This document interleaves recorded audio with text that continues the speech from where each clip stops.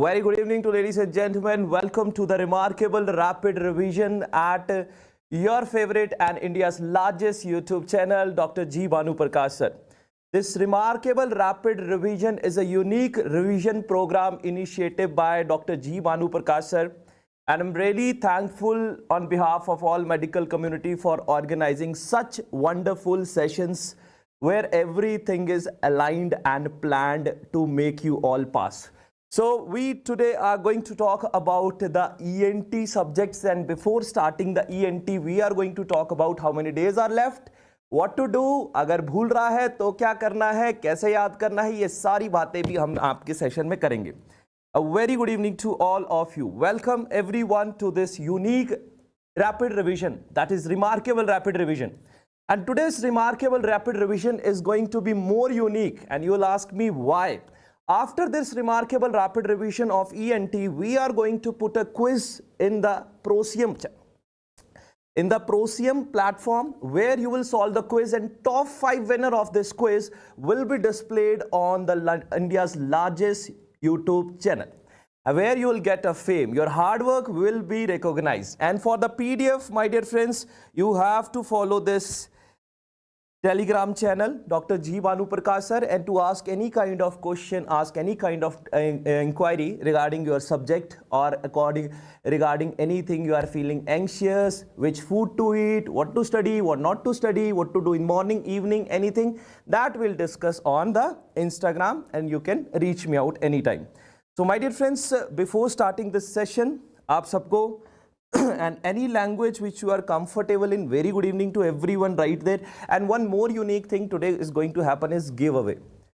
Any person who is going to answer my question first, I'll ask my team to write the name, and you will write the name, and the gift I'll decide. And after the session, we'll write a list. This gift. For a girls, we are having bags, shoes, and some expensive perfumes. For the boys, we are having jackets, topi, everything what they want, they will get. And after the class, I'll tell you how to get all those, how to redeem all those gifts. And before that, you all have to participate. So my dear ladies and gentlemen, without any delay, let's start with the subject. And the most awaited question was, we are forgetting and we are left with 28 days. And most of the people are worried what to do, how to plan. So my dear friend, we are having subject which we know, which we partially know, and which we don't know. For that, my dear friends, which we don't know, please watch remarkable rapid revision. For any of the subject you feel difficulty, we have different teachers who are taking the revision program, and you are free to come and watch them. And now the question comes, sir, भूल रहा है तो क्या करें? तो दोस्तों, भूल रही चीजों को 2 तरीकों में डिवाइड कर लो. In the 2 groups you have to divide भूल रही वाली चीजें, ठीक है, जो याद नहीं है. Are they coming in exam और are they never asked in the exam? If they are coming in exam and you are failing to remember it, अगर वो एग्जाम में आ रही है और आप याद नहीं कर पा रहे हो, make small chits together, make them. They are definitely asked in the exam in the previous history, so you need to make the list, ठीक है, because time is left, only 28 days are left for the exam, sir. Today ENT topic, we are going to cover almost 90% of the topics. In whatever depth it is required to remember for the exam, we are going to cover them, because it's mandatory to pass this exam. Our parents are waiting eagerly for all of us with the passing certificates. They are standing with the garland, माला लेके खड़े हैं आपके माथे पे तिलक लगाने के लिए. कब बच्चे आएंगे, कब इनकी आरती उतारी जाएगी, और कब हम प्राउडली बता पाएंगे सबको कि अब मेरा बेटा मेरी बेटी डॉक्टर बन गई. तो ठंड का मौसम है, नो वरीज एट ऑल, ठीक है, and we all have to work hard. Meanwhile, we'll take all your queries, etc. बीच में मजाक मस्ती भी चलती रहेगी, और आराम से पढ़ाई करनी है, दिमाग में कोई भी लोड नहीं लेना. धीरे धीरे पढ़ते जाएंगे, and we will revise inside the class also. You give me approximately 4 to 5 hours, maybe less than that, and I'll make sure in the end of the day you remember all of the ENT very nicely. Done? Chits allowed नहीं है exam में, no worries, exam से पहले तक allowed है, वहां तक ले जाना, सबकॉन्शियस ब्रेन में सब स्टोर हो जाएगा और उसके बाद सारी चीजें दिमाग में आ जाएगी. तो are we good to go? Are we good to go? Are we good to go with the exam? Chalo. And from tomorrow, we are going to start 19 subject full chanting classes on Conceptual Medicine YouTube channel. We are going to start from tomorrow. 3 days you'll give me. Every day, approximately 6 hours you give me. For the next 3 days, I'm going to completely cover all your 19 subjects of revision along with all your previous year topics. Just give me your 6 days, 6 hours in a day for next 3 days, and we are done with the 19 subject also. So be with me. Let's start with the very first thing, and that is ENT के अंदर we are going to start with the nose, sir. The basic part in the nose, what we have to study in the first go is Cotley's test. And before Cotley's test, I just want to narrate you the normal anatomy क्या चीज़ है हमें पढ़नी है जो, ठीक है?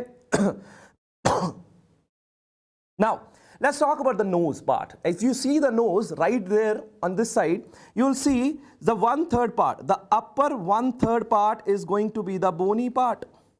The upper 1/3 part is going to be the bony part. It might look very small topic, but this is asked in the exam, and I'll tell you which was exactly asked in the exam and which is going to come. So both these things we are going to cover. So my dear friends, before starting the session, I forgot to say something very important to all of you, that is I will pass. This word will give you energy to remain energetic throughout your exam hall. वो 5 बजे तक energy चाहिए 17th of January 2026 तक. And result is going to be yours. So my dear friends, the number one thing we are going to talk here is about the bony part, which is 1/3, and next is 2/3 part, which is cartilaginous part. ठीक है?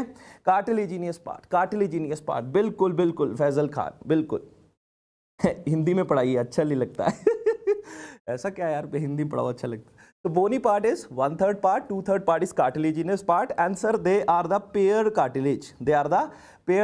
What paired cartilage we are having? Upper lateral cartilage and lower lateral cartilage. And who is making this opening? This opening is made by a cartilage called as LR cartilage. So 3-4 MCQ हमारे यहाँ पे cover हो गए. क्या sir हमारा यहाँ पे? Upper 1/3 part क्या पार्ट है sir? Bony part. Lower 2/3 part क्या sir? Cartilaginous part. Paired cartilage कौन कौन सी? अपर लेटरल, लोअर लेटरल, और नोस्ट्रिल कौन बना रहा है हमारा? Alar cartilage. So these are the 4-5 MCQs we have covered right now. Now coming to the test called as Cotley's test. Now this Cotley's test is done for what? To check the blockage. Where you are checking the blockage, my dear friend? The blockage you are checking at internal nasal valve. I'll write it, internal nasal valve. Now where this valve is present? Your answer is near the olfactory area. ये कहाँ पे present होता है? Superior concha के ऊपर present होता है. ठीक है, चलो. This session is going to be लंबा ओनली 4 to 5 hours. ठीक है, 12 बजे से पहले we will bind it up, don't worry. ठीक है. Now the Cotley's test, how you will do? अपनी चीक्स को, पेशेंट की चीक्स को, या जिसका करना है उसकी चीक्स को क्यूटली आपने लैटरलाइज करना है. अगर ब्लॉकेज क्लियर हो जाती है, that will be clearly suggesting you of a internal nasal valve blockage. So Cotley's test was asked in the exam. It is equally important for your exam sir. चलिए अगली बात करते हैं. डन. सैडल नोज की बात करते हैं. Saddle knows किस वजह के नाक पिचक गई? क्यों पिचक गई नाक? The most common cause is trauma. That you have to remember.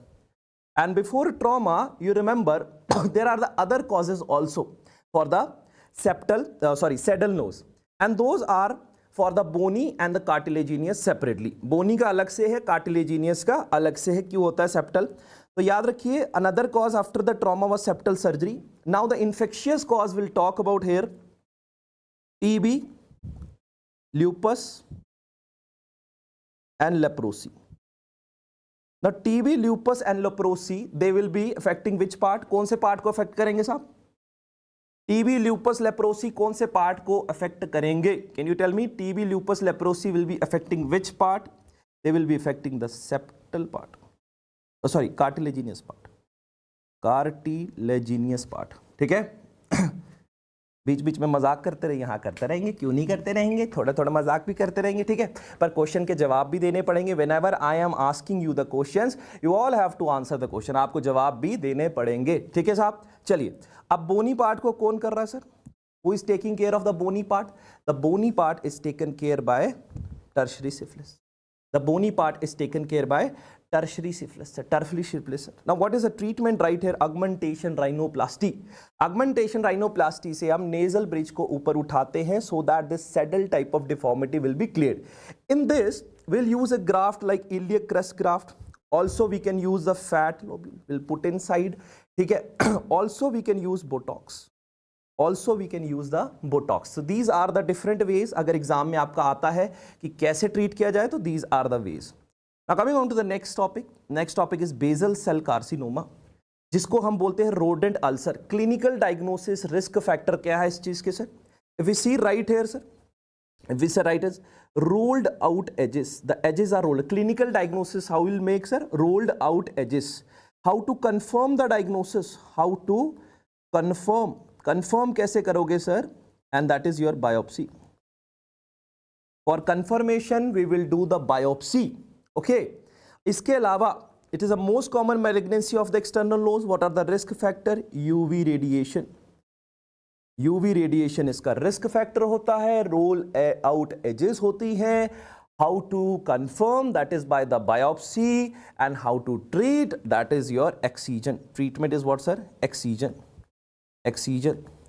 Hint क्या होगा? Non-healing ulcer on nose.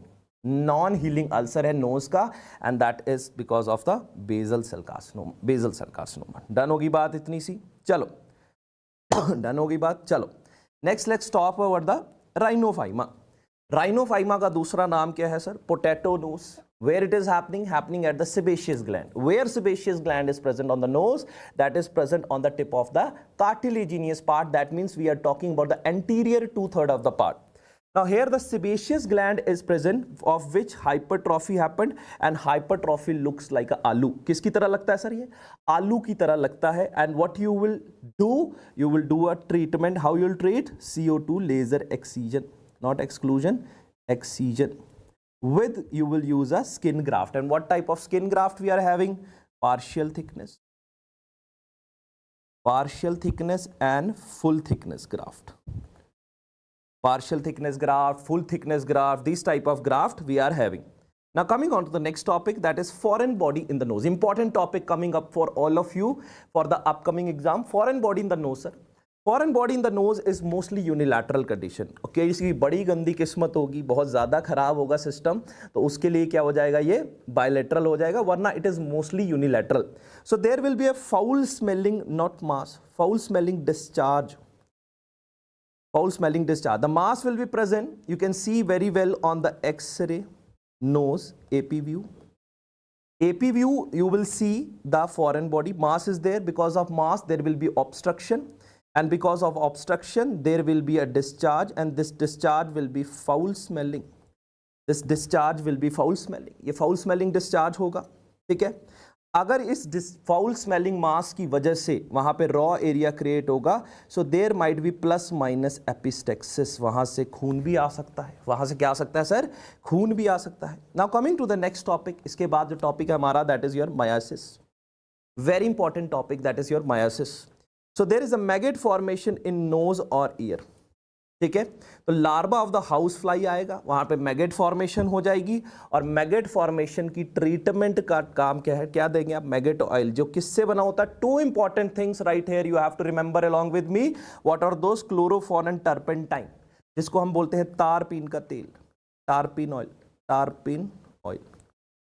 Chloroform plus turpentine oil which is also called as टारपीन ऑयल. टारपीन ऑयल. Done sir. तो myiasis is clear to all of you. Larvae of the house fly is called as क्रायोसोमा. वहाँ पे वो लार्वे उगाते हैं जिसको हमने ट्रीट करना है, for which we have to give this maggot oil which is chloroform plus turpentine. Chloroform plus turpentine. Now next topic what we have to talk about is nasal bone का फ्रैक्चर. नेजल बोन का fracture. Nasal bone का fracture. Now sir most common you will see the bony part is gone right here. This is X ray nasal spine. ये क्या है? X ray nasal spine. Which view? Lateral view. Lateral view. This is lateral view and you can see the bone is getting fractured right here sir. X ray पे पता लग गया. Now immediately you have to do the close reduction by using what? If it is bony then we'll use a Walsham forceps. इसी का भाई होता है Asch forceps. I will tell you कैसे दोनों डिफरेंट है आपस में. ठीक है. सर ये वॉल्शियम फोर्सेप्स आप यूज करेंगे, वॉल जैसे पत्थर की, पत्थर जैसे बोन हो गया, like this you have to remember. तो यहाँ पे वॉल्शियम फोर्सेप्स की मदद से इसको रिड्यूस कर लो। नहीं रिड्यूस करोगे तो क्या हो जाएगा, what will happen, there will be edema sir, there will be edema. अगर एडीमा हो गया तो अंडरलाइंग सरफेस नेक्रोज करेगा, नेक्रोज करेगा, there will be bony necrosis and there will be again a saddle nose deformity, saddle nose deformity. Now the forceps we have talked, we have to do close reduction, which view we are doing, all those things we have discussed so far, sir. Now coming on to the nasal septum fracture, like bony fracture we talk about, the septum fracture also can happen. Now the force coming from front and below, front and below. So my dear friends, septum part we are having cartilaginous and bony septum, cartilaginous and bony septum. Bony septum, two type of septum we are having, bony and cartilaginous septum दोस्तों. If the force is coming from the front, this is horizontal or Jarge fracture. Again a MCQ of your exam. पहले भी exam में पूछा जा चुका है ये सवाल, तो आपको याद करना है, फोर्स अगर नीचे से आ रही है, this is called as vertical or chevalet, vertical of chevalet, ठीक है. Yes, we should delay. अगर edema already हो चुका हो, then we should delay. We will give the medications to resolve the edema, और edema resolve हो जाएगा. Then later on we have to do the reduction. ठीक है, चलिए. Now sir, reduction using the ash forceps. Now Walsham forceps is looking like this. If it is more longer like this, इसका मुंह अगर ज्यादा लंबा होगा, this will be ash forceps. This is a basic difference between the Walsham and the ash forceps. Walsham forceps का मुंह थोड़ा छोटा होता है, ash forceps का मुंह थोड़ा सा लंबा होता है, थोड़ा लंबा होता है, ठीक है. चलिए, now let's talk about the orbital blowout fracture. Next exam का important topic. All for the FMG also, NEET PG NICT सब एग्जाम के लिए कॉमन टॉपिक्स हैं ये सारे के सारे. Now my dear friends, blow out fracture और ऑर्बिटल फ्लोर का फ्रैक्चर, ब्लो आउट फ्रैक्चर और ऑर्बिटल फ्लोर का फ्रैक्चर, ऑर्बिटल फ्लोर का फ्रैक्चर हो गया sir. You can see right here, this is NCCT, investigation is NCCT face. Which view we are talking about, अगर कान के यहाँ से छेद के व्यू लिया है, we are taking from the ear right here, this view is called as coronal view, coronal view. This view is called as what, sir? Your coronal view, coronal view. Now, what things you are going to see? One thing you are seeing right here is a teardrop sign, which is a very typical feature of this. Other things you will see is DI. D for diplopia. D for diplopia. I for infra orbital anesthesia, infraorbital anesthesia and anophthalmos. Anophthalmos. तो this is a triad, आपको यहां पे याद रखना है. वो क्या है, die, D for diplopia, infraorbital anaesthesia, that means जहां पे मुक्का मारा है उसके नीचे की जगह पूरी सुन्न हो जाएगी, और उसके नीचे क्या होगा आपका एनऑप्थेल्मोस, आंख थोड़ी सी अंदर घुस जाएगी, डबल विजन भी देखने मिल सकता है. तो this is what you have to remember in the orbital blow out fracture. And the investigation is NCCT face, and which is coronal view, sir. Coronal view. Done है? चलिए. Thank you so much. Thank you. चलो mid face, ठीक है? Mid face. यहाँ पे आज थोड़ी बातें करनी होती है, नोटी. चलिए. Mid face and maxilla fracture we have to talk about, sir. Mid face or maxilla fracture we have to talk about. This classification is specifically called as, sir, Leafold's classification. A very famous classification, Leafold. Leafold 1 के अंदर there will be a transverse fracture. You can write here, sir. This is transverse fracture. Transverse fracture. Done, sir. Second is pyramidal fracture. You can see right here, it is making like a pyramid right here. And third is when zygomatic arch is also involved. This is a craniofacial disjunction. So three things, repeat along with me. क्या क्या चीजें, sir? First is yes, transverse. Second is yes, pyramidal. And third is what, sir? Your craniofacial disjunction. Third is what, sir? Your craniofacial disjunction. ठीक है, craniofacial disjunction, craniofacial disjunction. Now sir, in the first one which is transverse fracture, there will be no CSF rhinorrhea. CSF rhinorrhea is absent. ठीक है, CSF rhinorrhea is absent. CSF rhinorrhea is absent. And what sign you are going to see? क्या देखने मिलेगा? Guerin sign. Guerin sign क्या चीज है? जब आप मुंह खुलवाओगे पेशेंट का, you will see the ecchymosis. Where you will see the ecchymosis? On the hard palate. On the hard palate, you are going to see the ecchymosis. In both of them, you will see a CSF rhinorrhea, pyramidal and craniofacial disjunction. In both of them, you are going to see the CSF rhinorrhea. The Leafold's classification, revise with me. What is that? Number one is that is your transverse fracture. Number two is pyramidal fracture. Number three is craniofacial disjunction. In the first one, you will not see the CSF rhinorrhea. Yes. But what you will see, Guerin sign. What is Guerin sign? There will be ecchymosis on the hard palate. And what you are going to see in the Leaford 2 and 3, you are going to see the CSF rhinorrhea. Done and dusted. Chaliye sir. Now talking about the next topic, and that is what, sir? Your CSF rhinorrhea itself, sir. CSF rhinorrhea. The most common cause is in the traumatic cause. Most common cause is trauma, and trauma to what? Your answer will be anterior cranial fossa. If it is traumatic cause, the trauma will lead to injury first to the anterior cranial fossa. Can you tell me? अब आ गया jackpot वाला सवाल जिसमें आपको मिलेगा give away. लड़कों मिल सकते हैं जूते और लड़कियों को मिल सकता है बढ़िया वाला पर्स. तो जो पहले जवाब देगा, my team is writing there, everyone has to involve. Anterior cranial fossa fracture में which sign you are going to see on the face? That is my first jackpot question for all of you. चलिए साहब जल्दी से जवाब देंगे. जवाब तो देना पड़ेगा. Thank you so much. Raccoon eye, very good. पहला जवाब दिया है भाई अरीज भट्ट ने. अरीज भट्ट का नाम लिख लिया जाए जादुरी किताब के अंदर, गिव अवे वाली किताब के अंदर. ये सारे नाम मैं इकट्ठे करके जब सेशन खत्म होगा तो बताऊंगा कि इन गिफ्ट्स को रिडीम कैसे करना है. ठीक है, तो Ari Bhatt is a winner for raccoon eye. Very good. Raccoon eye was the answer. Very very nice. Proud of you, all of you, proud of you. Very good. Panda sign. Yes my dear friends. Now if it is non traumatic cause, second is non-traumatic. Non-traumatic is idiopathic. And what goes in non-traumatic idiopathic? That is cribriform plate. That is your cribriform plate. That is cribriform plate. Cribriform plate. ठीक है, cribriform plate. ठीक है sir, cribriform plate. Done, done, sir. Now coming to the diagnosis part.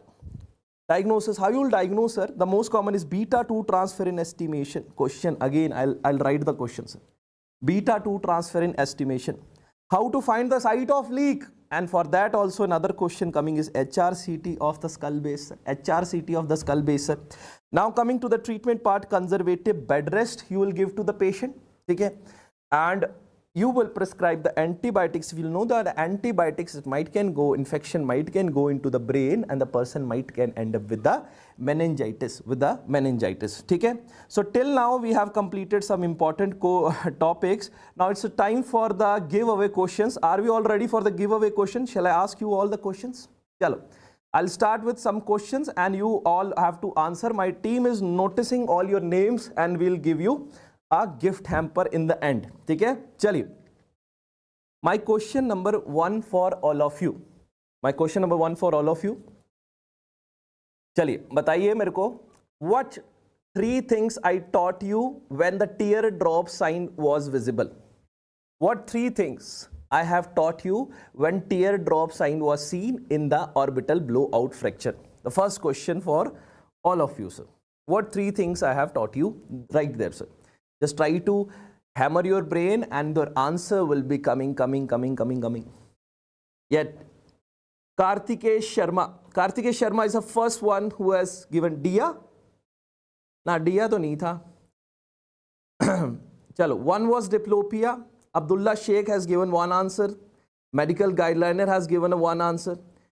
Whole 3 things someone will tell and I'll give the gift. Chalo, Mohammad Shoaib, diplopia, infraorbital anesthesia. Still one thing is lacking. The person who will give the full 3 answers, I'm going to reward him or her nicely. Chaliye. Chaliye, फटाफट से. And ophthalmos also. Very good. Mr. Techie is a winner. Mr. Techie is a winner. चलो जी, इस वाले question का winner कौन हो गया? Mr. Techie. Sir Guarin sign is seen in. My next question.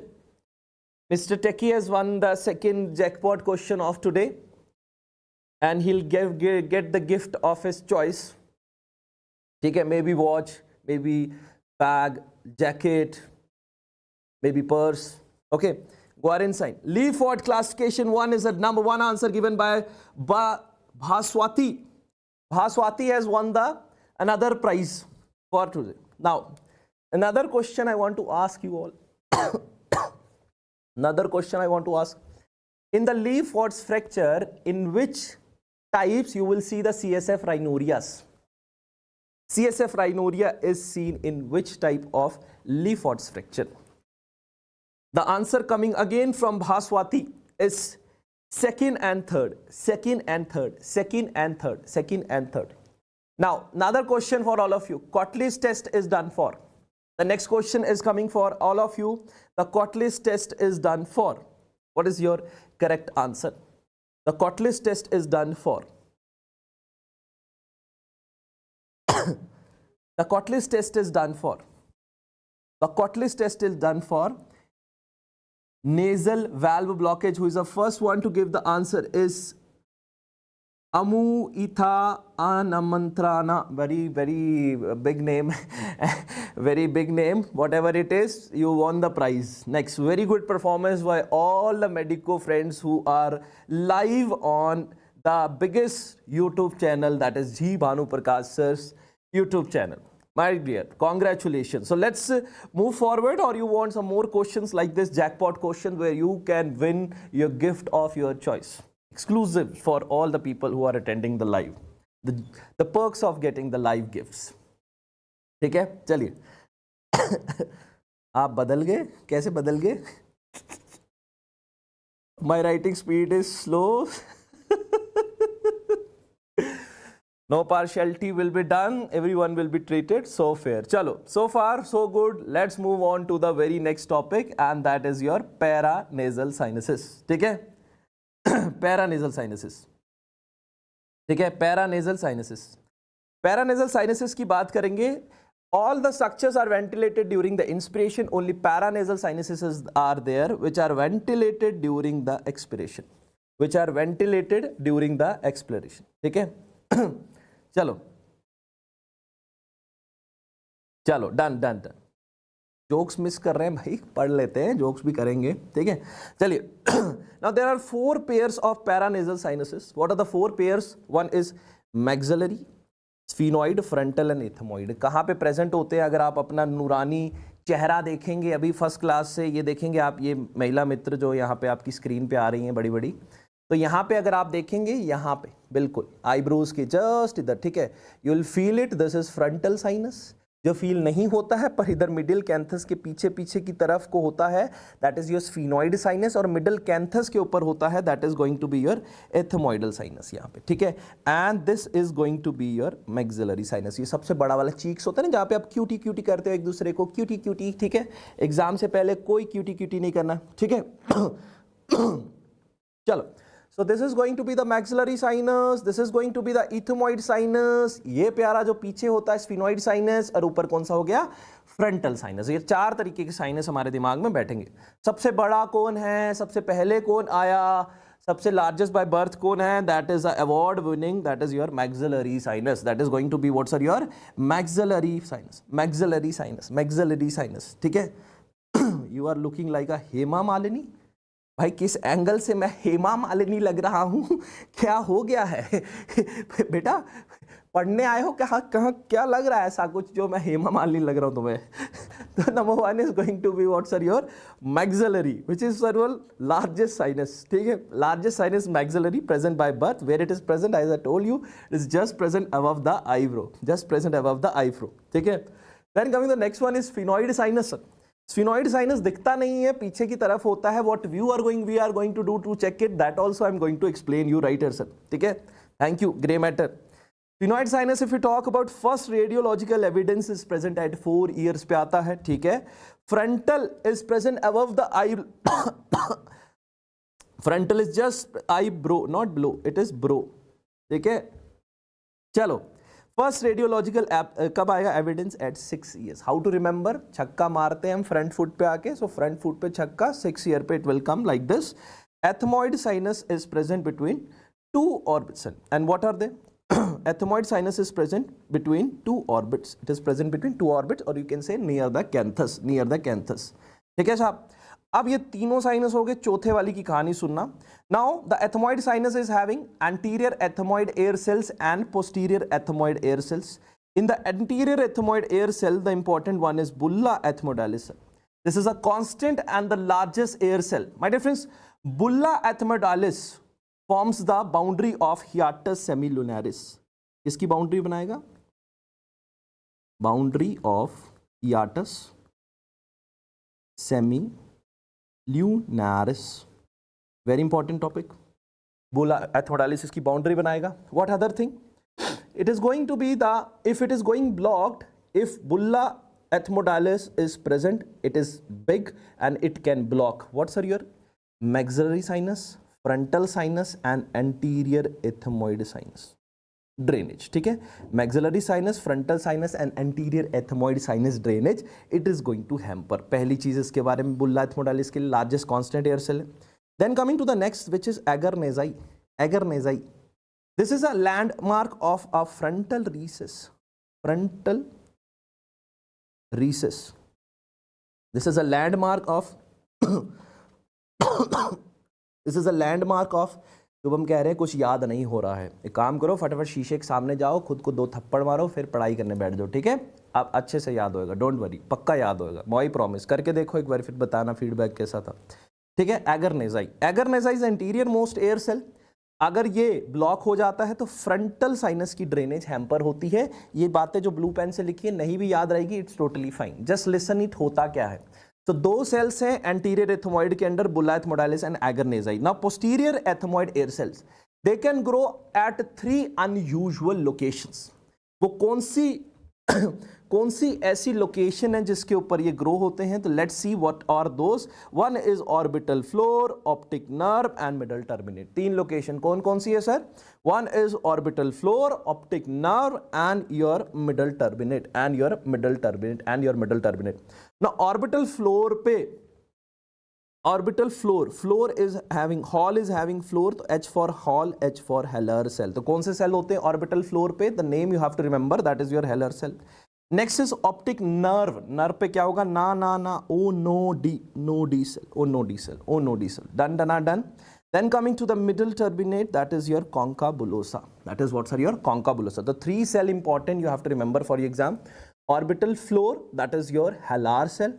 Optic nerve, that is going to be the onodi cell. And middle turbinate के पास में क्या present होता है? Concha bullosa. Now coming on to the next structure draining in the nasal cavity. Very important, कहाँ पे कौन सा structure drain होता है? Before that, just try to see the lateral border of the nose. How the lateral border is formed.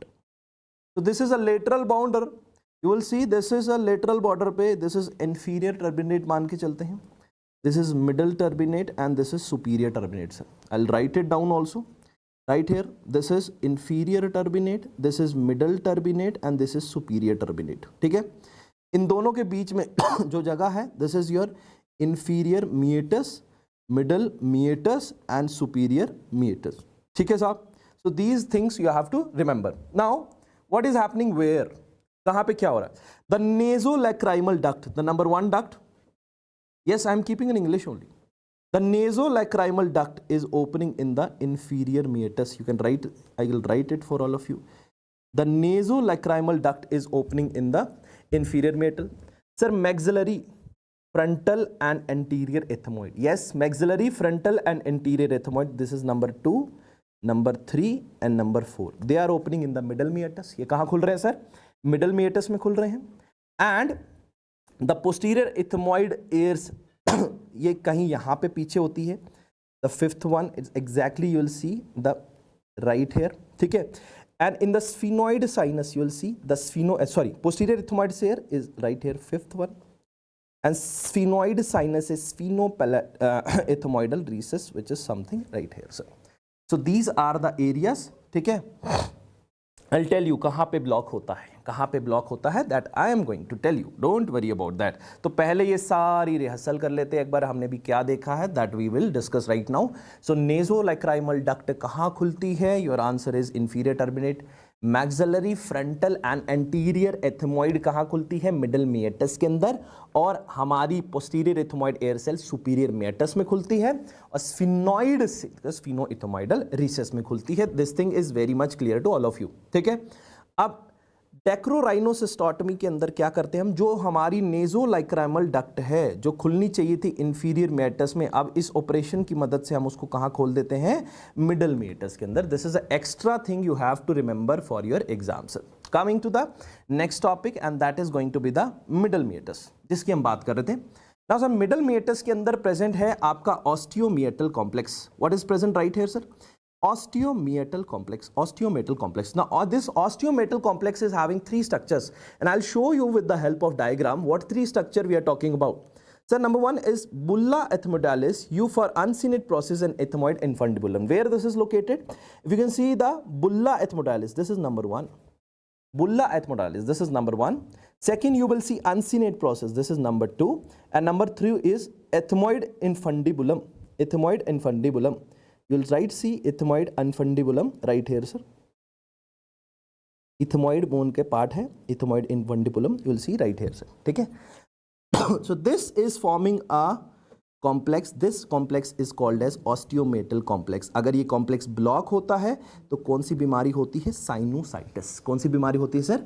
Sinusitis, sinusitis, sinusitis, ठीक है sir. चल done. Thank you so much doctor Pramod, thank you so much, thank you so much. Now coming on to the next one is sinusitis only, ठीक है। तो हमें पता चल गया मिडल मिएटस में क्या चीज़ें थी? तीन चीज़ें थी। क्या क्या चीज़ें थी? बुला एथमोडालिस, uncinate process and ethmoid infundibulum. These three I have shown you in the diagram also. If they are getting blocked, ठीक है, they are getting blocked, there will be a sinusitis. Why they are getting blocked? How it is happening? What symptoms are having? Then we'll talk about in the different topic, and that is called as what's your sinusitis, ठीक है। कहते हैं मंजिल यूं ही नहीं मिलती राही को, कहते हैं मंजिल यूं ही नहीं मिलती राही को, दिल में जोश सा जगाना पड़ता है। कभी चिड़िया से पूछा कि घोंसला बता कैसे बनता है, तो बोली तिनका तिनका उठाना पड़ता है। रोज़ थोड़ा थोड़ा पढ़ना पड़ेगा, थोड़ी मेहनत डेली करनी पड़ेगी, तब जा कर के 17 जनवरी 2026 को दुनिया जहान आपको डॉक्टर साहब कह के पुकारेगी। आपके माता पिता आपको डॉक्टर साहब कह के पुकारेंगे। बड़ा मज़ा आता होगा रजाई के अंदर घुसने का, बड़ा मज़ा आता होगा रील स्क्रॉल करने का, नहीं मन करता होगा पढ़ने का। कभी सोचा है अगर माता पिता ने ठंड में काम करना बंद किया होता तो क्या हम कभी MBBS कर पाते? क्या हम आज इस मुकाम तक पहुंच पाते? अगर वो नहीं रुके तो हमें भी रुकना मना है। जब तक पास नहीं हो जाते रुकना मना है। And keep saying I will pass, I will pass, I will pass, I will pass. चलो, let's talk about the very next topic, and that is going to be the sinusitis. Osteometal complex is getting blocked, and why it is getting blocked? Because of the mucosal edema. Because of the mucosal edema. And if this sinusitis persists more than 3 months, if the sinusitis persists more than 3 months, this is going to having a problem called as chronic rhinosinusitis. Acute से कहाँ convert हो जाएगा? Chronic के अंदर convert हो जाएगा, ठीक है, which is less severe but persistent. Now will see the chief complain कि आपके पास साइनोसाइटिस का patient, what complain that person is going to get to you. तो my dear friends, the complain that person is going to get you nasal discharge. Nasal discharge is because of increase mucus secretion. Mucus secretion बढ़ जाएगा नाक के अंदर, और कौन करता है ये? By goblet cells. Goblet cell active हो जाएंगे, म्यूकस सिक्रीशन बढ़ जाएगी सर। नेजल ब्लॉकेज हो जाएगा बिकॉज ऑफ इन्फ्लेमेशन। क्यों नहीं होगा? क्योंकि हमने बात करा म्यूकोजल एडिमा हो रहा, ज्यादा एडिमा होने चाहिए because of nasal blockage, because of nasal blockage. और ब्लॉकेज होने की वजह से जो नाक का मवाद आगे की तरफ आना था अब वो पीछे की तरफ जा रहा है। That is why posterior nasal drip is there, PND, posterior nasal drip will be there because of the impaired forward flow. There will be a impaired forward flow. Impaired forward flow will be there, sir. ठीक है, चलो। Now next complaint, the patient might can have nasal discharge हो गया। Also the patient might can complain of a hyposmia, hyposmia, क्योंकि olfactory area is present in the superior meatus, you can say in the top of the superior concha के ऊपर present होता है area. अगर नीचे blockage हो जाए, mucosal oedema हो जाए, तो एयर फ्लो वो जहां पहुंचना था वहां नहीं पहुंच पाता है, कम पहुंच पाता है, जिसकी वजह से हमारे ऑल्फैक्टरी रीजन पे सेंसेशन कम आती है, जिसकी वजह से we are going to have a hyposmia, we are going to have a hyposmia. Now sir, headache, ये सरदर्द क्यों होती है? बिकॉज हमारी साइनस की ड्रेनेज होती है। ठीक है, अगर हमारी साइनस की ड्रेनेज होती है, ड्रेनेज नहीं हो पाती, we fail to drain it, it will be accumulated right there. If it is getting accumulated, it will be producing pain. ठीक है साहब? Now, what type of headaches and which sinus is responsible for that? Let's talk about that. ठीक है साहब? Now, there will be a headache. For example, number one headache we have to talk about is a office headache. Office headache किसमें होती है sir? Frontal sinusitis. पूरी रात क्या होता है, जो म्यूकोसल सिक्रीशन है that is getting accumulated, and जब हम दिन में एक्टिविटी करते हैं, जब हम सीधा बैठते हैं, चलते हैं, तो उससे क्या होता है, साइनस ड्रेनेज खुलता है, साइनस ड्रेनेज खुलता है, जिसकी वजह से हमारा साइनस ड्रेनेज होता है, और ये हेडेक्स जो जितनी भी हो रही है, हमारे को दर्द हो रही है, ये रिलीव हो जाती है। तो specially if we see the office headache, अगर सर नीचे करके रखेंगे तो we will have a headache right here because our drainage is getting block. तो ये आ गया फ्रंटल साइनोसाइटिस। ठीक है sir. Cheek pain is because of maxillary, क्योंकि आपके क्यूटी चीक्स के पास में क्या है, मैक्सिला। देन मीडियल कैंथस पे पेन होगा, we talk about medial canthus के पास कौन प्रेजेंट है, इथेमॉइड साइनस एंड ऑसिपिट और वर्टेक्स। ठीक है, वर्टेक्स पास, ऑसिपिट के पास, यहां दर्द होगा अगर सर में इधर इधर, this is because of a sphenoid sinus. So these are the different types of pain we are having. What we are having, office headache, you are having your cheek pain, medial canthus pain and occipit or vertex pain, different type of headaches. Now sir, the patient of migraine and sinusitis, how they are different? भाई दोनों में common feature present है। वो क्या present है sir? Morning headache. ठीक है, facial pressure दोनों में देखने मिलेगा। But what is different between migraine and the this sinusitis? In the sinusitis you will have a nasal symptoms. What nasal symptoms we are talking about? Like post nasal drip, tenderness, hyposmia. These all are the nasal symptoms. If they are present, we will talk about sinusitis. If they are not present, they can be chances this is a pain of a migraine. This is a pain of a migraine, sir. So this is about the sinusitis we were talking about. Now how we will investigate? Investigation mein what we have to see? In investigation, my dear friends, we have to see the sinuses, and for the sinuses, the number one important view for your exam, and that is going to be the Waters view. Now this Waters view is occipitomental view. If you can see right here, sir. This view, you will see it is taken on a 30-degree. We'll put a plate and we'll ask patient to do like this 30-degree पे, and the rays are coming from back. If you can see the direction, and this is what image you are getting. Waters view. तो W को उल्टा करोगे you will get the M. तो main view we are getting this for the maxillary sinus. This is maxillary sinus. This is frontal sinus, and somewhere here it is ethmoid sinus. Ethmoid sinus. Now how you will yes, how you will check? Another thing is how you will check now the sphenoid sinus.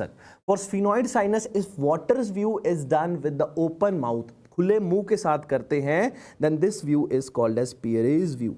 Pierre's view, and here you can see the sphenoid sinus very well. This S I have marked, this is sphenoid sinus, this is sphenoid sinus. Done, sir? So this is how your Waters view and Pierre's view is different. With this diagram you can very well mark answer in your exam, and even if X-ray image is given, you can very well identify what I am going to do, sir, what I am going to do. Okay, sir? Now C says the Waters view show all sinuses except what? Which? Anterior ethmoid, yes, you can see AE, that is anterior ethmoid, but posterior ethmoid you cannot see. For that we can perform a Caldwell view also, which is not done regularly these days. This is obliterated, and for that reason personally I would love to skip this Caldwell view. Just remember it is 15-degree angle, and if we talk about the Waters view is done at the 30-degree angle, sir. 30-degree angle, sir. Okay? Next best investigation what you can do is CT, PNS, and PNS stands for paranasal sinuses. CT scan of a paranasal sinuses, axial and coronal view both, my dear friends. Now, what all complication can happen in case of a sinusitis, sir? Orbital infection can happen, and that is most commonly seen with the ethmoid. Okay, orbit ke paas ethmoid hai, so ethmoid is going to make that happen. Mucocele formation, which is most commonly associated with the frontal sinus. Frontal sinus, and one more thing is associated with frontal sinus, and that is going to be the Port Puffy tumor. This is a misnomer because this is not a tumor. Then what is this? The other name of the Port Puffy tumor is going to be what? It is osteomyelitis of the frontal. Osteomyelitis of the frontal bone. Frontal bone. This is going to be the osteomyelitis of the frontal bone. Okay? Now, what is happening right here, sir? Frontal sinusitis ke andar you will see frontal sinusitis ke andar you will see it will lead to the subperiosteal frontal abscess, which is called as Port Puffy tumor. The clinical feature of a POT, how the patient is going to come to you, Dr. Sahab, there is a painless duffy आटे जैसी गुंदा हुआ आटे जैसी forehead swelling. Initially in the OPD setup, I asked them to go for X-ray face lateral view. To check the extension, again we'll check the CT paranasal sinuses. To check the soft tissue involvement, we go for the MRI. We go for the MRI. So this is how you will remember this. कि पहली investigation के नाम पे, which is easily available for screening investigation, or you can say the investigation you have to perform first, that is going to the X-ray phase lateral view, and for the involvement of the bony structures, you will ask for the CT-PNS. For involving of the soft tissue, if you have to check, you will ask for the MRI, sir. And how you are going to treat such condition? Again, your treatment is going to be the functional endoscopic sinus surgery. Functional endoscopic sinus surgery. Functional endoscopic, ठीक है, sinus surgery. Very very good. ठीक है, चलो ये clear हो गया topic. तो orbital infection होगी, म्यूकोसील फॉर्मेशन फ्रंटल में हो गया, पॉट पफी ट्यूमर भी फ्रंटल के अंदर हो गया. पेशेंट आएगा, डॉक्टर साहब माथा यहां से फूल जाता है. Literally I have seen patients in my OPD, doctor साहब यहां पे माथा फूल जाता है. and there are intermittent episodes which are happening. कभी फूल जाता है, कभी ठीक हो जाता है. In that case, you'll ask your patient whenever it is swollen, come that time we can investigate much better, and then we can plan the treatment. Sometimes if we go with the functional endoscopic sinus surgery from the this external approach, done. Now going to the long-term complication of FESS, a most favorite question of the examiner, and that is going to be the synecdoche formation. That is going to be the synecdoche formation. So synecdoche formation के अंदर basically here the fungal spores are present, and for that we use antifungal agents like mitomycin C, plus what we do in the minor OPD setup, what I personally do, we do a endoscopic release of a synecdoche. We'll release it, okay, with the help of endoscope, and we'll pass some instrument, it will break down. Now coming on to the next topic, sir, tumors of the paranasal sinuses. Let's talk about the next topic, and that is going to the tumor of the paranasal sinuses. If we talk about the most common paranasal sinus tumor, can anyone guess which is the most common paranasal sinus tumor overall? Your answer will be squamous cell carcinoma. Most common benign, if we talk about, your answer is going to be the osteoma. Your answer is going to be the osteoma. Most common जो PNS tumor वो होगा आपका squamous cell carcinoma, and most common benign, that is going to be the osteoma. Benign, I'll write it benign. Benign is going to be the osteoma. ठीक है साहब? Now the most common sinus involved, that is maxillary, ethmoid, then frontal, and then sphenoid. Maxillary, ethmoid, frontal, sphenoid. Done, sir? Now to check the prognosis, before that, let's talk about the investigation. Other endoscopic investigation, that is your diagnostic nasal endoscope.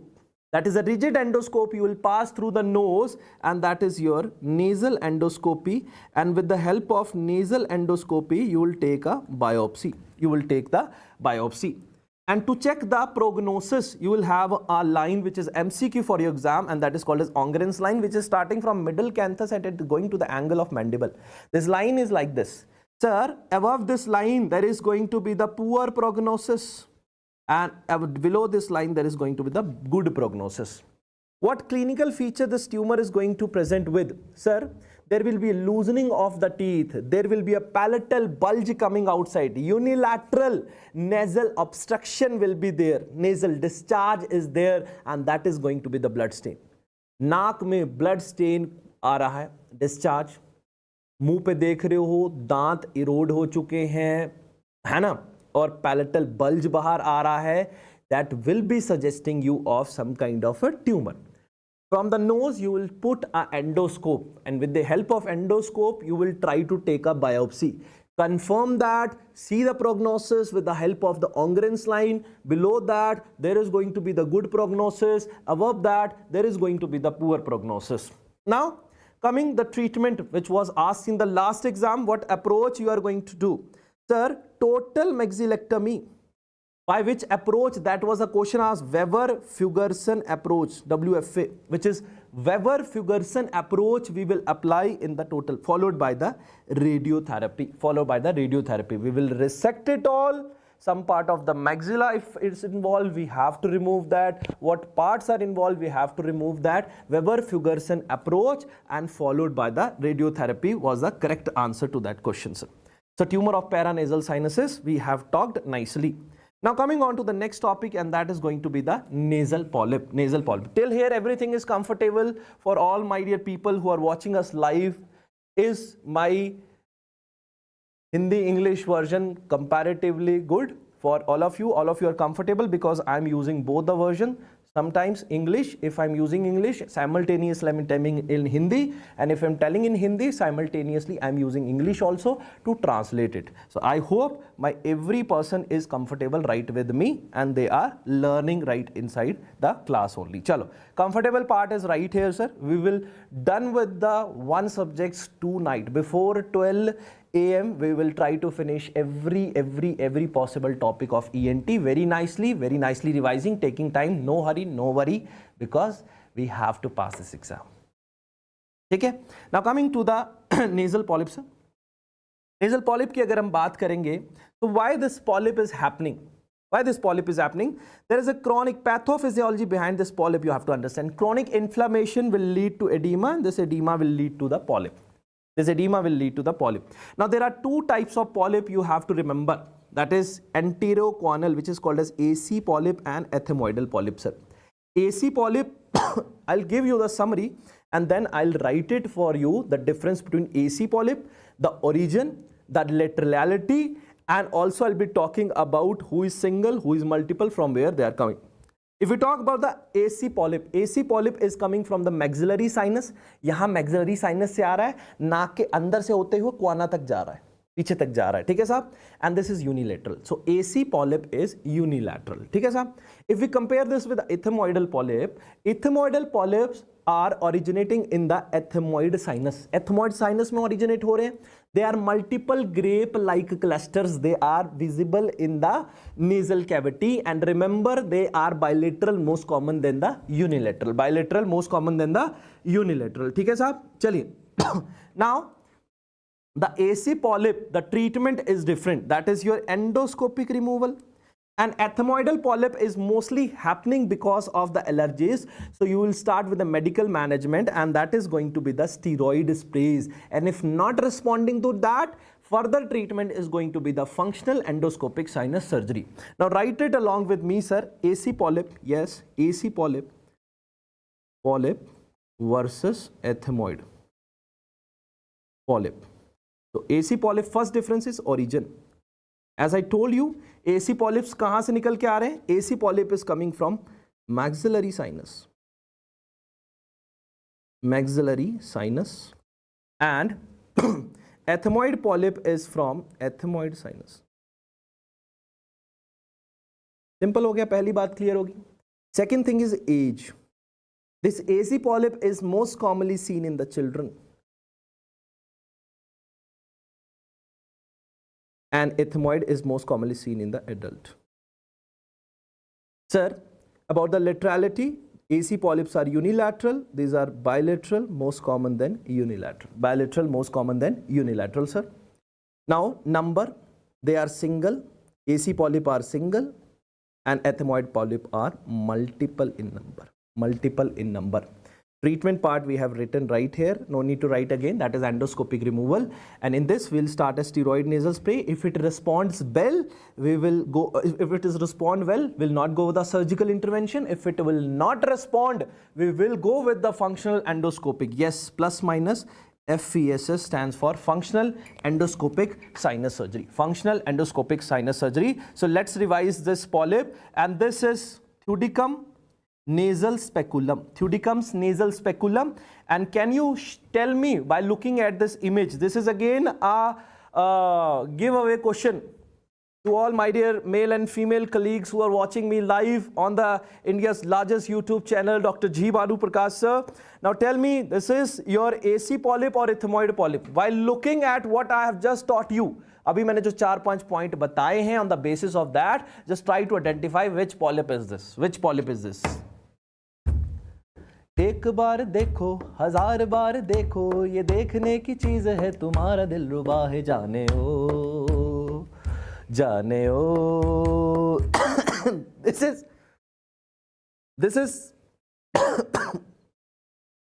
this is unilaterally seen. Unilaterally seen. This is unilaterally seen. This is unilaterally seen. And Mr. Techie has given a. ठीक है, चलो.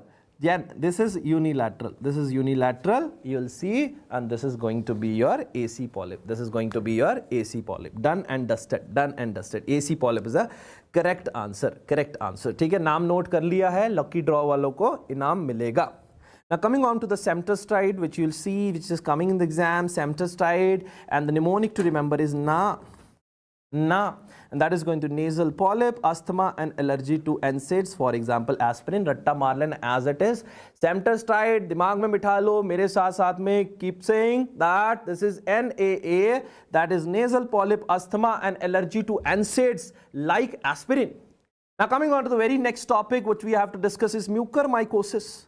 Sir, this mucormycosis is nothing but a rapidly progressive angio-invasive fungal infection. From where it is coming? It is coming from the blood vessels. ये कहाँ से आ रहा है? Blood vessel से निकल के आ रहा है यहाँ तक. Angio-invasive है, तो invasion कहाँ से हुआ? Blood vessel से हुआ. Blood vessel से हुआ. What is the pathophysiology? When there is a angio-invasion, जब angio-invasion हुआ, after that what happened? Thrombosis. After that what happened? Necrosis. And necrosis is this image you can see right here, sir. This is necrosis, it happened. Now, where it can spread to? It can, from orbit, it can go to the brain, sir. From orbit, it can go to the brain, sir. It is that dangerous. From orbit, it can go to the brain, sir. Now, most common cause, if we tell about, this is a fungal angio-invasive infection. Pathophysiology भी talk about angio invasion होता है, thrombosis होता है, necrosis होने लग जाता है, जिसका product you will see right here sir. Now most common cause is rhizopus, but the second cause you should also know, that is mucor. The name itself is suggesting. तो rhizopus is the first most common cause, second is a mucor. It is seen in the young diabetic HIV positive, that is immunocompromised patient. How you will diagnose it? Locally, you will diagnose with the help of investigation. Locally, you will investigation with the help of a KOH mount. If it is going to the brain, how you are going to investigate? दिमाग में चला गया soft tissue, how you investigate? Can you put some pressure on your brain? दिमाग में थोड़ा जोर डाल के देखो क्या आंसर आ रहा है. MRI आ गया, मेरे को भी सुनाई दिया, बहुत तेज सुनाई दिया तुम्हारे यहाँ से. So this is going to be the MRI. ठीक है. Now comes with the treatment. Lifestyle modification. If diabetic person is there, control diabetic. Diabetic control करो. If HIV positive patient is there, immunocompromised patient is there, you give the treatment accordingly. Plus liposomal amphotericin B. Plus you give what, sir? Liposomal amphotericin B. So these are the collective important points you need to remember for the topic called as mucormycosis. Topic called as what, sir? Your mucormycosis. Now coming on to the next important topic for your exam, rhinitis medicamentosa. So all the topics which I taught till now are clear in your head or not? Give me the honest feedback and I'm going to tell you the another topic which is important, rhinitis medicamentosa. Sir, what is happening in the rhinitis medicamentosa? Whenever there is a rhinitis, we are using the nasal decongestant like oxymetazoline and xylometazoline. Oxymetazoline and xylometazoline. So what they are doing? Initially they are doing the vasoconstriction. So initially they are doing the vasoconstriction. Vasoconstriction के बाद there will be a rebound vasodilation.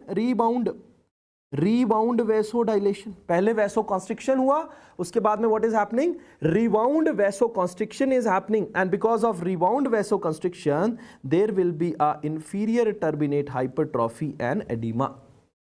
Now this is how rhinitis medicamentosa is happening. So immediately what is going to be your first step?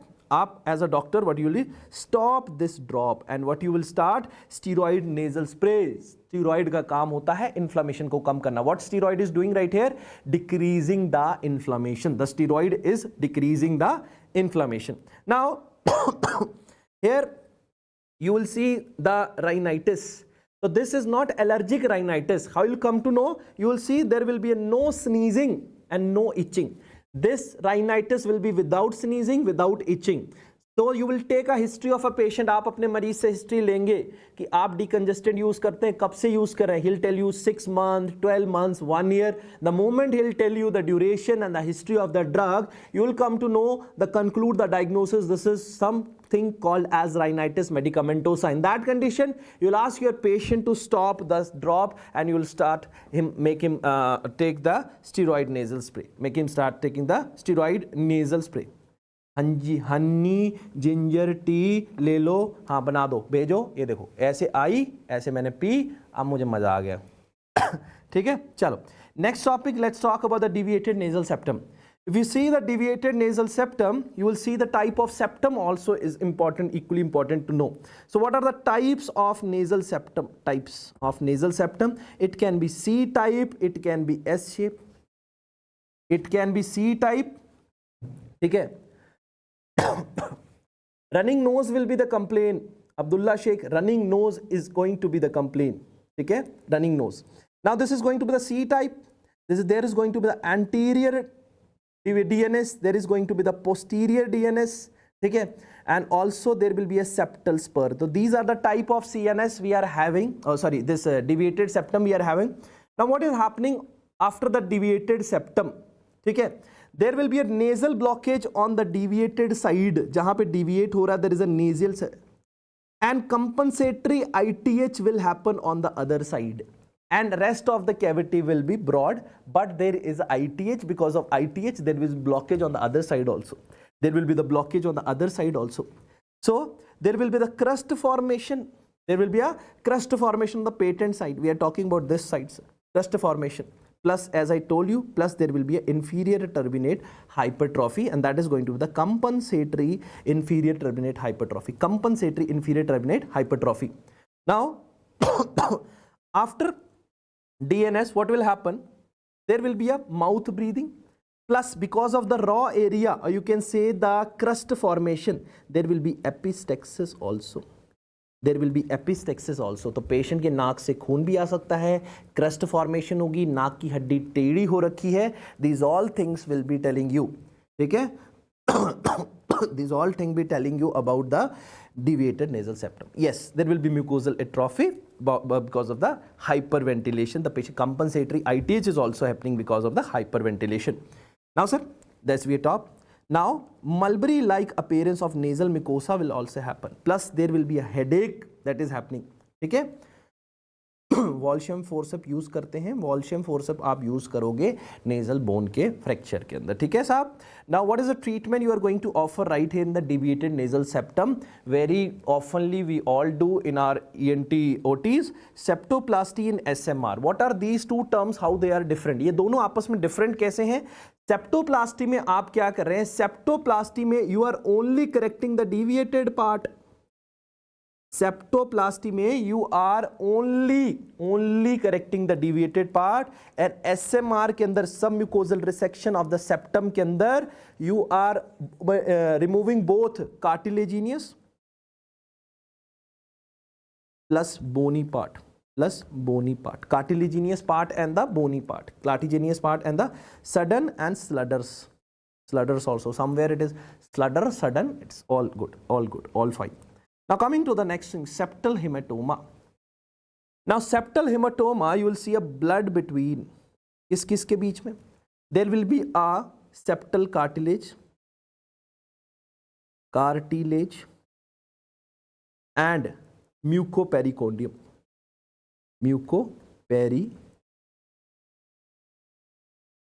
ये आपका आया septal cartilage, आगे का part जो नाक के अंदर है, इसके ऊपर जो लेयर चढ़ी हुई होती है, दिस इज कॉल्ड एज म्यूकोपेरिकॉन्ड्रियम. अब सेप्टल कार्टिलेज और म्यूकोपेरिकॉन्ड्रियम के बीच में बढ़ गया हिमेटोमा, बन गया बीचों बीच हिमेटोमा बन गया आपका. ठीक है sir. Most common causes what's are your? Trauma. ठीक है. Also this can happen post surgery, post septoplasty, this can also happen. Now you will see there will be a bilateral swelling plus there will be a necrosis, because अगर आपने hematoma को release नहीं किया, this mucoperichondrium was a source of nutrition, for your septal cartilage. Now mucoperichondrium जुदा हो गया, source of nutrition चला गया, नीचे necrosis start हो गई. ठीक है. Now treatment part, ठीक है, ट्रीटमेंट पार्ट में will do incision and drainage, that is better answer then the aspiration. और अगर आपने ट्रीटमेंट नहीं लिया, सेप्टल एब्सेस बन जाएगी, there will be septal perforation, ठीक है. Sir we want to see sir marriage, okay, see sir marriage, see this is sir, this is sir's wife, they both married, okay. So focus on this. This is sir's marriage. Okay, congratulate me. Where is my gift? Okay, chalo. Sir marriage you saw. Now focus on septal hematoma, sir. Incision and drainage done. Now clinical feature, as I told you, nasal obstruction. Obviously, अगर इसके बीच में पानी भर गया, hematoma बन गया, तो नाक में थोड़ी सी जगह है वो पूरी फूल जाएगी. There will be the nasal obstruction. There will be a nasal obstruction. There will be nasal obstruction, sir. Nasal obstruction, sir. Now diagnosis, how you will diagnose this thing? Sir, anterior rhinoscopy and also दो थुडिकम की मदद से आप देखते हैं नाक का अगला हिस्सा, that is anterior rhinoscopy. Also you can put a endoscope, that is diagnostic nasal endoscopy. Also you can use what, sir? Diagnostic nasal endoscopy. Okay, chaliye. Now next topic, let's talk about the septal perforation. Now septal hematoma is done. Septal perforation is the next. Most common cause is trauma. Septal surgery. Like in saddle nose, I have talked to you about the cartilaginous part and the bony part. The bony part is because of the tertiary syphilis, again a repeated question, and cartilaginous part is because of lupus, leprosy and TB. Now the question is, both part, दोनों का राजा कौन? तो कौन है? Vagus granulomatosis is another thing you have to remember right here, sir. So हमारे septum को, and this is exam question, examiners have already asked us, sir. So 3 important question right here. You all have to type in your chat box. Sir का marriage देख लिया, अब पढ़ाई पे ध्यान दो. Sir, bony perforation is because of, my first question for all my dear brave medicos who are seeing the dream of passing this exam on upcoming 17th of January 2026. And I can see you all passing this exam.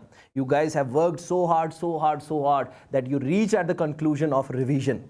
And now revision, which is remarkable, rapid revision, and that is going to take you to Delhi, where you will going to the NB office, taking passing certificate, getting sweets, enjoying, putting status, stories, guiding your juniors, starting your internship, then starting your PG, getting married, producing children, making children again doctor, again paying their fees, again taking tension, then old, then we will not die. Okay? So this is a vicious cycle of the life. Oh, come back, sir. Now the next is cartilaginous perforation. Cartilaginous perforation is because of a TP, lupus leprosi, and TP lupus leprosi, and who is taking care of both? That is your Wagner's granulomatosis. Wagner's granulomatosis. Wagner's granulomatosis. Done, done, done, done, done, done, done. Now, how you are going to treat such condition? You can use a septal button, which is a silicone button. You can use some synthetic graft right there. Okay, chalo, done. You guys have done a very good job, and now I'm very happy from all of you, and you guys are very, very sincere and answer giving person. Chalo, let's move on a very next topic, that is atrophic rhinitis. Atrophic rhinitis is also called as ozena. Ozena. The ozena bird is also called as bad smell. Gandi badboo, bad smell, as bad smelling as Gautam Nagar Nala in Delhi. Okay? Gautam Nagar Nala in Delhi. Done, sir. Now coming to the cause. The most common causes, what are your idiopathic? And second most common is Klebsiella ozena. Always remember, first most common cause is pata nahi ji kaun sa ta na na na na. So remember, number one is idiopathic, second is K ozena. Most common seen in the female. तो female को male क्या बोलता है? Female को male क्या बोलता है? ओ साथी रे तेरे बिना भी क्या जीना. तो तेरे बिना क्या जीना, ओ साथी रे, ओ जीना. तो ओ जीना बैड स्मेल फीमेल में कॉमन क्यों है? ईस्ट्रोजन की कमी हो जाती है. अब ईस्ट्रोजन की कमी की वजह से क्या होता है? Atrophy of the mucosa, atrophy of the turbinate, atrophy of the bony part. तो सब चीजों की एट्रोफी हो रही है नाक से, सारी चीजों की एट्रोफी हो रही है नाक से. तो नाक बड़ी हो जाएगी अंदर से, और नाक गलने लग जाएगी. गलने लग जाएगी मतलब बड़ी हो जाएगी. रूमी नेजल कैविटी गलने लग जाएगी मतलब फिल्ड विद क्रस, और क्रस इज लाइक अ कूड़ा, एंड कूड़ा इज गिविंग अ स्मेल. अब एट्रोफी हो गई. एट्रोफी की वजह से जो हमारा ऑल्फैक्टरी एपिथेलियम था, न्यूरोएपिथेलियम, वो काम नहीं कर रहा. वो काम नहीं कर रहा तो हमको बदबू नहीं आ रही. We are not getting the smell, but the other person is getting the smell. That is called as merciful anosmia. That is called as what's are your merciful anosmia. Merciful anosmia. Merciful anosmia. So my dear friends, there will be a mucosal. Add to this point, there will be a mucosal atrophy. Mucosal atrophy. Not just mucosal, there will be a turbinate ka atrophy. Not just turbinate, there will be a bony atrophy. Because of that, there will be a roomy nasal cavity. And because of the atrophy, everything is sudding and gulling, and there will be a crust formation. There will be a crust formation. So there will be a nasal blockage because of the crust, bad smell because of the crust, and because of crust, there will be a anosmia. There will be a anosmia. Now, medically, how you will treat it? We'll use medical treatment right here is an alkaline nasal douching. Again, an important question for your exam, my dear friends. And what is this important question? Alkaline nasal douching is having 3 sodium ke component. What are those? Repeat with me, write with me, learn with me, and go get pass. Go give this happiness to your parents. Go flaunt yourself. Go put your DPs. Go put status on your Instagrams. Go put your nameplate. Go put logo on your car. Father's car, mother's car. अब बेटा बेटी बन गए doctor, अब आएगी मौज. वो खुशी के लिए आप ये काम करिए, आपको जरूर मजा आएगा. मेहनत की गर्मी से इस सर्दी को मात देते हैं.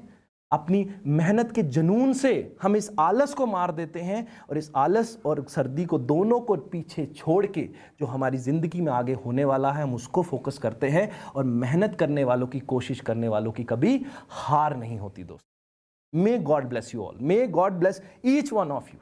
May you all pass. Now coming to the alkaline nasal douching, this is sodium biborate, sodium chloride, and sodium bicarbonate. So sodium bicarbonate, sodium borate, and sodium chloride. These are the 3 compounds which will give, because of this crusting जाएगी. एक तो जो atrophy हो रही थी उसकी, that will be irrigated, that will also be improved over time. At least twice a daily for at least 14-15 days, maybe up to 1 month. I give to my patient, go do this douching. Already we have a prepared material in the pharmacies. We just prescribe them for 15, 20, 30 days. They'll do twice a daily, and the patient shows result. I've seen myself results in this. Okay, sir. Now, sir, coming on to the surgical correction. So young and modified young operation, what we are doing. We want the airflow to stop going inside the nose, maybe completely, maybe the partially. For completely and partially, we are having the two different operational approaches. One is called as Young's operation, in which completely temporary closure, complete temporary closure of the nostril, so that no air should go inside and mucosa should get enough time to get the nutrition. Second thing is modified Young, where we are partially closing. So in this partially closing, in the Young's operation, we are completely closing. Completely closing, partially closing and completely closing. Done and dusted, sir. Now coming on to the next one, sir. Now coming on to the next one, which is a Letzlanger operation. इसके अंदर क्या कर रहे हैं sir? Inferior turbinates को size को छोटा कर रहे हैं. That is lateralization of the inferior turbinates of the turbinate. Maybe medial turbinate, maybe inferior turbinate, whatever turbinate you will see that is involved, you will do the lateralization. You will do the lateralization. For what? You are doing the lateralization to increase the flow. To increase the flow, sir. So this is all you need to know about this topic. Now coming to the next topic, that is called as rhinoscleroma. Sir, this rhinoscleroma is also called as woody nose. इसको woody nose बोला जाता है. It is caused by the organism. This is a granulomatous disease of the nose. Always remember, this is a granulomatous disease of the nose, and this is caused by Klebsiella scleromatis, seen in the UP, Rajasthan, most commonly male more than female. Sir, this rhinoscleromatis, remember how it is going to happen. See, the mucous cells are there, which are prominently seen on the biopsy. Prominently seen on the biopsy, but all three stages we have to discuss. That is atrophic, granulomatous, and your fibrosis stage. Atrophic stage will lead to, first I'll write the stage. Atrophic stage. Stage 1 is atrophic stage. Atrophic stage, this is going to lead to the nasal blockage. Nasal blockage, sir. Second is going to be the granulomatous stage. In this, you are going to see the nodular mass. Nodular mass. Third is going to be the fibrosis. Fibrosis. Here you will see the nasal deformity, external nasal deformity. And if you will see this image, can you tell me which stage of rhinoscleroma is this? Sir, मैं late हो गया. माफी मांगो, चलो माफी मांगो, शाबाश, late हो गए. विक्रम, चलो. Which stage is this? Stage 3 is a correct answer. Clapping for all of you. My dear friends, very mind-blowing answers from all of you. This is stage 3, sir. This is what, sir? Your stage 3, sir. Stage 3, stage 3, stage 3, sir. Very good. And on the biopsy, you will see the mucous cell and the resal bodies. A definitive diagnosis which is going to tell you. Now, what treatment you are going to tell? 3 stages are clear. Biopsy पे क्या दिखता है? कौन सी states में दिखता है? Caused by what? That is clear to all of us. ठीक है, sir? Now, coming to the treatment part, this tetracycline and streptomycin, what they are going to do? They prevent the fibrosis. They prevent fibrosis. If there is no fibrosis, there will be no deformity also. Deformity or fibrosis को prevent करता है. If deformity is present, you will go for the surgical excision. You have to do the excision, then septorhinoplasty नाम का procedure you have to do. ठीक है sir? Septorhinoplasty नाम का procedure you have to do, sir. Now coming on to the next thing, and that is going to the rhinosporidiosis. It is caused by the Rhinosporidium seabreeze. This is protozoa. Protozoa. Sir, while bathing, and which state it is prone to? It is Tamil Nadu. Tamil Nadu state most commonly. Male या female? Your answer is male more commonly. Where it will happen? In the pond. तो तालाब में नहाने कौन ज़्यादा जाता है? लड़के जाते हैं. स्विमिंग पूल में कौन नहाती हैं? आधे पैर डिबो के लड़कियां नहाती हैं. तो लड़के तालाब में घुस जाते हैं, और सिर्फ ऐसे नहीं घुसते हैं, पेड़ पे चढ़ते हैं फिर घुसते हैं. जब पेड़ से चढ़ के नीचे घुसते हैं, जोर से नाक में ट्रॉमा होता है, तो ये प्रोटोजोआ नाक के अंदर चला जाता है. जब ये इन्फेक्ट करता है, when it infects, there will be a mulberry like mass, mulberry like nasal mass. You can see here, when we touch it, it bleeds. when we touch it, it will bleed, it will bleed. ठीक है, चलो लड़कियां समझदार होती है. आपने Instagram पे देखा होगा, there are lot more reels are telling why males die earlier than female. Female किनारे बैठेगी, सेल्फी लेगी, चली जाएगी. आदमी जब तक कहेगा सांस देखेंगे ज्यादा देर तक, कौन रोकेगा? कौन मुंह अंदर डाल के उस किनारे तक निकलेगा? These all stunts are performed by male. Agree करते हो कि नहीं करते हो? ठीक है. मेल थोड़ा सा खुराफाती होता है, ठीक है, एंड फीमेल आर चालाक. ये मैं नहीं, ये संसार कहता है, ये समाज कहता है, और मैं समाज के साथ हूं.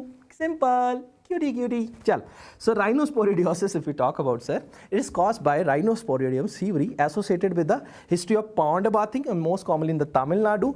ट्रॉमा हो जाता है, नेजल म्यूकोसा में प्रोटोजोआ चला जाता है, राइनोस्पोरिडियम सीवरी, जिसकी वजह से बाद में मलबरी लाइक मास अपीयरेंस होता है. और ये मलबरी लाइक मास जो है, अगर आप टच करते हो, it will give you the blood, bleeding होता है इसके अंदर से. ठीक है sir.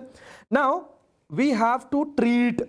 Now excision of the mass with electrocautery, mass को इलेक्ट्रोकॉटरी की मदद से हमने इसको काट दिया sir. Now what is the need of this dapsone? Why we are providing dapsone? Dapsone क्या करता है? एक तो इसकी ग्रोथ को स्लो करता है, growth slow, plus sir decrease recurrence.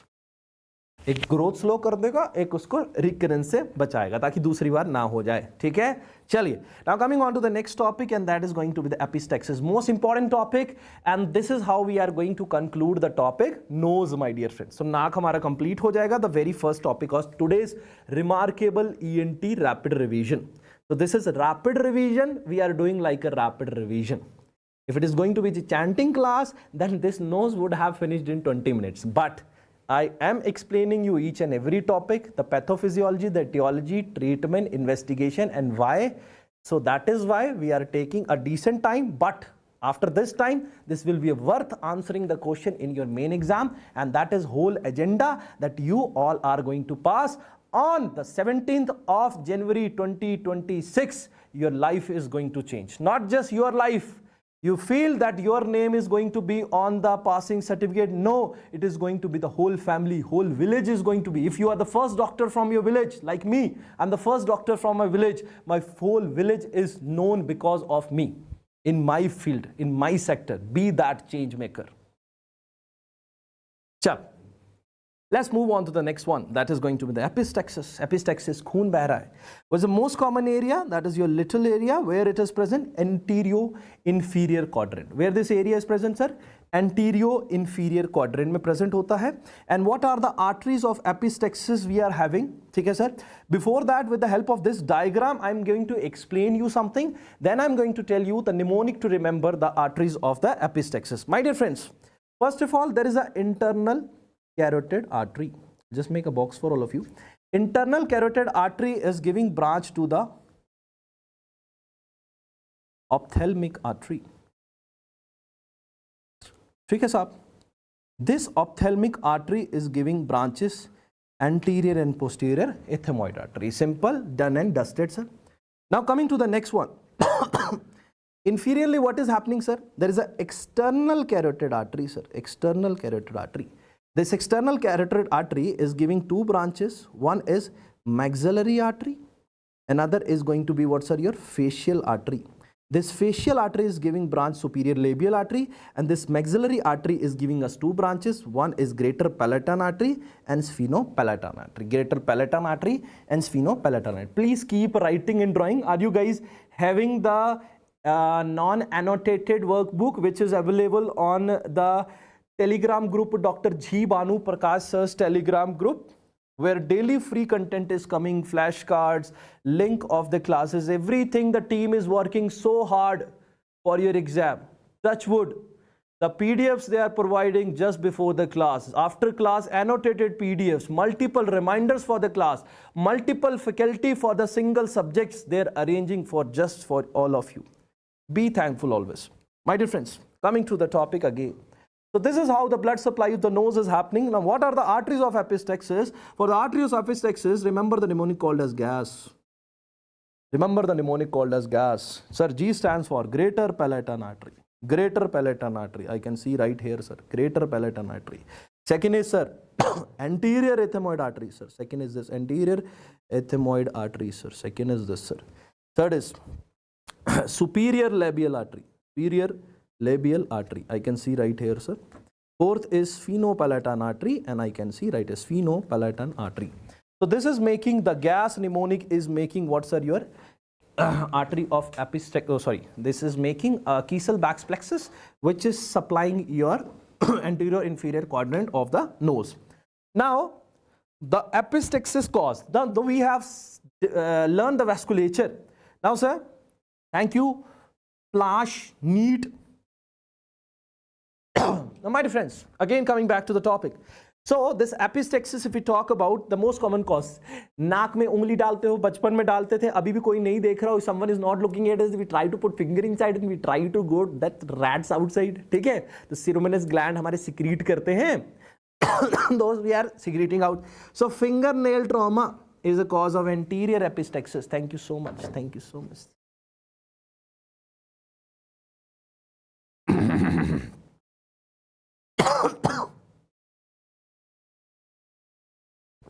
Yes, extra point. Abdullah Sheikh, love you. Abdullah Sheikh, now finger nail trauma that is causing anterior epistaxis, and hypertension is responsible for the posterior epistaxis. Both these things are significantly important.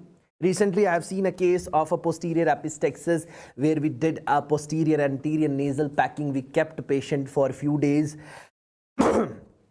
And then the patient responded well and we discharged patient happily. Once your patient is fine, trust me, वो feeling तब आएगी जब आप internship करने या आगे PG करने जाओगे.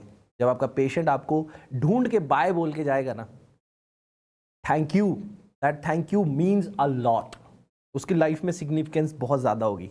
Remember my words and you will love that feel. For that you will work hard. So my dear friends, first of all, we will learn these steps. What are these steps?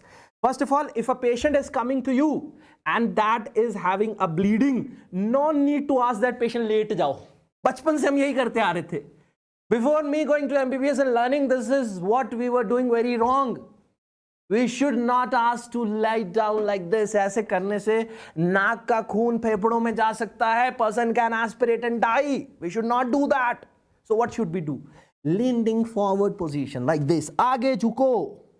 जैसे परमात्मा के आगे झुकते हो ऐसे सामने झुक जाओ और आगे का एरिया जो नाक का पकड़ लो. That is pinching of the anterior part of the nose, or you can say the cartilaginous part of the nose for at least 3 to 5 minutes. This is called as Trotter's method. So we all start with the Trotter's method.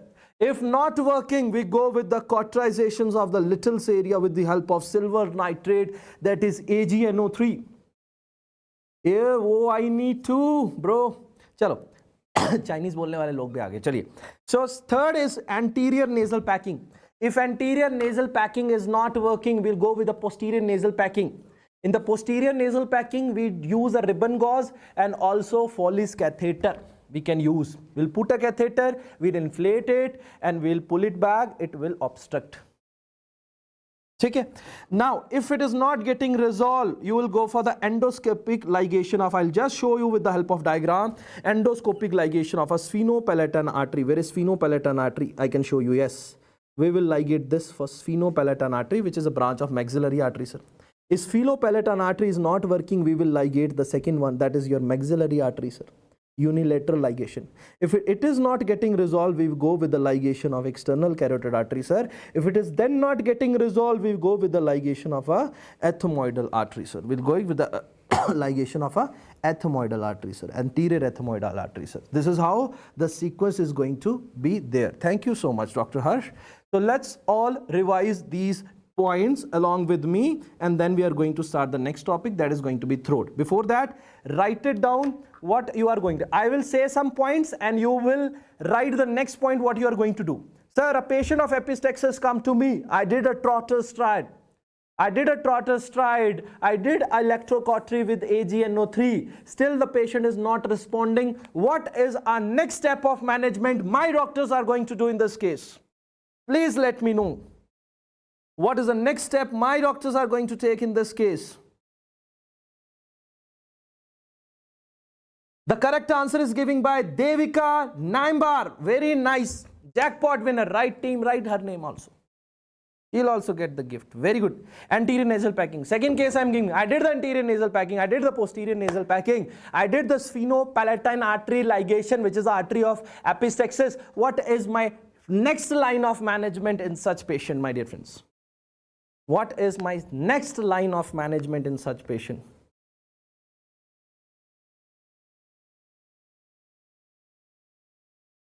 A correct answer is given by the number one. That is your Assam Patthar. Adha answer tha. Muhammad Shuhaib was given the correct answer. Very nice. Very nice. Very nice. Very nice. Very nice. All of you are very, very nice. You have given a correct answer. With this, we have completed a very first topic, and that was a nose.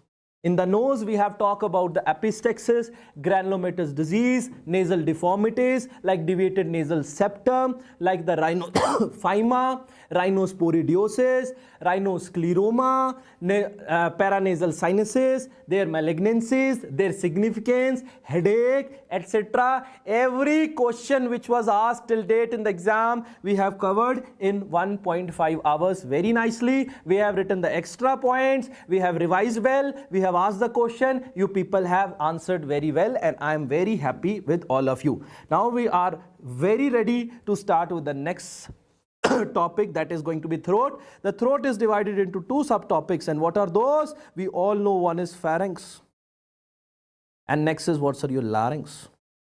Pharynx and larynx. The pharynx is further divided into three, that is your nasopharynx, oropharynx, and the hypopharynx, which is also called as laryngopharynx. This nasopharynx is above the soft palate, above soft palate, soft palate. Answer: oropharynx is from soft palate to epiglottis, and epiglottis to the cricoid cartilage. This is going to be the hypopharynx. This is going to be the hypopharynx. This is going to be the hypopharynx. ठीक है, चलो doctor हर्ष बात बताता हूँ. Skull base to C6. Skull base to C6. It is having extension. Now, what muscles we are having? Important, equally important. What muscle we are having? Constrictor muscles. Constrictor muscle. ठीक है. Constrictor muscle for what? For swallowing. And sir, we are having two more muscles, which is for the longitudinal shortening and the elevation of the pharynx. That is going to be the stylopharyngeus,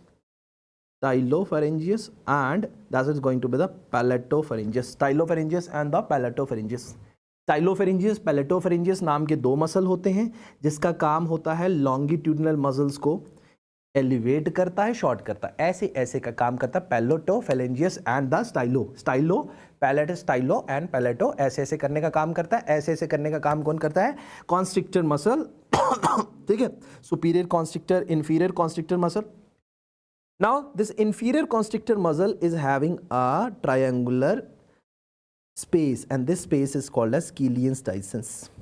There is a chances there can be outpouching through this, and this outpouching is called as, answer देने वालों को मिलेंगे जूते gift. चलो जी, team इनका नाम लिख लीजिएगा. whatever people are answering right there in my chat box. What Killian's distance outpouching is called as? The Muhammad Shuhaib is the first person to call that, and that answer is going to be the Zenker diverticulum is the correct answer. Everyone is giving the correct answer, and that is going to be the Zenker's diverticulum. That is going to be the Zenker's diverticulum. Very, very good. Very, very good. ठीक है sir. चलिए. So these were the muscle which is present in the inferior constrictor, weak opening, Zenker's diverticulum. Zenker's diverticulum is a separate topic of a surgery also, which we can study there also. So चलिए, let's talk about the next is laryngopharynx, which is also called as hypopharynx. There are the three P's you have to remember right here. What are the three P's? Pyriform sinus, posterior cricoid area, posterior pharyngeal wall. How we see this area? There are two ways to see it. One is direct laryngoscopy with the help of rigid endoscope, rigid, and one is indirect laryngoscopy with the help of mirror. Mirror कैसा होता है? ऐसे ऐसे ऐसे mirror होता है, ऐसे ऐसे ऐसे ऐसे mirror लगा होता है. ठीक है, ठीक है सर. मिरर के अंदर उल्टा दिखता है चीजें, सो रिमेंबर लेफ्ट राइट गड़बड़ हो दैट इज मिरर, और अगर लेफ्ट राइट सीधे हो दैट इज रिजिड एंडोस्कोप। अगर आपके राइट में राइट है, लेफ्ट में लेफ्ट है, that is going to be your rigid endoscope, real time imagination it gives. Mirror के अंदर that is going to be the left right उल्टा सीधा हो रखा होता है, ठीक है। That is how you will differentiate clinically also, ठीक है। चलो अनन्या तुमने भी आंसर दिया था, बहुत खुशी की बात है। लो इसी खुशी में पानी पी लेता हूं। तुमने आंसर दिया, मैं धन्य हो गया, मेरा जीवन सुधर गया। मैं भूखा प्यासा घूम रहा था, मुझे प्यास लग गई, दिल की अंग अंग खुश हो गए तुमने जब आंसर दिया। क्या बात है, खुश, गॉड ब्लेस यू। मेरे जीवन में मेरी चैट में आके आंसर देने के लिए इतना सौभाग्यवान हूं मैं, इतना कृतज्ञ हूं मैं आपका कि आप यहाँ आंसर दिए। छत छत नमन आपको, छत छत नमन, कोटि कोटि प्रणाम। चलो आगे बढ़ेंगे sir. 3 P's are there, that is pyriform sinus. This is epiglottis. First I'll tell you some anatomy. This is epiglottis, ठीक है साहब। These are the vocal cord, ये vocal cord है प्यारे प्यारे, ठीक है।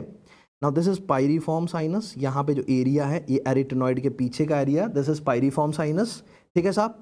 और इसके पीछे क्या होती है, wall, that is posterior pharyngeal wall which is a second P, and in between this there is a area called as post cricoid area which is a third P, ठीक है साहब। Now most common site of hypopharyngeal malignancy is a pyriform sinus. This sinus we are talking about the area, this is pyriform sinus is having the most common area where the malignancy will happen. You can write there, see sir, you can write here, see sir. You write here, see sir, write here, see sir. चलिए sir, चलो। Now coming to the laryngeal crepitus which is absent in the post cricoid carcinoma, very important sign to remember in this, that is your Muri sign, that is called as Muri. Another MCQ laryngopharyngeal laryngopharynx के अंदर। Now what is a nerve supply, vagus की ही branch, internal branch of superior laryngeal nerve, is this supplying sensory supplying to pyriform sinus. So who is getting supply pyriform sinus को supply कौन कर रहा है, that is your internal branch of superior laryngeal nerve, is another question which was recently asked in the exam sir. So this is all questions till now asked about the laryngopharynx which is also called as hypopharynx. 3 P's we have remembered right here, pyriform sinus, most common area of a hypopharyngeal malignancy. Also the another parts we have seen, that is post cricoid area, posterior pharyngeal wall, which I have shown you with the help of diagram also sir. Now coming to the nasopharynx sir, nasopharynx. If you see the nasopharynx, two important structure we are going to talk right here sir. One is adenoid and another is eustachian tube. The two important topics, adenoid and eustachian tube sir. This eustachian tube is opening in the nasopharynx and adenoid is present on the on the quana के पास present होता है, ठीक है, adenoid. So I'll tell you adenoid what it is. It is again a part of a Waldear's ring, and Waldear's ring is what? It is a collection of a lymphoid tissue. Lymphoid tissue, like we are having lingual tonsils, we are having palatine tonsils, that in this sequence only we are having this adenoids also sir. Waldear's ring and the different things are there sir. Now let's talk about this adenoid. This adenoid is a collection of a lymphoid tissue in the nasopharynx. We all agree to this sir. This diagram is not at all correct right here sir. Chaliye sir, this adenoid is nothing but a collection of lymphoid tissue in the nasopharynx, and where in the nasopharynx, roof and the posterior wall of rhizome. Where in the nasopharynx, roof and posterior, पीछे की तरफ, posterior wall of nasopharynx, and as I told you which is near the quana, which is near the quana. कहाँ पे है ये, quana के पास में sir, collection of lymphoid tissue in the nasopharynx. Sir ये जो adenoid है, it do not have a capsule, do not have a crypt, do not have a definitive blood supply. तीनों चीज़ इसके पास नहीं है, but it fights against infection. This is a part of immune system, as this is having a lymphoid tissue. You have seen heard about the B lymphocyte, T lymphocyte. Yes, exactly same thing is happening right here. So this is lymphoid tissue. Lymphoid tissue will fight against the infection. That is how this is a part of a Waldear's ring, which is a collection of a lymphoid tissue. जीभ के नीचे हुए lymphoid tissue, तो lingual tonsil, palatine के बीच हुए, जिसकी हम बात करेंगे, जिसके पास crypt भी होता है, जिसके पास क्रिप्ट होता है, जिसके पास कैप्सूल होता है, डेफिनेटिव ब्लड सप्लाई होती है, that we are going to talk about sir. Next is on palpation, how you are going to palpate. For that we can use this image. Let me show you the image. Now how to palpate, how we palpate. We palpate यहाँ से, we put first of all Boyle Davis mouth gag की मदद से इसको खोलेंगे, then we put a finger and we can palpate it, यहाँ से palpate करेंगे. This is your palatine tonsil, ठीक है. Adenoid will be somewhere behind this, यहाँ पे प्रेजेंट हो गया एडिनॉइड, ठीक है सर. एडिनॉइड यहाँ प्रेजेंट होगा. Now this is present by birth, grows up to 6 years, start decreasing and puberty and disappear by 18 to 20 years of age. ठीक है sir, 20 years of age. Now the topic is adenoid hypertrophy. We have seen the normal adenoid, where it is present, what it is, how it feels. Now we'll talk about the adenoid hypertrophy sir. The adenoid hypertrophy, ये adenoid normally present होते हैं, 6 साल तक बढ़ते हैं, फिर कम हो जाते हैं, साइमल्टेनियसली जिंदगी से खत्म हो जाते हैं. बट ऐसे कौन से कारण हैं जब एबनॉर्मल दिनों पे बढ़ने लग जाते हैं? Why it is happening so? So my dear friends, the number one risk factors is recurrent UTI, upper respiratory tract infection. You not UTI, this is URTI, URTI. This is URTI. Okay, sir. Then allergic reactions can also.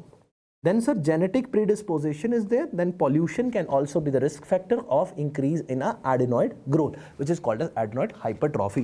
The different factors can cause this. This is most commonly seen with which age group, and that is very very important. School age group. Sir एक song हो जाए, almost 2 घंटे पढ़ लिया है, तो 2 घंटे पढ़ लिया, तो अब तुम जाने की फिराक में होंगी, तो मैं क्या गाऊंगा? अभी ना जाओ छोड़ कर ये दिल अभी बरा नहीं, अभी अभी तो आए हो, बाहर बन के छाए हो, अभी तो हम. Now English version of this song. Don't go too soon, oh my dear, you just came now only, I am going to miss you, don't go home from here, stay here for some time, it will make me feel good. So both Hindi and English are done sir. ठीक है. चलो. So let's start with the next topic called as adenoid hypertrophy. And my dear friends, in adenoid hypertrophy, we talk about the risk factors we have seen. Now clinical feature, the patient is going to present with the adenoid phase. Adenoid phase. ये क्या होता है adenoid phase? क्या हो जाता है? हंसते हुए नूरानी चेहरे पे क्या हो जाता है बच्चे के? सर, बच्चा मुंह से सांस लेता है, mouth breathing. Yes sir. Open mouth होगा, लंबा फेस हो जाएगा, हाई पैलेट प्रेजेंट होगा, पिंच नोज होगा. So this is called as adenoid face. This is called as adenoid face. ठीक है sir.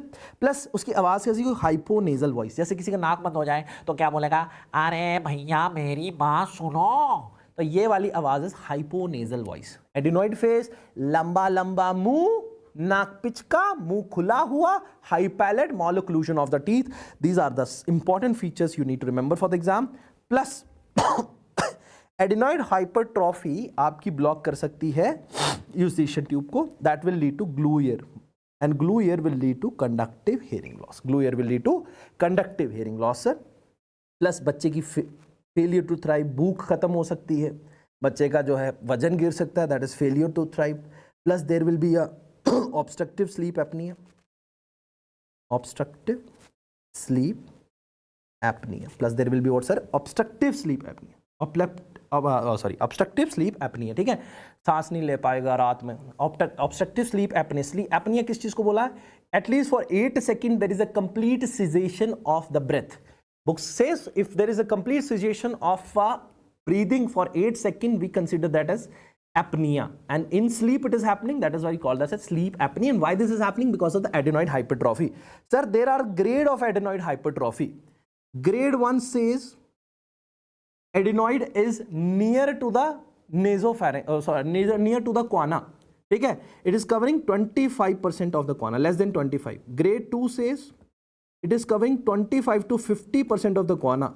Grade 3 says it is 50 to 75% of the quana, and grade 4 says it is covering 100% of the quana. So these are the 4 important grades of the adenoid hypertrophy. कि adenoid कितना बड़ा हो तो quana के respect में अगर 25% cover कर रहा है that is grade 1, अगर 25 से 50 कर रहा है that is grade 2, और अगर आपका 50 से 75 कर रहा है that is grade 3, and अगर 75 से ऊपर कर रहा है 100 तक that is going to be the grade 4 hypertrophy. Now sir, how to investigate? How to investigate this adenoid hypertrophy? The number one thing, if you are having a DNE, that is diagnostic nasal endoscopic, if you are having that, well and good. Otherwise, we perform a X-ray soft tissue neck. Write it down, important. In an extended, laterally we'll take a soft tissue X-ray neck in the extended form, like this. Your neck will be extended. In that we'll see the soft tissue ka shadow in the nasopharynx near the guana. This is how we are going to diagnose. So if you have a confirmatory scene on the digital nasal endoscopy, is there a need to do the X-ray? No. Answer is no. Digital nasal endoscopy is a better investigation than the X-ray nasopharynx. Okay, sir? So these are the two investigations. Now, how you will treat it? You will treat it with the help of adenoidectomy. In the adenoidectomy, what you will do the curettage. How you will do the curettage? In the rose position, again in the extended neck position, and there is a complication to this. There is a subluxation, antelanteoaxial subluxation. This is a no movement joint. No movement joint पे subluxation हो जाता है. Plus remember this type of subluxation is seen in Grissel syndrome, which is a non-traumatic cause. Non-traumatic cause of atlantoaxial subluxation. Atlantoaxial subluxation. Done and dusted, sir. Now, what are the treatment options we are having? The new methods. Also remember coagulation. Coagulation में क्या करते हैं हम? Radio frequency. Sir, Bobby कहाँ है? Sir, there will be a radio frequency energy in a saline medium to create a plasma field. Plasma field बनाई जाती है जिसमें मॉडरेट टेम्परेचर 60 से 70 डिग्री में टिश्यू को जो है वो जलाया जाता है. ठीक है, dissolve the tissue. You understand this thing? This is called as coagulation. Also suction diathermy, where electrocautery plus suction is simultaneously working. Yes, and this curettage is done with the help of, yes, coffee and scrubs has given a correct answer. St. Clair Thompson's adenoid curettage. Very good. St. Clair Thompson's adenoid curettage is used. यहाँ पे जब हम surgery करते रहे उस position we use this, ऐसे ऐसे करके उसको निकाला जाता है. Understand? So these are the different things. Micro debrider एक hollow tube होती है. Hollow tube के अंदर blade लगा होता है, and with the help of that we try to cut the adenoid tissue. Perfect till here? Done. Now coming on to the next topic, and next topic is going to be the angiofibroma. Angiofibroma is a benign tumor of a nasopharynx. कहाँ पे present होता है? Sphenopalatine foramen, sir. Sphenopalatine foramen. Now this is highly vascular, so biopsy is contraindicated. Then what you will do? You can do the angiography. What other things you can do? CECT. In CECT, what you are going to see? Hallman-Miller sign. Now what is this Hallman-Miller sign? If you see here, sir, this is orbital. This is orbit. This is floor of orbit. If you take this section is what, sir? Your axial section. This section is, okay, this section is orbital section, and you will see this is posterior wall of maxilla. Sir, this posterior wall of maxilla is pushed anteriorly, or you can see outward. The posterior wall of maxilla, this is maxillary sinus, posterior wall of maxillary sinus pushed outside. This is called as Hallman-Miller sign. Another name of this sign is antral sign. Other name of this sign is called as what, sir? Your antral sign. Hallman-Miller sign or antral sign. ठीक है? अमीना, अभी मैंने इतनी motivation दी तुम्हें कि तुम्हें 17 जनवरी तक क्या करना है? सिर्फ पढ़ाई करनी है. ठीक है, गाने भी सुनाता रहूँगा. इवन मैं आज तुम्हारे लिए वो भी लेके आया हूँ, घुंघरू लाया हूँ, उनको पहन के नाचूंगा भी तुम्हारे लिए, ताकि तुम्हें खुशियाँ मिल सके, ताकि तुम पढ़ाई के साथ साथ मनोरंजन ले सको. ठीक है, फिर पेपर में भी नाचता हुआ नजर आऊंगा तुम्हें. ठीक है. And how you will treat? First of all will do the embolisation.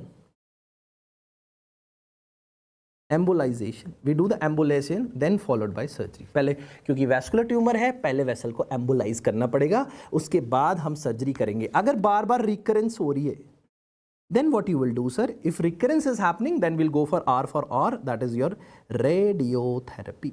That is called as what, sir? Your radiotherapy. That is called as radiotherapy. We are done with, okay? And yes, there will be a frog face deformity. On the clinical examination, you will see, yes, 12 से 18 साल का बच्चा, nasal mass, perfuse epistaxis, cheek swelling, which will lead to frog face deformity, plus minus conductive hearing loss can happen. That depends on the extension of this tumor. If it is extending to the posteriorly pushed pterygopalatine fossa तक भी जा रहा है, जो इसके पीछे posterior maxillary wall के पीछे ही होता है, तो remember there will be a eustachian tube blockage, and from if it is going to the nasopharynx, there will be a eustachian tube blockage, and because of that there will be a conductive hearing loss, sir. Now coming on to the next one is nasopharyngeal carcinoma. My dear friends, ठीक है, Honey Mehta advice दे दिए, ठीक है, शुरू की video में पहले पढ़ाई करो, सबसे बड़ी एडवाइस लाइफ में यही है, अभी जो चल रहा है उसको करिए. If you will be studying now and asking question about future, my answer will be do now something we are doing which is very important, and this is the only way to go there. ये रास्ते से चलना पड़ेगा, चाहे सीधा है, चाहे टेढ़ा है, चाहे कांटे वाला है. You have to put your foot on this, पढ़ के ही वहां तक पहुंचोगे, ठीक है. चलिए, so focus right here honey. Nasopharyngeal carcinoma, if we talk about, these are of three type: keratinizing, non-keratinizing and undifferentiated. नहीं याद होता, पहली बार सुना है, कोई बात नहीं, it's totally fine. It is etiology, and etiology if we talk about, that is Epstein-Barr virus plus genetic, and genetic is related to HLA related. Site of origin, fossa of Rosenmüller. Now my question for a jacket for all of you. I'll gift a jacket the person who will answer, ठीक है. fossa of Rosenmüller तो यहाँ पढ़ लिया. ये बताओ, origin of tumor is phenopalatine foramen. What tumor I am talking about?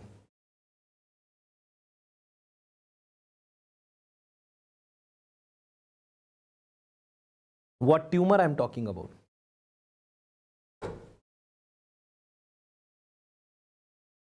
Tell me. Bhargava हजार has given answer, और भार्गव जीत चुके हैं एक लग्जरी जैकेट. टीम इसका नाम लिख लें, और इनको हम end of the lecture in सारे विजेताओं को भर के गिफ्ट दूंगा. आज मैं सबको इनाम मिलेगा, आज लास्ट तक जो रहेगा उसको इनाम मिलेगा. चलिए, most common age is 52 to 70 year. Fossa of Rosenmuller is going to be the answer, and gender male more than female. Sir note the nasopharyngeal carcinoma is a hidden cancer. तो सबसे पहले पता कैसे चलता है? There is a neck node, there will be a lymphoid metastasis. Lymphoid metastasis की बात करेंगे. So which lymph node is going to get affected first? Your answer will be jugulo-digastric lymph node, JD lymph node. Jugulo-digastric lymph node. Digastric muscle ये रही, digastric यहाँ पे, तो jugulo-digastric lymph node, jugulo-digastric lymph node. ठीक है sir, चलो. Biopsy is contraindicated. That's what I told you. Biopsy is contraindicated. We do an angiography. Sir. Now next is trochanteric. Mahavir. Next is trochanteric. Trochanteric is again NPC. That is neuralgia in the temporomandibular area. यहाँ पे दर्द होगा because of the 5th nerve, maxillary, palatal palsy because of the 10th nerve, vagus. Conductive hearing loss, unilateral because of glue ear, क्योंकि nasopharyngeal carcinoma mostly unilateral होता है. Unilateral more common than bilateral. And treatment chemoradiation is better answer than the radiotherapy. How you will investigate nasopharyngeal carcinoma? Sir, you can do DNA, diagnostic nasal endoscopy. You can see the mass. With the help of that, you can also take a biopsy, plus CT scan for the bony erosion, MRI for the soft tissue involvement, plus this is Epstein-Barr virus which is coming from China. Remember, you can do the Epstein-Barr virus markers. You can do the Epstein-Barr virus markers also you can do. Epstein-Barr virus markers also you can do, sir.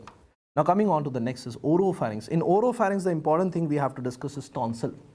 Now tonsil, where it is present, if you see this diagram, and you will see this part and this part. This I mark as a pillar, tonsillar pillar. So this is going to be the anterior tonsillar pillar and posterior tonsillar pillar. Between this, what is present? This is going to be the tonsil. ठीक है? If it is inside the pillar, that is grade 1. Coming out of the pillar, grade 2.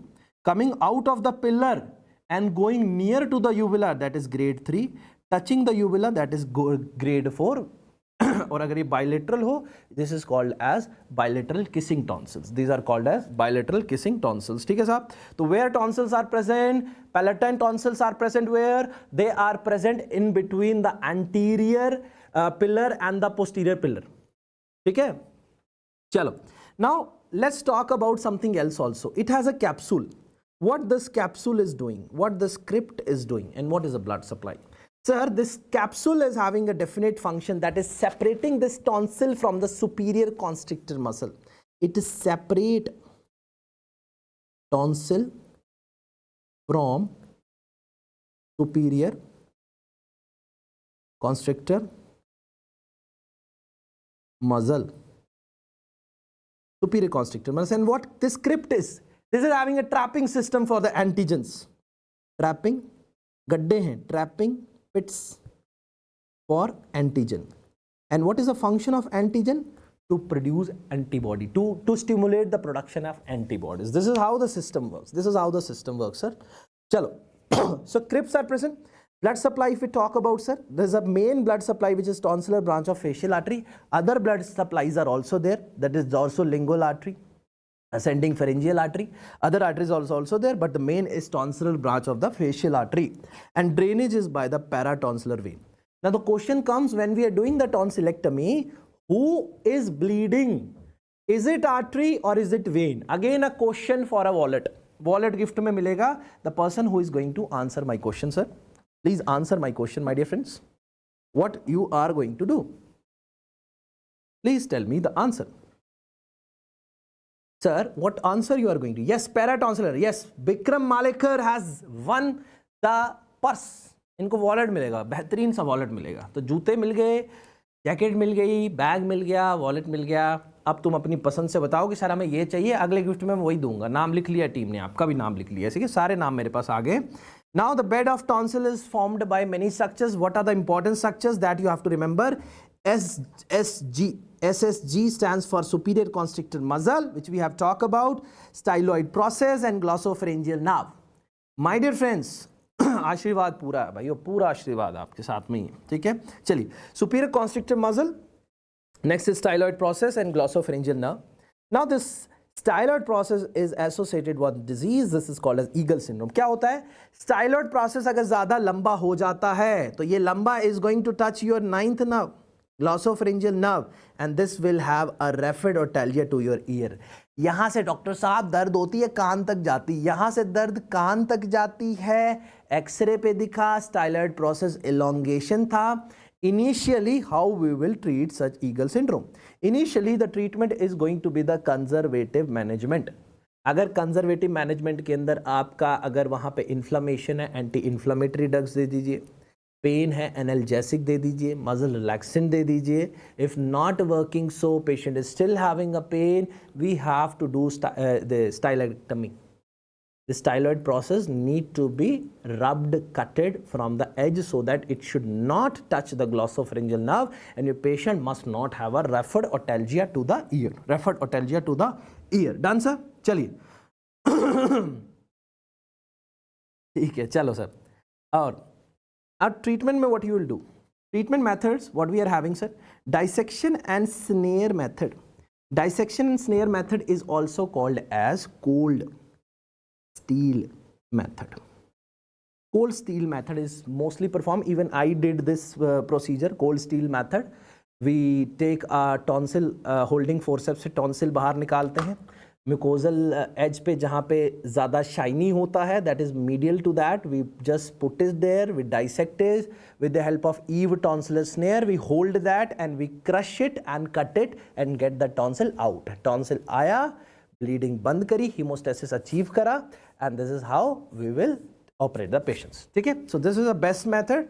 And other can be coblation and microdebridor also. That is none need to remember, but important right here is dissection and snare method, which is also called as cold steel method. Now, what type of complication you can have after tonsillectomy or during tonsillectomy? Important question for your upcoming exam. So my dear friends, number one is primary during the surgery.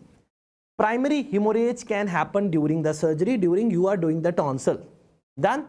That you have n number of options. Even you can put the gauzes, you have your electrocautery, bipolar cautery, unipolar cautery. You can all use all those things and you can stop it.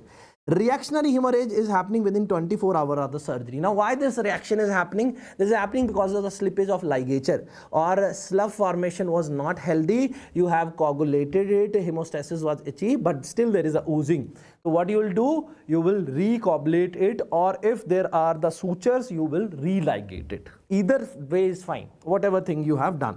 Secondary is after 5 days and causes infection. Yes, infection is there. The IV antibiotic is a best thing. Okay, chalo. Now coming to the next topic, and that is quinsy. The quinsy is nothing but a paratonsillar abscess. And this pus is between two structures, and what are those two structures? Those two structures are tonsil capsule and superior constrictor. इसी को तो आपका capsule superior constrictor muscle. Constrictor muscle. So now your quinsy is a collection of pus between tonsillar capsule और superior constrictor muscle के बीच में pus भर गई है. The quinsy के अंदर the collection of pus between tonsil and its bed, and that is superior capsule and the superior constrictor muscle. Sir, what is the most common cause? The most common cause is infection, and that is Streptococcus. Streptococcus pyogenes is better answer than aureus, and also acute bacterial. There will be a history of acute bacterial tonsillitis. That is also a cause for this. Now, bacterial we have ruled it out. And now the examination part, what you are going to see. So there will be a bulge because of a peritonsillar abscess, and that is how your uvula is pushed to other side and tonsil is pushed medially, that we have seen. There is going to be throat pain. Yes, glossopharyngeal nerve is going to get compromised because of glossopharyngeal nerve. Dysphagia because your tonsil is coming medially. Yes, dysphagia is going to happen. Yes, your muscle is going to involve. So there is going to be the spasm of the medial pterygoid muscle, which is a muscle of mastication. And yes, because of your throat is filled with a pus, and you will have a hot potato voice. जैसे मुंह में आलू डाल दिया हो. Now sir, important topic, important thing need to remember here, no outer neck swelling. There is not going to have a outer neck swelling. That is a typical feature of a quinsy, which is also called as paratonsillar abscess, where the abscess is collected between the capsule and the superior constrictor muscle. No outer neck swelling. Now my question is, though I have not taught you this, but I know you this. You guys knows this, that if there is all the features, throat pain, dysphagia, trismus is there, hot potato voice is there, along with the outer neck nodes are present, then your answer is going to change. And what that answer is, can you please answer me? If neck nodes are present with the same feature of quinsy, it will suggest you of which disease, and I'm damn sure you guys know. If you don't know, still I'll teach you. Chaliye. Now treatment part is antibiotics plus analgesic we give. Then we do, after settling, we will not treat the acute case. We will help that to settle with the help of antibiotics, plus we give the analgesic. Dard ho raha, antibiotic denge. Then we give the per oral incision and drainage. That too not immediately. That too after 6 weeks. One the pains, one the inflammation. Once the infection is subsided, after that only we are going to do the favor of incision and drainage. That is called as interval tonsillectomy. Done. That is parapharyngeal abscess. Very good, Saif Abbas. Very good, Techie. Nice, very nice answer. Now, sir, next disease we are going to. Yes, quinsy mein fever can happen. Yes, quinsy mein fever. ESR you will do, it will be raised because this is an infection. Now, coming on to the quincase. Quincase is nothing but an idiopathic edema of the idiopathic ko pata nahi kyun ho gaya. But if it is getting worsened, this can be a cause for the airway obstruction, sir. This can be a cause for the airway compromise, airway obstruction. And you know what to do for the airway compromise? Airway management. Airway management. Management. ठीक है, चलो एक तो भाई अपने सही नाम से आना चाहिए। अब कॉफ़ी एंड स्क्रब, फिर I6H, ये कोड वर्ड यहाँ पे कोई वो नहीं चल रहा, मिस्टर इंडिया का मिशन चल रहा हो यहाँ पे धुरंधर मूवी नहीं चल रही कि आपको पाकिस्तान भेजा जाएगा। ठीक है, चलो let's talk about this Ludwig angina now. Now Ludwig angina, sir, remember it is an infection of floor of mouth, and which areas are involved? Sublingual, submental and submandibular. Sublingual, submental and submandibular. These areas are involved, and the most common muscle which is involved is exam question, and the most common muscle which is involved is your mylohyoid muscle is going to be the sir, we are with you coffee, we are with you coffee. चलो done. Now there will be a dental cause is a dental infection. मुंह के अंदर से infection हो रही है जो आपका सब मैंडिबुलर, सब मेंटल, सब लिंगुअल एरिया इन्वॉल्व कर रही है। This thing you got it. ठीक है, now chin swelling will lead to voice change like feature, आवाज बदल जाएगी, इतनी बड़ी ठोडी हो जाएगी यहाँ से। Then trismus is going to be there, then pain is going to be there, plus fever is going to be there, plus minus respiratory distress, depends on how much swelling is there, that is a secondary thing.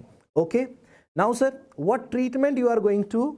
External incision. Before that, as I told you, you have to give the antibiotics plus analgesic, and in that, after that, you will do the external incision and drainage.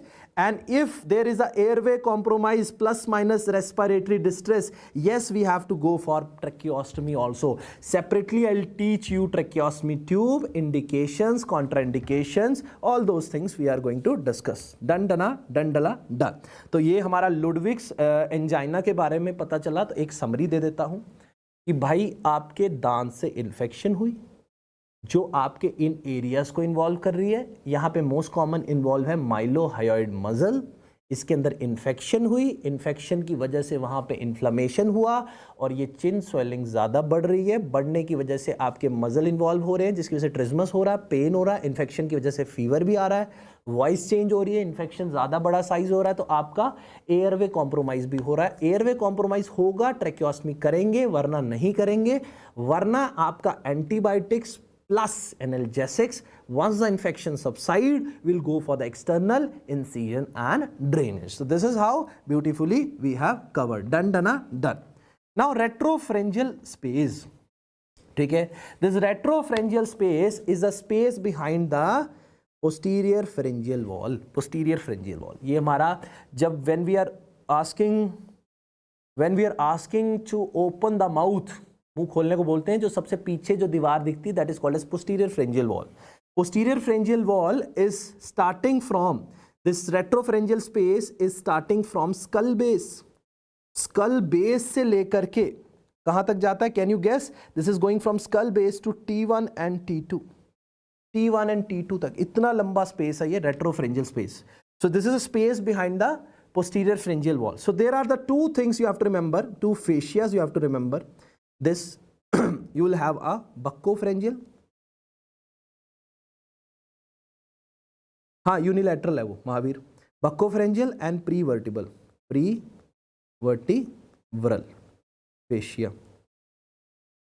fascia.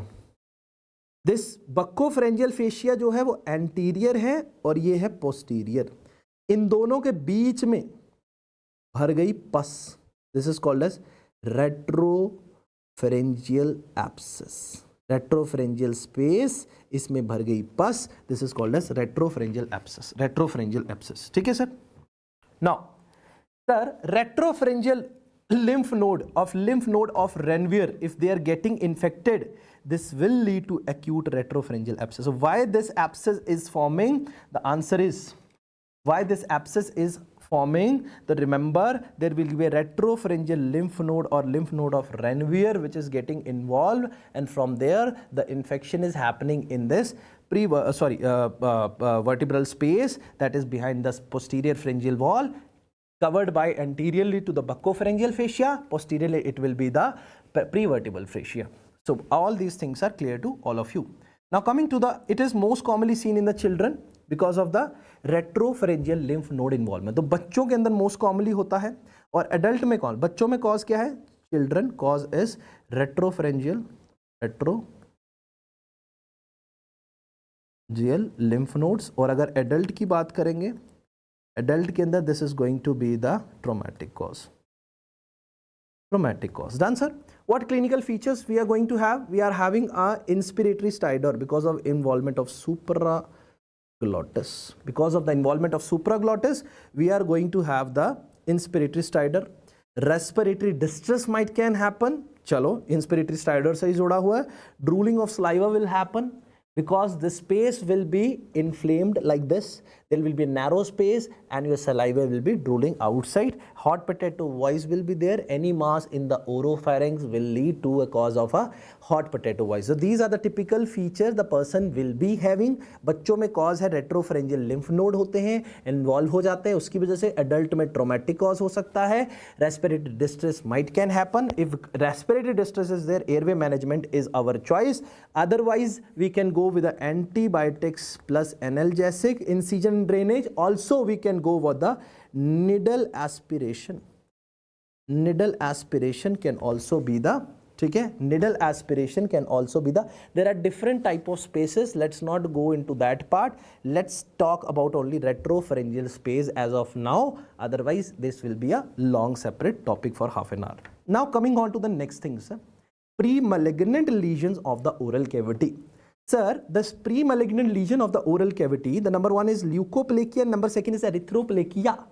Sir, both of them, you will see, both of them, they'll be a malignant. But this erythroplakia is highly malignant, बहुत ज़्यादा malignant. How they look, how you will differentiate them. So, my dear friends, remember, raised, thickened, grey-white patches. You will see right here, sir. Sir, if there is a flat depressed red patches, this is erythroplakia. Flat red patches, erythroplakia. Grayish patches will be there, leukoplakia. Risk factor in the leukoplakia, HPV, smoking tobacco. Here also smoking tobacco, but not HPV. HPV is a risk factor for leukoplakia. ठीक है? चलो यहाँ से पर oral incision and drainage करेंगे यहाँ से, ठीक है? चलिए. Now treatment part for both of them is excision. Treatment part for both of them will be what, sir? Excision. So these are the pre-malignant lesion of the oral cavity. Next, the patient comes to the OPD. Submucosal fibrosis. Doctor साहब मुंह नहीं खुल रहा है. Doctor साहब मुंह नहीं खुल रहा है, जलन पड़ रही है मुंह के अंदर. देखिए तो क्या हुआ है. मुंह देखा तो फाइब्रोटिक बैंड्स प्रेजेंट थे म्यूकोजा पे. वाइट कलर के फाइब्रोटिक बैंड्स प्रेजेंट थे. हिस्ट्री ली तो हिस्ट्री में पता चला कि तंबाकू चबाते थे. प्लस फैमिली में पहले भी किसी को हो चुका है.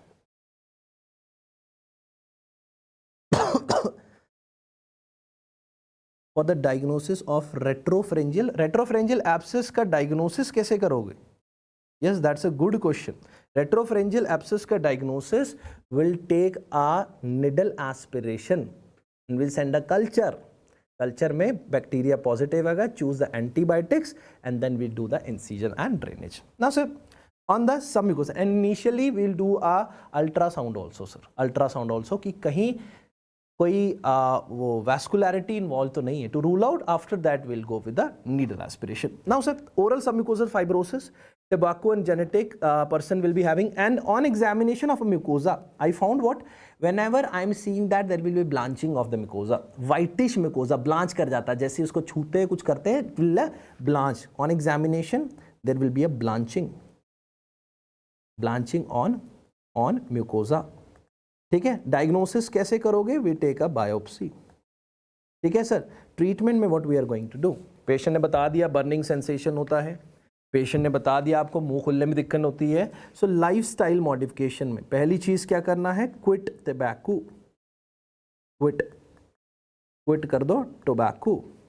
Plus mouth opening exercise. Mouth opening exercise ये कर दिया. साथ में क्या कर सकते हो? Fibrotic band excision. Fibrotic band excision. These are the treatment modalities we offer to the patient of a oral submucosal fibrosis. Let's move on to a very next topic, and that is what's called as your larynx. Larynx. So we have completed our pharynx. Okay. Few of the questions I will ask, you guys will answer and win your gifts. and then we'll move to the larynx. Sir, most common area of a hypopharyngeal malignancy. Most common area of a hypopharyngeal malignancy. Hypopharyngeal malignancy. Most common area of a hypopharyngeal malignancy.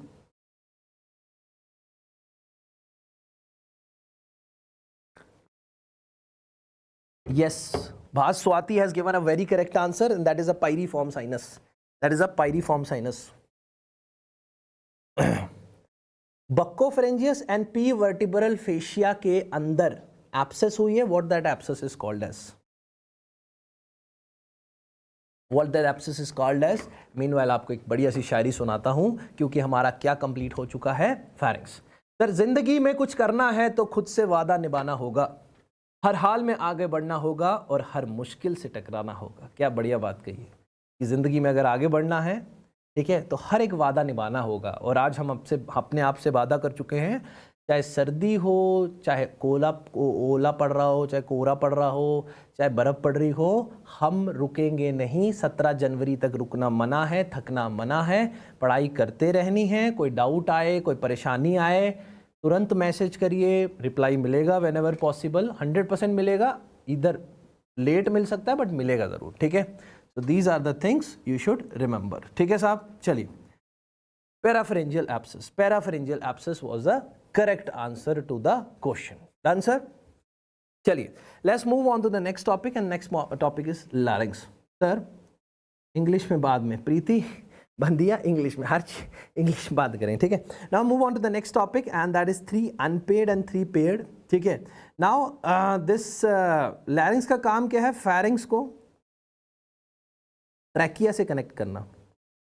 ठीक है, so there are 3 unpaired and 3 paired cartilage. 3 paired cartilage के अंदर we are having rudimentary cartilages, that is corniculate and cuneiform. CC वाले cut गए, चले गए life से. ठीक है, बचा क्या? Arytenoid, that I am going to show you on the image of direct laryngoscopy की इमेज के अंदर I am going to show you. ठीक है, तो क्यूनिफॉर्म और जो हमारा दूसरा क्यूटी पाई है कॉर्निक्यूलेट, देर आर रूडिमेंट्री, जा चुके हैं जिंदगी से, अब नहीं रहे, किसी काम के भी नहीं है. ठीक है, चलिए.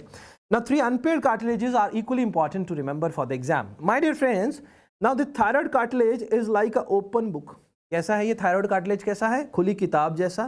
In males they are making an angle of 90 degree. In female they are making an angle of 120 degrees, sir. 120 degrees, sir. 120 degrees, sir. And it makes Adam's apple in male or female. Adam's apple कहाँ पे होता है? Mail में होता है कि female में present होता है? Can you tell me where the Adam's apple is present? Is it in the male और is it in the female? चलो प्लीज आंसर मी. मेल में होता है, सेव मेल में होता है. हम सेव खाएंगे, पढ़ते जाएंगे, पढ़ते पढ़ते देखो पासिंग सर्टिफिकेट लाएंगे. कहाँ जाएंगे? मम्मी दिल्ली जाएंगे, मिठाई लेके जाएंगे और दोस्तों को खिलाएंगे. Yes, so this is thyroid cartilage is like a open book, sir. ठीक है? Yes. Javed Ansari, we are having 3 days of continuous tomorrow. That is 21, 22, 23. We are having a 19 subject, 6 hours a day chanting program on Conceptual Medicine YouTube channel. Conceptual Medicine YouTube channel. चलिए, now let's talk about this cricoid.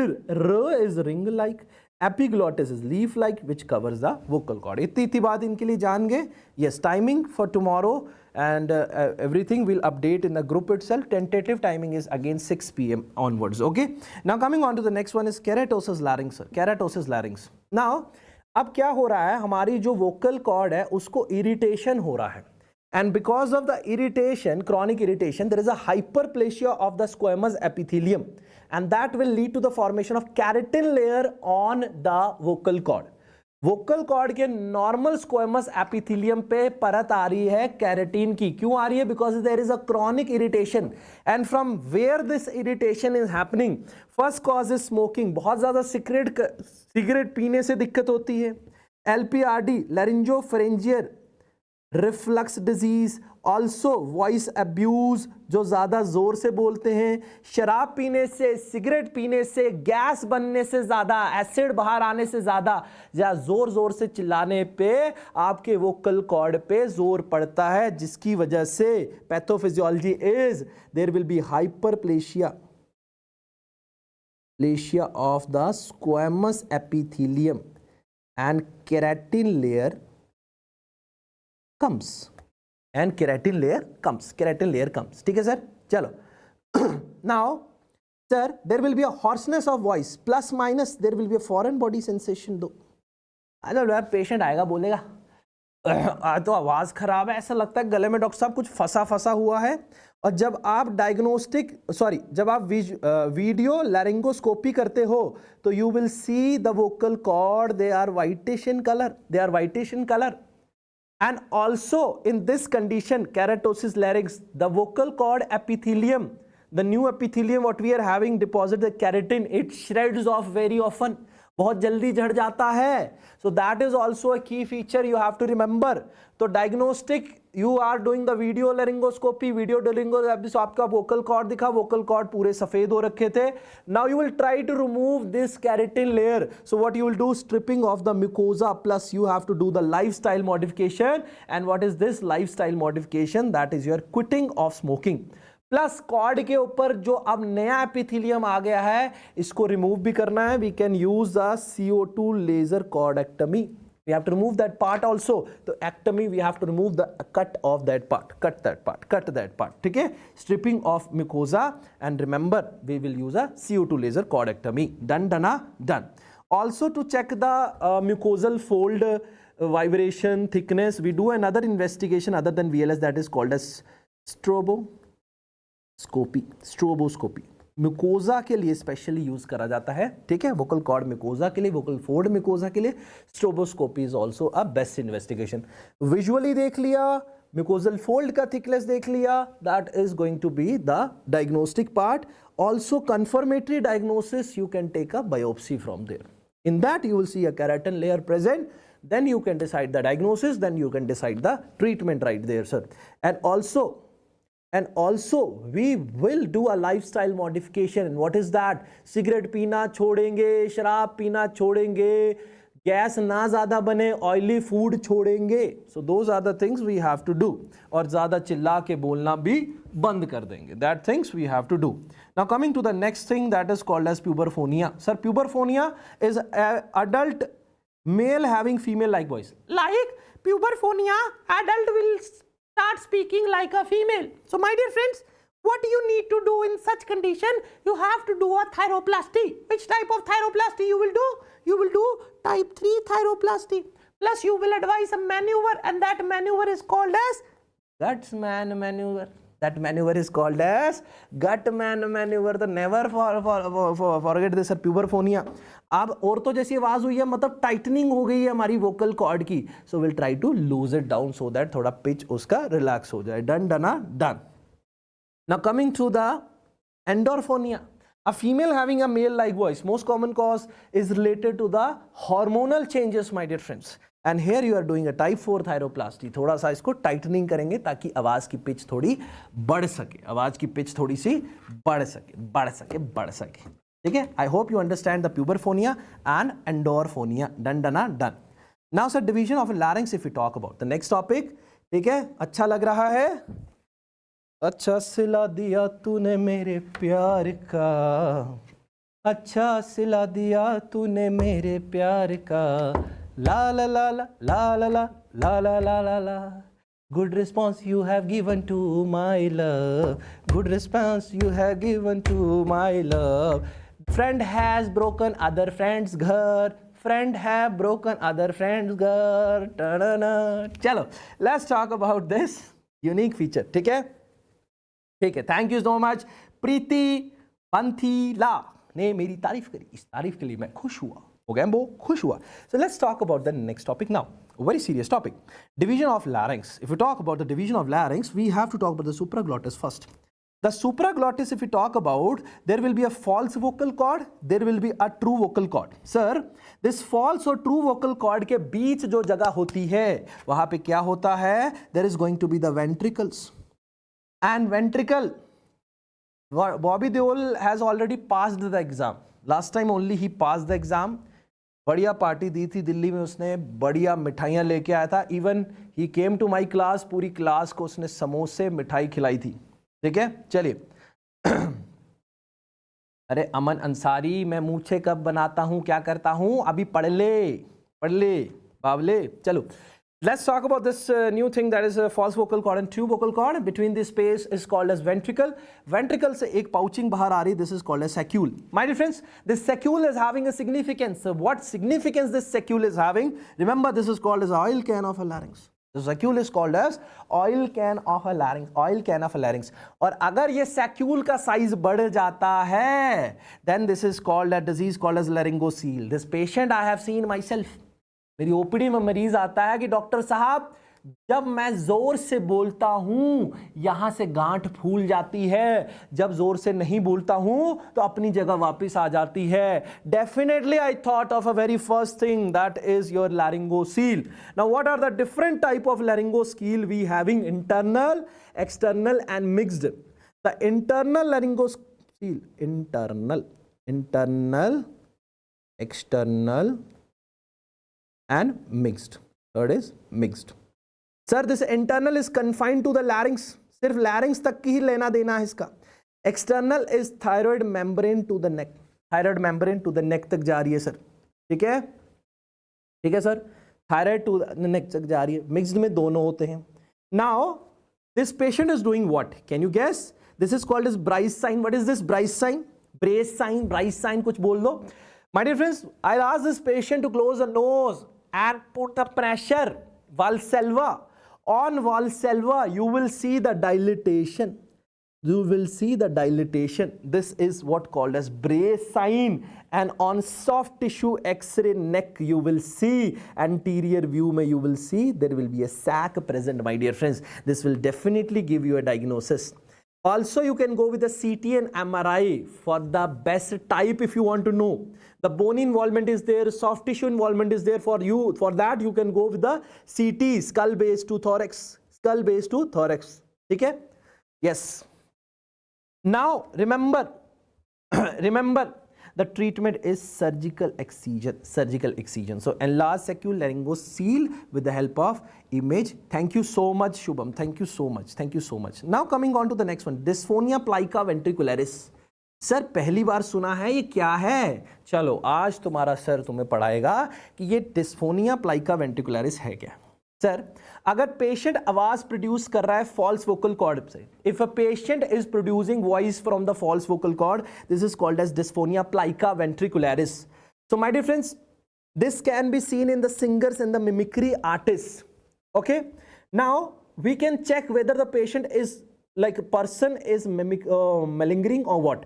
For that we can use a VLS, investigation के नाम पे video laryngoscopy. जब मैंने scope डाला, scope की मदद से देखा कि वोकल कॉर्ड का मूवमेंट कितना है और फॉल्स वोकल कॉर्ड का मूवमेंट कितना है. गला खुलवा के जब मैं करता हूँ वीडियो लैरिंगोस्कोपी, पेशेंट को बोलता हूँ ई बोलो, ई बोलने से वोकल कॉर्ड क्लोज आते हैं. तो मैं आपके साइड वाले फॉल्स वोकल कॉर्ड की मूवमेंट को भी चेक करूंगा कि कितनी उसकी हो रही है, कितनी इसकी हो रही है. उसके ऊपर एक सुपीरियर इन्वेस्टिगेशन है, that is for the mucosal fold, that is stroboscopy. That is for checking the cord vibration, mucosal cord, mucosa vibration, mucosa, false vocal cord का, ट्रू वोकल कॉर्ड का, म्यूकोसा का वाइब्रेशन चेक करें. Laryngocele complaint is just cosmetically, yes, enough. ठीक है sir, आप lecture में class लिया करो ENT कल. Okay sure, I am taking only here lecture only. ठीक है, चलो. तो VLS स्ट्रोबोस्कोपी करा, म्यूकोसा के वो देखा कितनी इन्वॉल्वमेंट है. नाउ ट्रीटमेंट में voice therapy, it will work. Will ask patient to go for a voice therapy plus false cord reduction. False, अगर फॉल्स वोकल कॉर्ड ज्यादा इन्वॉल्व हो रही है so we can reduce it with the help of surgery, उसको कम कर देंगे ताकि उसका इन्वॉल्वमेंट कम हो, more dependency towards the true vocal cord. तो जो आवाज अब खराब हो यहाँ वॉल वोकल कॉर्ड से निकल रही है, that should come from the true vocal cord. This condition, this investigation, all things we have summarized in just one packet and this we have learned, this is called as dysphonia plica ventricularis, जिसमें आवाज कहां से आती है? False vocal cord. कहां से आती है? False vocal cord. चेक कैसे करोगे? वीडियो लैरिंगोस्कोपी, स्टोबोस्कोपी, इससे चेक करोगे। उसके बाद में ट्रीटमेंट में वॉइस रेस्ट दोगे, उससे भी आराम नहीं आ रहा तो आपकी फॉल्स वोकल कॉर्ड का रिडक्शन करेंगे। डन डन डना done and dusted. Now coming to the subglottis. Subglottis क्या चीज है, कहां प्रेजेंट है? सर वोकल कॉर्ड के नीचे की जगह, it is a part of larynx below the vocal cord and above the tracheal first ring. So empty space in the cricoid ring, okay fine, but other thing you remember, below larynx and above first tracheal ring, यहां पे present होता है subglottis. Hidden space है, what we call that as hidden space. तो बोलोगे इसको कैसे देख सकते हो? We can see this space with the help of flexible fibro optic laryngoscope, which is also called as FOL, fibro optic laryngoscope, ठीक है, which we use in our hospital also. So my dear friends, ठीक है, thank you doctor Riddhi Rawat, thank you so much. So glottis, let's talk about the glottis. Glottis is a true vocal cord. So this is an image I'm going to show you from the video laryngoscopy, which is a direct laryngoscope. What structures you are going to see? If you are going to appreciate right here, this is a vocal cord. Vocal cord के side पे यहाँ false vocal cord present होते हैं। ये ऊपर का हिस्सा is called as epiglottis. These are arytenoids. This is intra-arytenoid area. This is epiglottis. This is called as epiglottic. और ये arytenoid है, इसको बोलते हैं AE fold. That is array epiglottic fold. Meanwhile, just to give you, thank you so much, just to give you orientation. Now coming on to the structures. Now how I'll tell you anterior commissure, posterior commissure, कौन सा muscle which is important for the exam.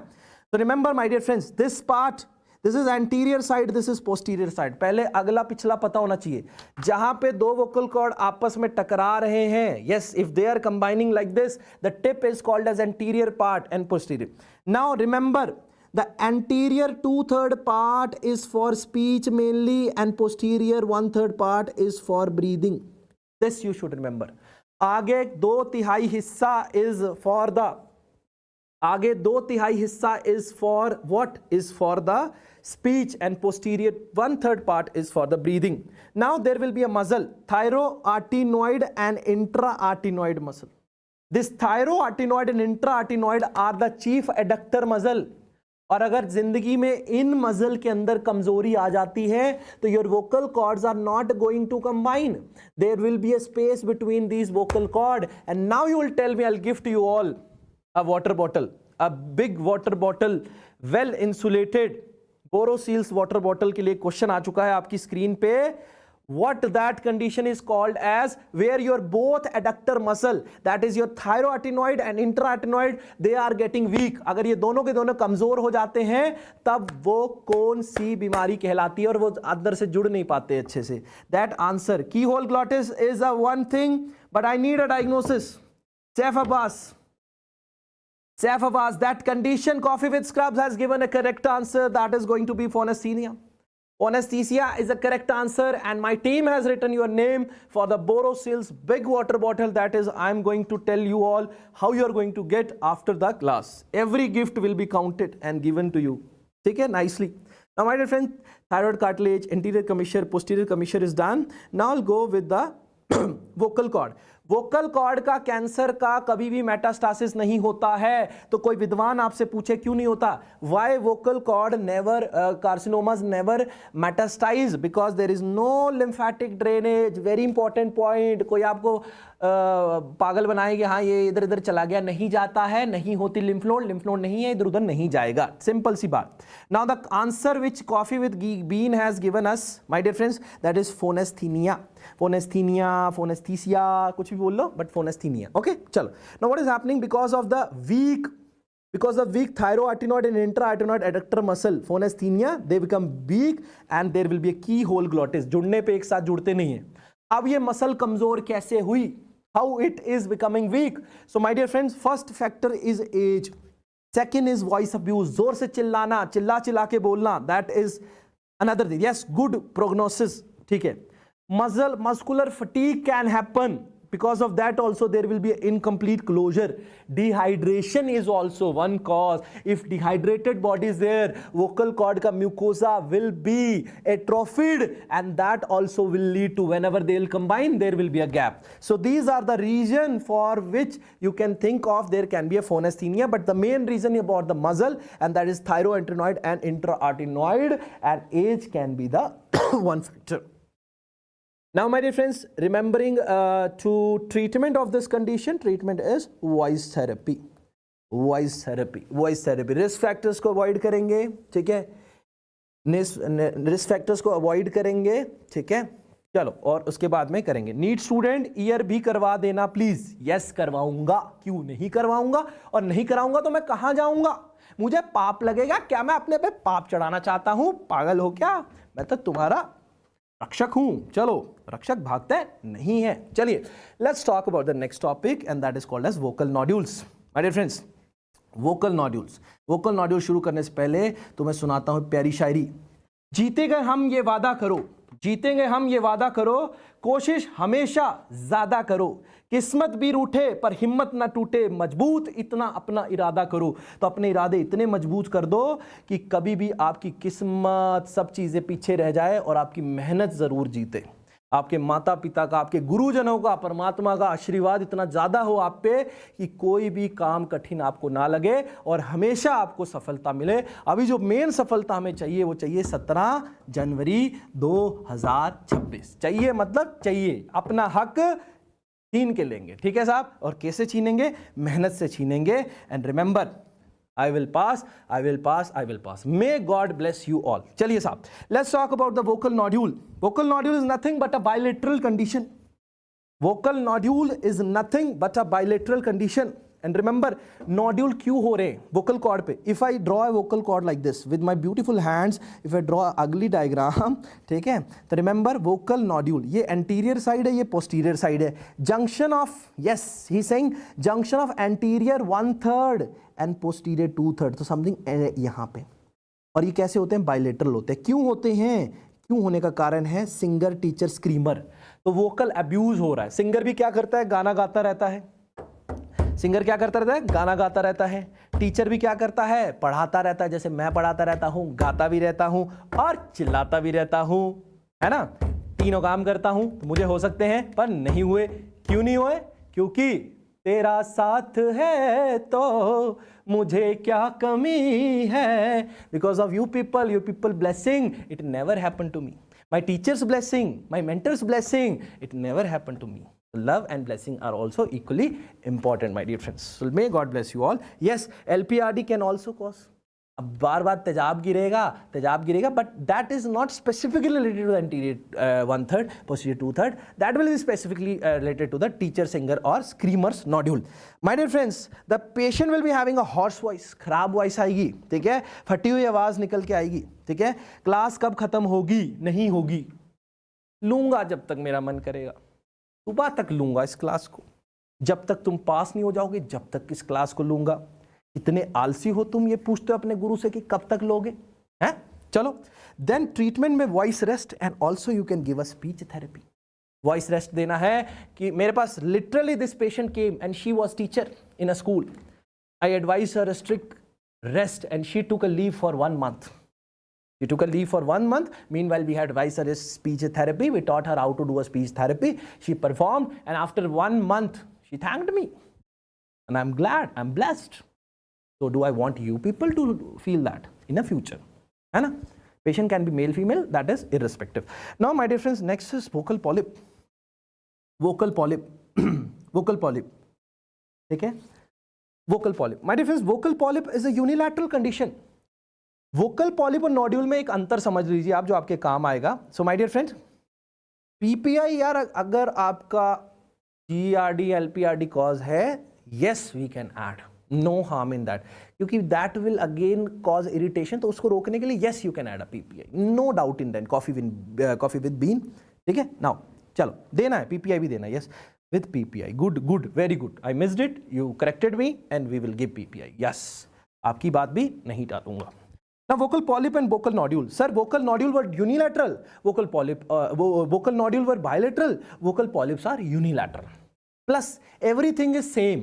Cause is same. चिल्लाने से होते हैं, ठीक है sir, side से। But polyp की एक फीचर है, अगर मैं ड्रॉ करूं फिर से अपने ब्यूटीफुल हैंड के साथ गंदी सी डायग्राम को, तो polyp will be pedunculated and I myself saw, देखा है आंखों से, वीडियो लैरिंगोस्कोपी करी और आपको पॉलिप लटका हुआ विद अ पेडिकल नजर आएगा वहां पे, that will be unilateral condition, ठीक है।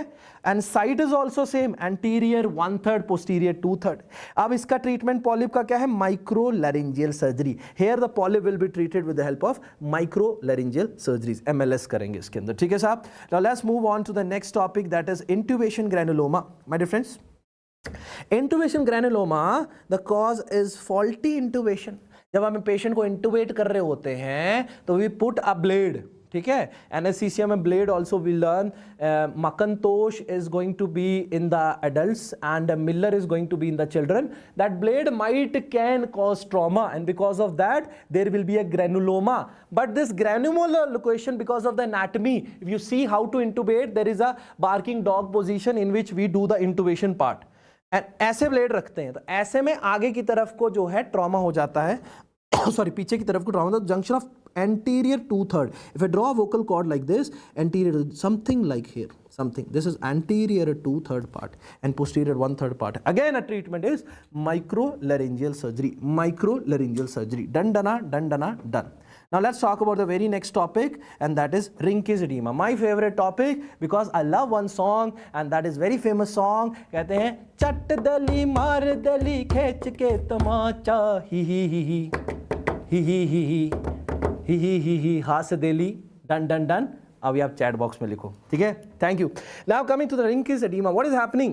There is a irritation to the vocal mucosa, and now I taught you so much irritating factor to the vocal mucosa. भाई सिगरेट से, भाई शराब से, भाई चिल्लाने से, इन सब चीजों से वहां पे इरिटेशन होगा। After this irritation there will be inflammation, and inflammation की वजह से capillary permeability will be there. Once capillary permeability will be there, the fluid will come inside the Rinke's space and that will lead to edema called as Rinke's edema। कितना simple हो गया, कितना simple हो गया sir. Rinke's space is a sub epithelial loose connective tissue layer space, ठीक है, sub epithelium वहां पे वोकल कॉर्ड पे। एंड रिमेंबर यहां पे क्या हुआ, क्रॉनिक इरिटेशन।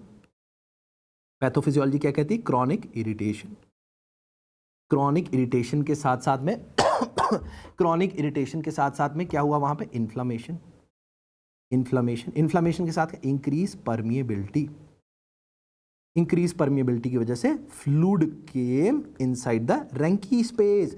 इस वजह से causative factor smoking can be there, LPRD can be there, vocal abuse, alcohol, anything can be there, ठीक है। चलो डन। नाउ ट्रीटमेंट की बात करेंगे, you will quit the smoking, plus you will do a voice rest. कहाँ पे है test, quit smoking, voice rest करेंगे, stripping of vocal cord mucosa, जो मुकोजा इन्वॉल्व हो गया है, जो इन्फ्लेम्ड हो चुका है, जो बेकार हो चुका है, बेकार चीज को हटाना है, ताकि जब री एपिथेलाइजेशन हो तो there will be a fresh layer of the mucosa which is coming and your vocal cord is again a healthy vocal cord. So this is Rinke's edema, we treated it well. Yes, PPI add करनी है तो PPI add कर देंगे, no need to worry and no need to hurry sir. Now coming on to the next topic called as juvenile papilloma of the larynx. My dear ladies and gentlemen, right here on this beautiful YouTube channel, Dr. G. Banu Prakash, I welcome all of you on behalf of whole team for joining us in this remarkable rapid revision journey which started long back with the multiple lectures, hours of hard work, and the team which is working beyond this you can't even imagine. Done. So let's talk about juvenile papilloma of the larynx. ठीक है, हाँ speech therapy कराई ना बेटा, voice rest, speech therapy हाँ करा दो, क्या बड़ी बात। Juvenile papilloma of the larynx, HPV 6 and 11 are the causative factors.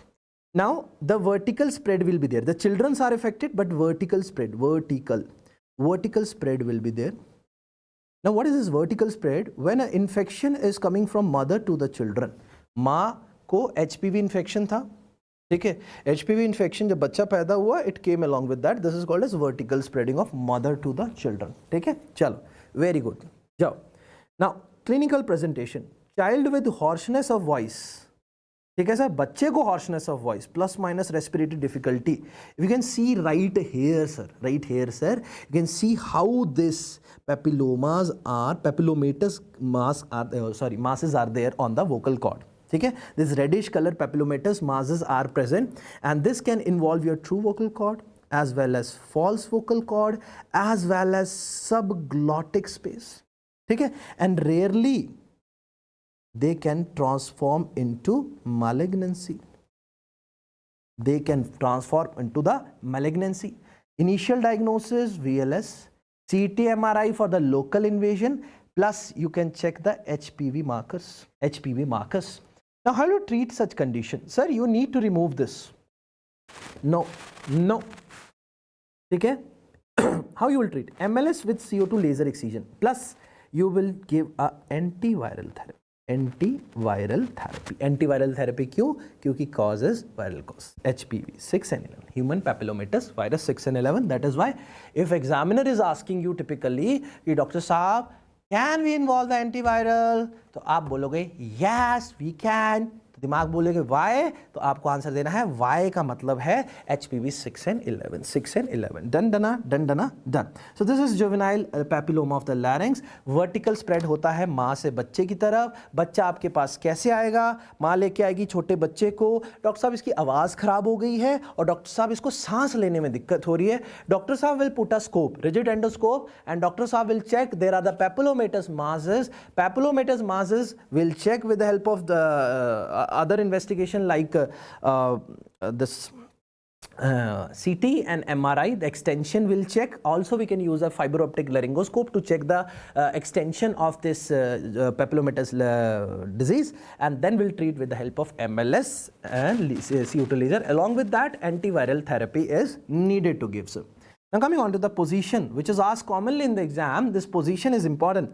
Now position of the pediatrics and the adult larynx. This position is C3, C4 high in the pediatrics, adult is 3, C3, C6 low. Now बच्चे सबको अच्छे लगते हैं इसीलिए narrowest part is subglottis और adult एक दूसरे का गला दबाना चाहते हैं. So this is why the answer is glottis. So adult के अंदर narrowest part is glottis, which is true vocal cord, and in बच्चा it is subglottis, नीचे का part, and that is going to be at C3, C6 high, C3, C6 low are the location. You need to remember this. Yes. Now coming to the stridor, that is nothing but your noisy breathing. By noisy breathing कैसे हुई? The basic funda behind the noisy breathing is you are taking the air inside, whichever the first structure is obstructing that or having creating a turbulence in that will create a stridor. So this can be divided. That structure can be above, between and below. Now the above structure, whichever it is coming first, that is going to be the supraglottis. So if a supraglottis is playing a false game there, it is obstructing the air, the stridor which we are getting is called as inspiratory stridor. If the air is coming outside from the trachea, it is going to first strike at what structure? Anatomically you think thoracic, trachea and bronchi. They are producing now the stridor. This is called as expiratory stridor. Now there will be a space. Thoracic, trachea और bronchi नीचे हो गया, ऊपर से supraglottic हो गया, तो बीच में क्या है? Glottis and subglottis. तो अगर biphasic stridor है, यानी कि सांस जब बीच में फंसी होती है तब stridor आ रहा है, this is going to be the biphasic. इन्हें क्रिकॉइड कार्टिलेज पे हम हाथ रखते हैं इस तरीके से स्टाइडर चेक करने के लिए. ठीक है, यहाँ पर क्रिकॉइड कार्टिलेज होती है, we just put it there and we see stridor is there, glottic involvement is there और नॉट देयर. ठीक है साहब. So this is how we check it. तो type of stridor, inspiratory, biphasic, expiratory. Inspiratory is because of, your answer will be supraglottic. Biphasic is because of just beneath the supraglottis there will be a glottic and the subglottic. And what is there in the expiratory? When the air is coming from the lungs, there will be trachea trachea, there will be bronchi, they are touching that, they are getting narrowing, because of that there will be a noise. So these are the types of stridor we have done. Now coming to a very favorite topic of examiner, and very eye-opening topic first of all. So my dear friends, this is called as functional aphonia.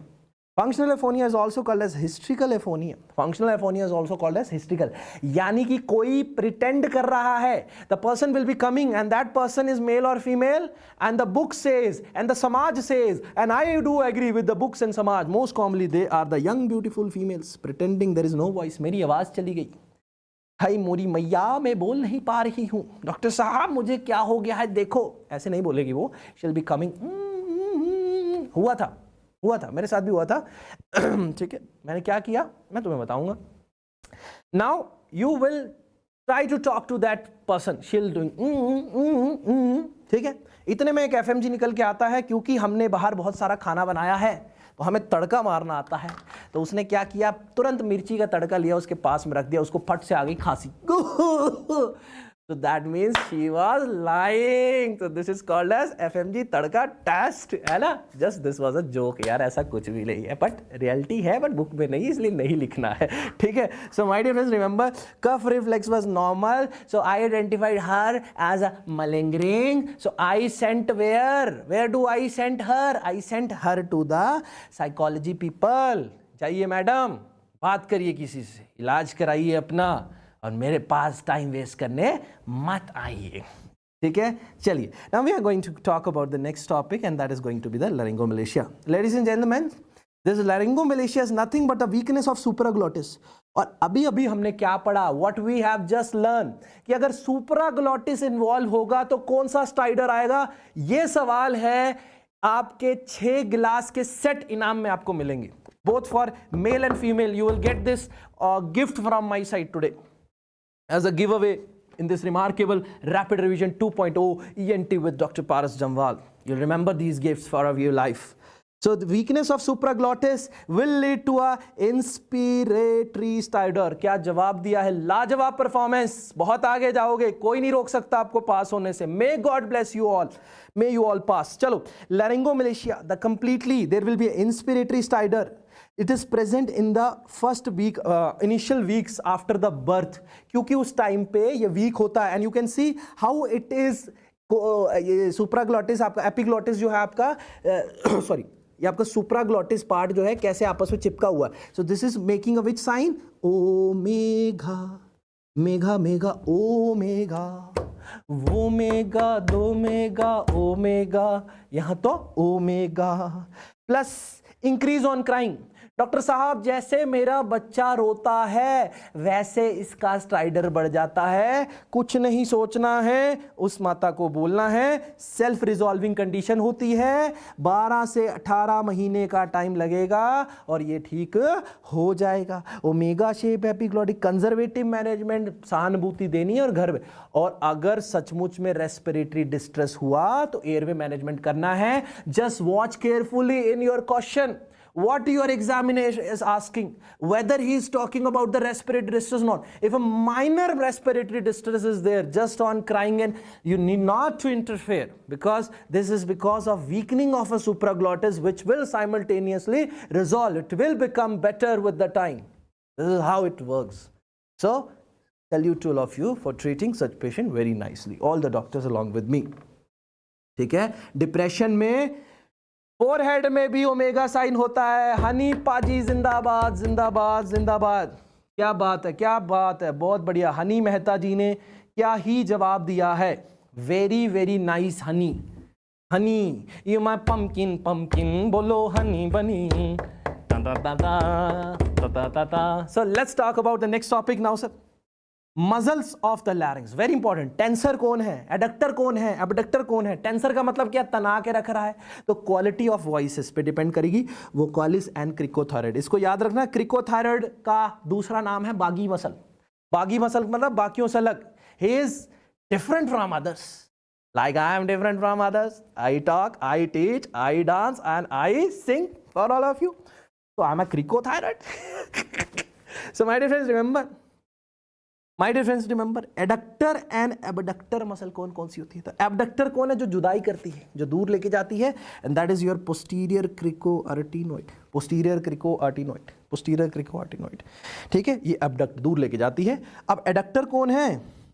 इंट्राएटिनोइड, थायरोएडिटोनोइड, ये तो हमने main पढ़े ही थे। अब ये सवाल आपके सामने, प्यालियों का कप, 6 प्यालियों का कप गिफ्ट में मिलेगा, गिव अवे में।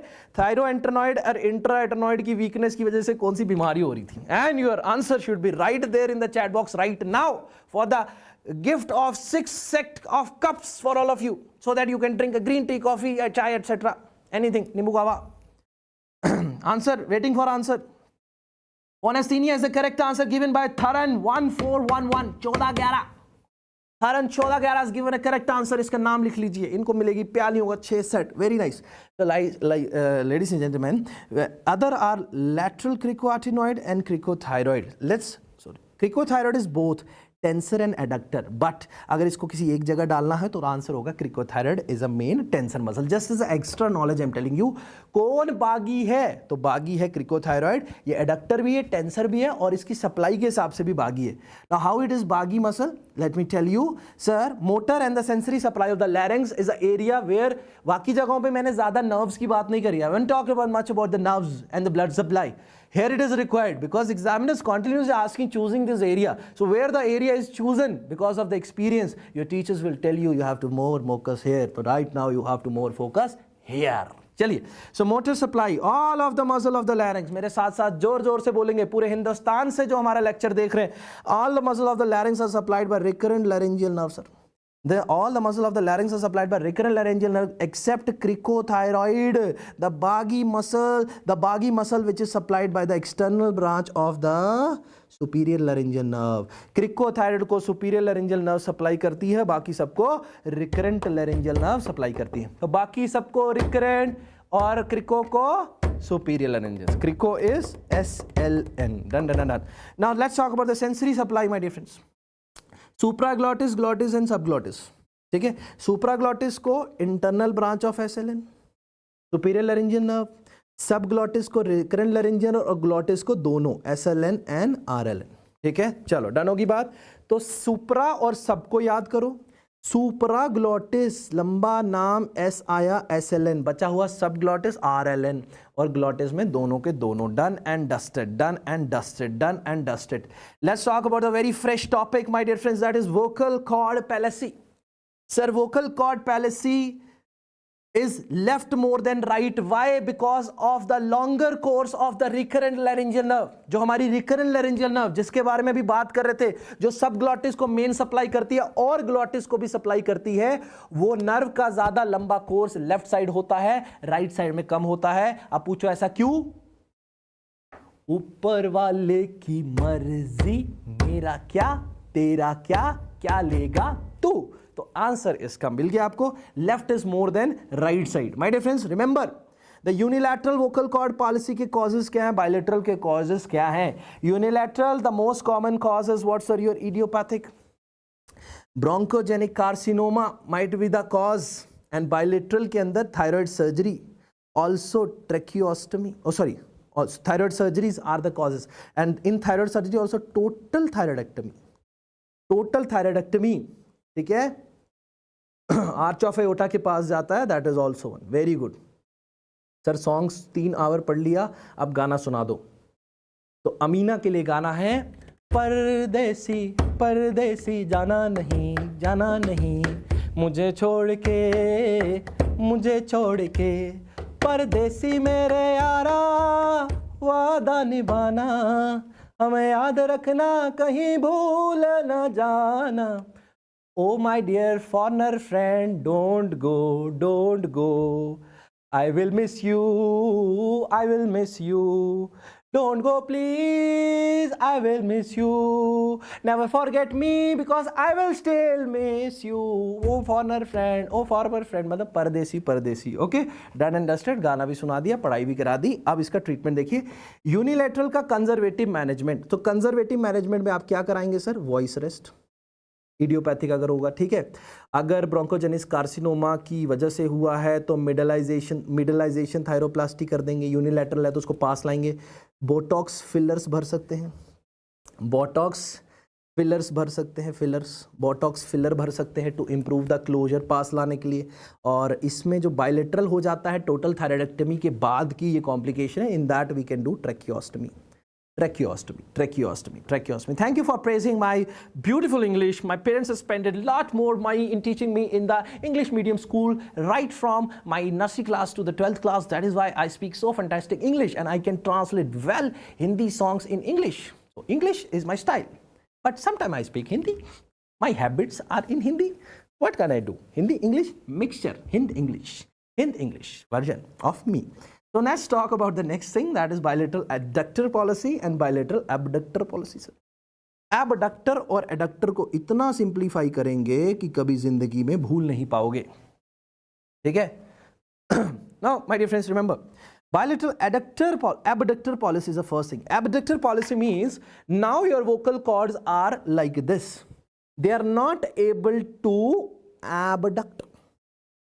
तो वोकल कॉर्ड की पोजीशन क्या है, जो नाम है बायलेटरल एबडक्टर पॉलिसी, उसका उल्टा है, नाम का उल्टा है, opposite to the name. Bilateral abductor palsy mean your vocal cord is like this. Sir, now you will answer me, if your vocal cord is attached, voice will be normal और not? Your answer is yes. Difficulty in breathing will be there और not there? Your answer is yes. Aspiration होगी कि नहीं होगी? Then your answer is no. So in the bilateral abductor policy, voice is normal, then your secretions are not going to go inside, but respiratory difficulty is present. Now opposite happening on the adductor policy. Now your vocal cords are open. These vocal cords are open. With the open vocal cord, will there be voice? No. Will there be a risk of aspiration? Yes. Will there be respiratory difficulty? Yes. तो अगर बंद होगा तो वो नहीं होगा, और ये अगर ये खुला होगा तो वो नहीं होगा. This is how you will remember, my dear friends. So remember right here in the abductor policy, recurrent laryngeal nerve is gone, and in this adductor policy, both recurrent and superior laryngeal nerve is gone. Now clinical feature, as I told you, respiratory distress and normal voice. एफोनिया, आवाज बिल्कुल नहीं आएगी, aspiration pneumonia होगा. क्यों होगा? That I taught you right now. Now my dear friends, you are in the bilateral abductor policy, your vocal cords were like this. Now you need to open this. Opening this is making 2. So type 2 thyroplasty. You are doing what's a type 2 thyroplasty, which is also called as lateralization. Lateralization. And now in the bilateral adductor policy, your vocal cords are like this. खुले, बंद करने, एक बन गया. तो type 1 thyroplasty. So bilateral adductor policy in the type 1, which is also called as medialization. So medialization is type 1 thyroplasty, lateralization is type 2 thyroplasty. Type 2 thyroplasty we do in a bilateral abductor policy. Type 1 thyroplasty we do in the bilateral adductor policy. Done and dusted and learned well. Now pediatric laryngeal infections we talk about, sir. Pediatric laryngeal infection, number 1 is acute epiglottis. Now there is an infection of supraglottis. So my dear friends, if supraglottis is infected, again you will only answer me this: who is going to get the stridor? The inspiratory stridor we are going to have. Now causes strep pneumoniae is better answer than H influenza.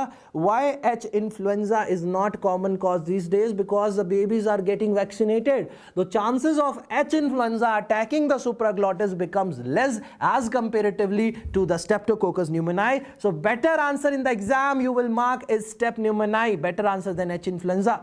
Now because of infection, there will be a laryngeal edema in the epiglottis. You can see this epiglottis, this is looking at thumb sign.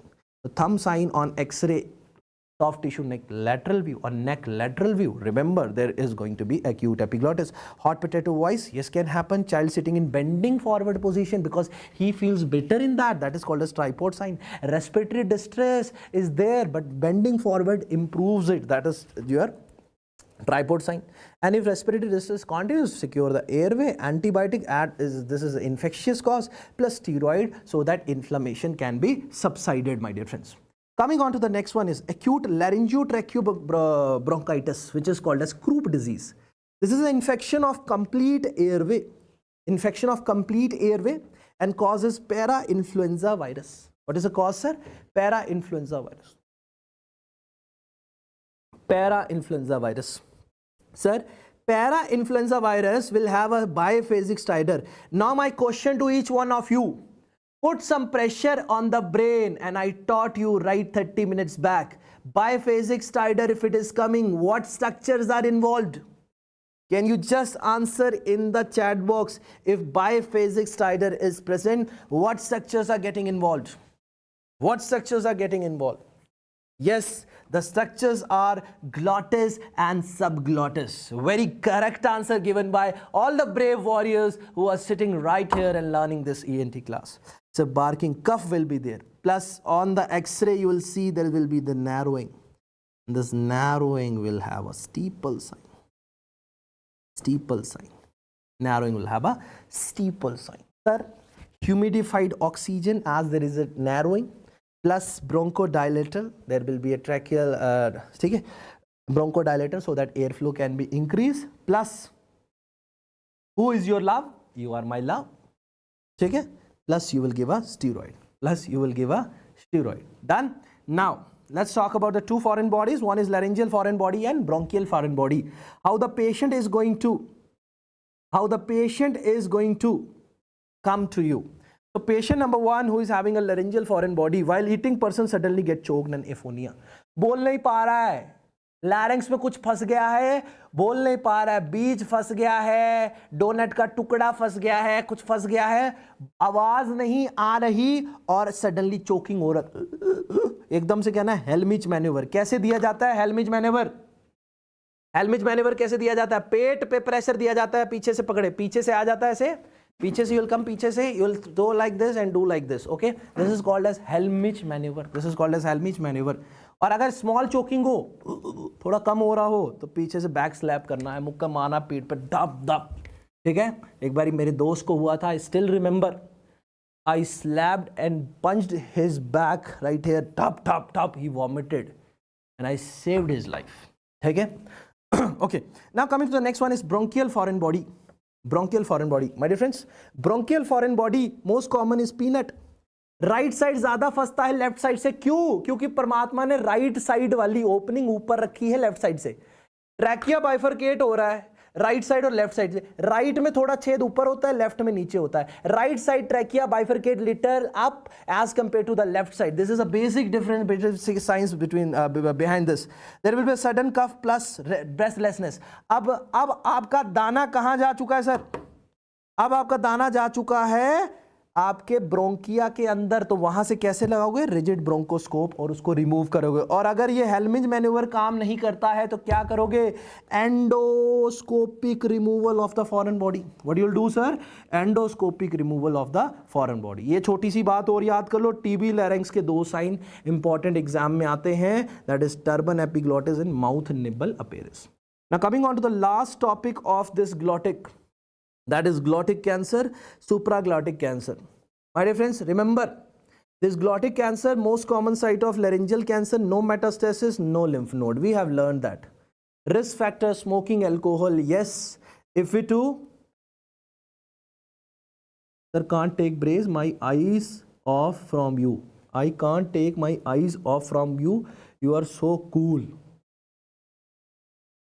आंखें तेरी हर जगह ढूंढे मुझे बेपनाह. Your eyes finding me, very very बेचैन finding me, but I am not finding you. टू टू टू टू टू टू. चलो, so let's talk about this glottic cancer, sir. Glottic cancer, most common side laryngeal cancer, no metastasis, no lymph node, male more common than female. Diagnose कैसे करोगे? VLS की मदद से पहले देखोगे. अगर ये सुप्राग्लॉटिक भी है, BLS पे इन्वेस्टिगेशन में CT, MRI, yes bony part, local staging के लिए, देन सॉफ्ट टिश्यू इन्वॉल्वमेंट के लिए, then biopsy we can take. Then clinical feature of supraglottic is throat pain refer to ear. ठीक है, अपना Glossopharyngeal nerve is involved, feeling lump in the throat, hot potato voice. चलो ये सब हटा के अब बात करते हैं ग्लोटिक कैंसर की स्टेजिंग की बात करते हैं, ठीक है, TNM staging. So remember T1 मतलब only one structure involved, T2 more than one structure involved, T3 is vocal cord is fixed, T4 is invasion of the thyroid cartilage. ठीक है, आपके एग्जाम के लिए आप ये simplified version ही use करिए, वरना इसकी सब टाइप्स भी होती है. Let's not talk about that. Sir, T1 and T2 treatment is radiotherapy. Set T3 and T4 total laryngectomy followed by radiotherapy. Recurrence को रोकने के लिए we do a radiotherapy. So my dear ladies and gentlemen, this laryngectomy के बाद you need to produce a voice. How you will do that? And here we talk about the voice production after the laryngectomy. So सबसे पहले if you see this woman, she is very happy using what? She is using a vibrator. This is not that vibrator you're thinking of. This is a electrical vibrator. She puts right here and robot like voices produce. This is one way. Okay, she is so happy. Okay, chalo.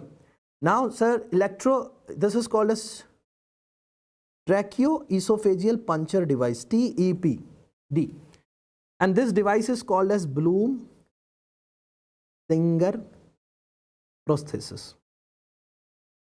This is Bloom Singer prosthesis. My dear ladies and gentlemen, okay, my dear ladies and gentlemen, this Bloom Singer prosthesis, if you see what we are doing right here with this diagram, you try to understand. We have put something which is connected trachea and esophagus. ये चीज तो आपको समझ आ गई. This is a opening. From here you can see this is a tracheal end. Okay, this is tracheal end and this is esophageal end. ठीक है. So what this is preventing? This is preventing food to come here. ठीक है. Food को यहाँ आने से रोक रहा है ना. How voices produce?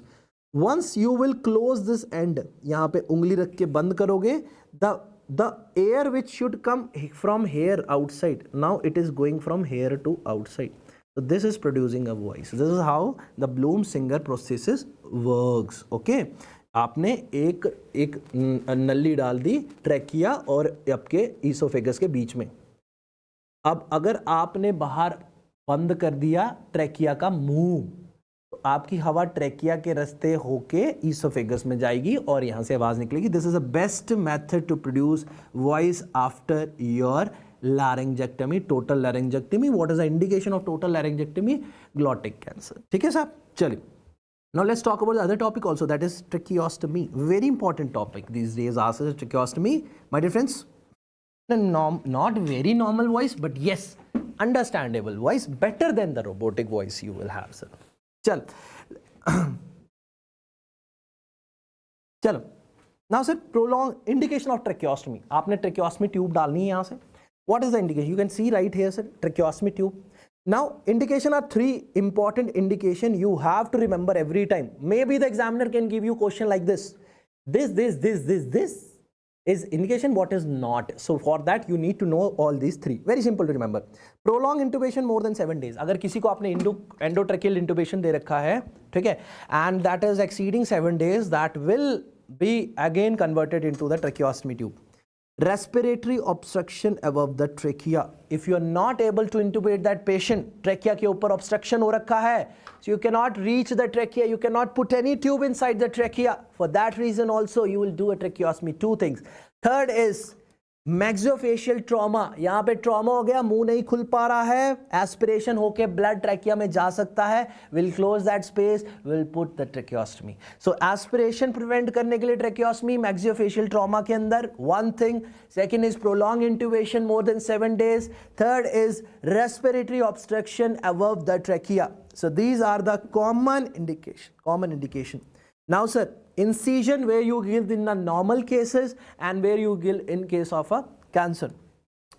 If it is a cancer larynx, my dear friends, you need to intubate. Remember, first and second ring, and this is your previous year question of the FMG exam. And normally you do between the second and third tracheal ring I'm talking about. Not C1, C2, T1, T2, no. It's a tracheal ring. Normally, usually you do between second and third ring, but in case of a cancer larynx, you do between first and second ring, my dear friends. Now coming on to the device, the tracheostomy tube, you can see this is a very famous, very commonly used tube. This is called as ported PVC cuff tracheostomy tube. You can see, and if My question is, if while putting tube, the tube is getting obstructed, what you will do? If you are putting a tube and your tube is getting obstructed, my dear friends, what is the next step you are going to do?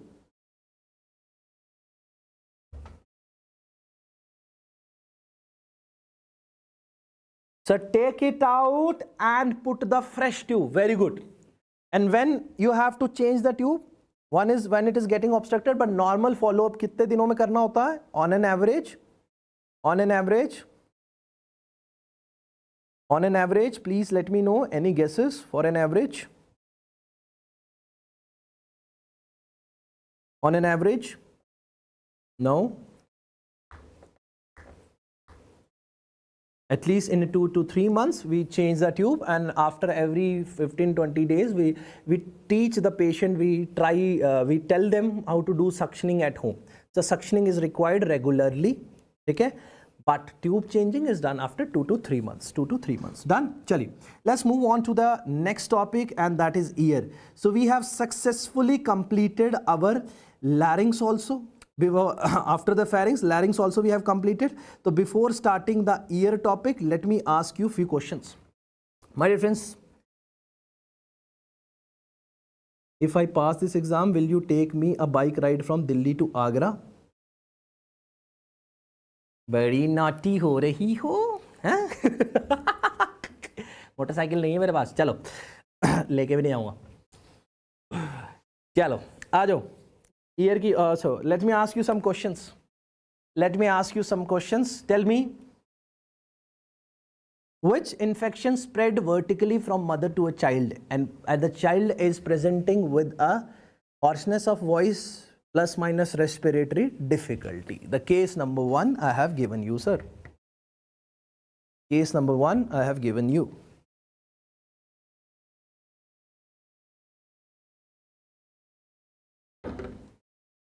Please let me know. Juvenile papillomatous disease of the larynx. Very, very good.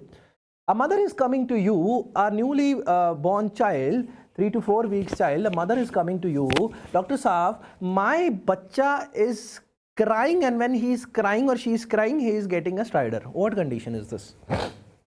What condition is this?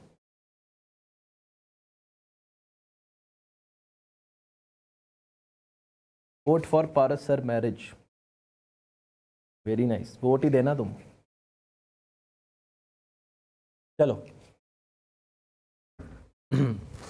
Very nice answer. The answer is laryngomalacia. Laryngomalacia. Sir, a young beautiful female is coming to you with cough reflex normal, but she is not able to speak. Functional aphonia. Keyhole glottis is a feature of? Sir, keyhole glottis is a feature of? Can you answer this question? Keyhole glottis is a feature of? Keyhole glottis is a feature of? Keyhole glottis is a feature of? Keyhole glottis is a feature of? Phonesthenia. Very, very good. Very, very good. Sir, vocal abuse was present, and the lesion on the vocal cord was unilateral on the anterior 1/3, posterior 2/3 side. What is this?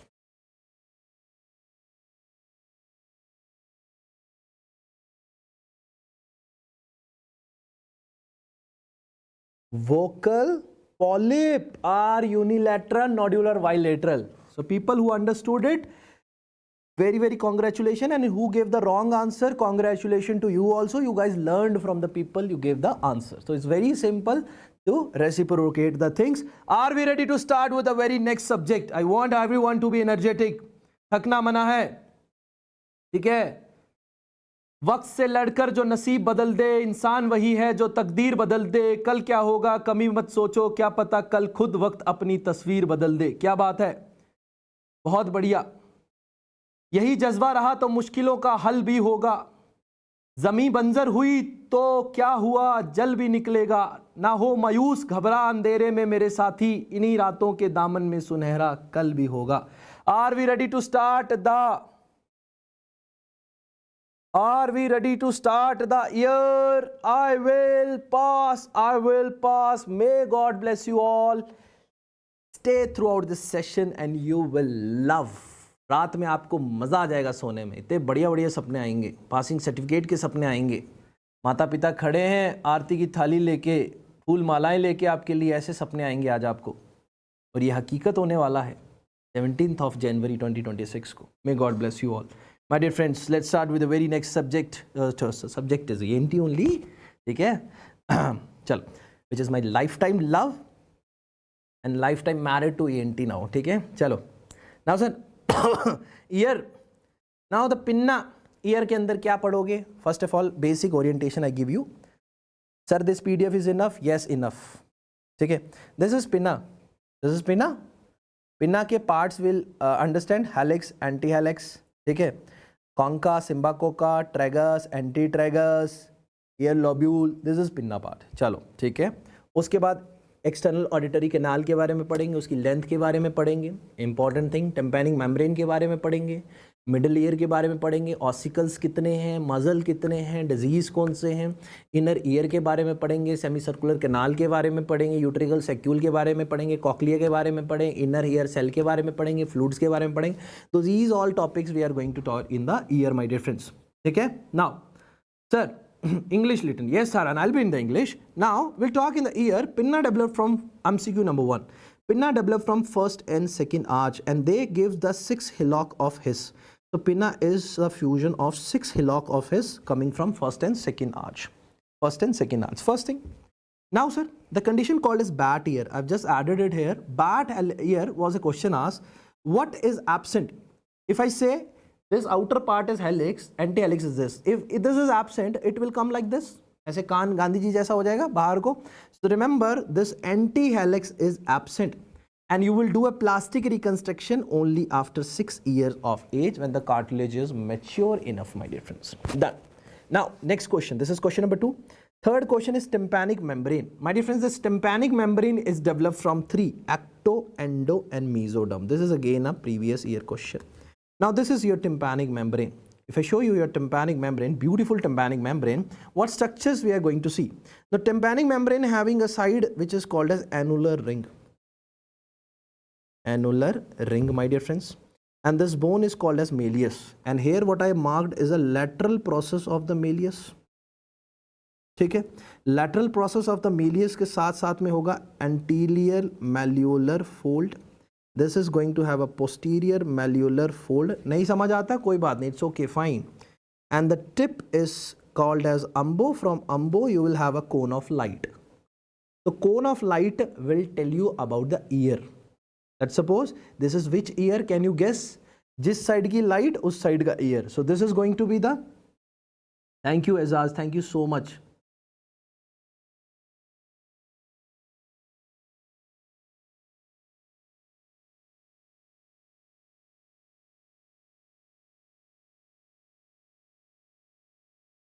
चलो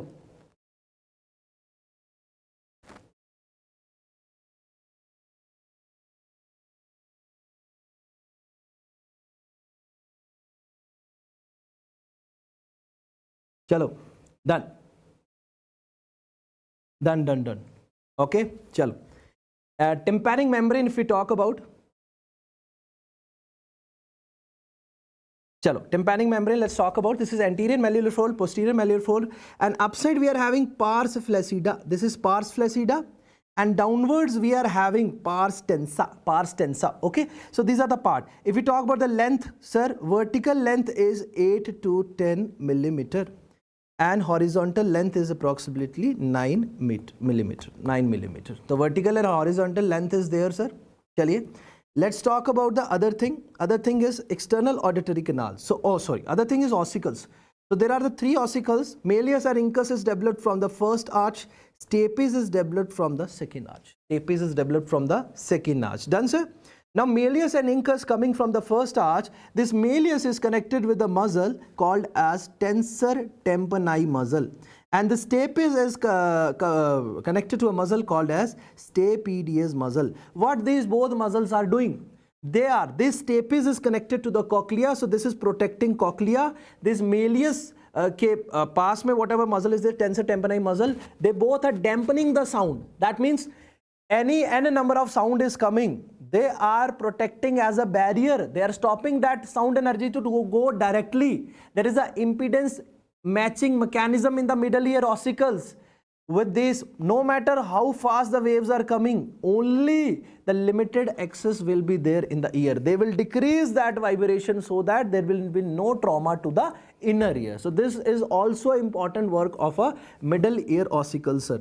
So these are the three ossicle, what muscle, what they do, dampening part, that we have done. Now cuff reflex on stimulation of EAC.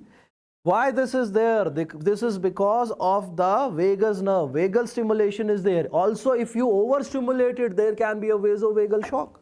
There can be, what's your vasovagal shock, vasovagal shock, vasovagal shock.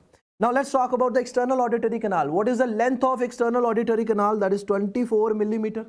Outer 1/3 part is a cartilaginous part. What this part is having? Ceremonous gland, which is secreting your wax, sebum, etc. One thing. Second is the inner 2/3 part is a bony part. Which bone we are talking about? Temporal bone is covering it. We are covering it via temporal bone, sir. Now we have talked about the basic part. We are clear with the basic part. Pinna is developed from first and second arch.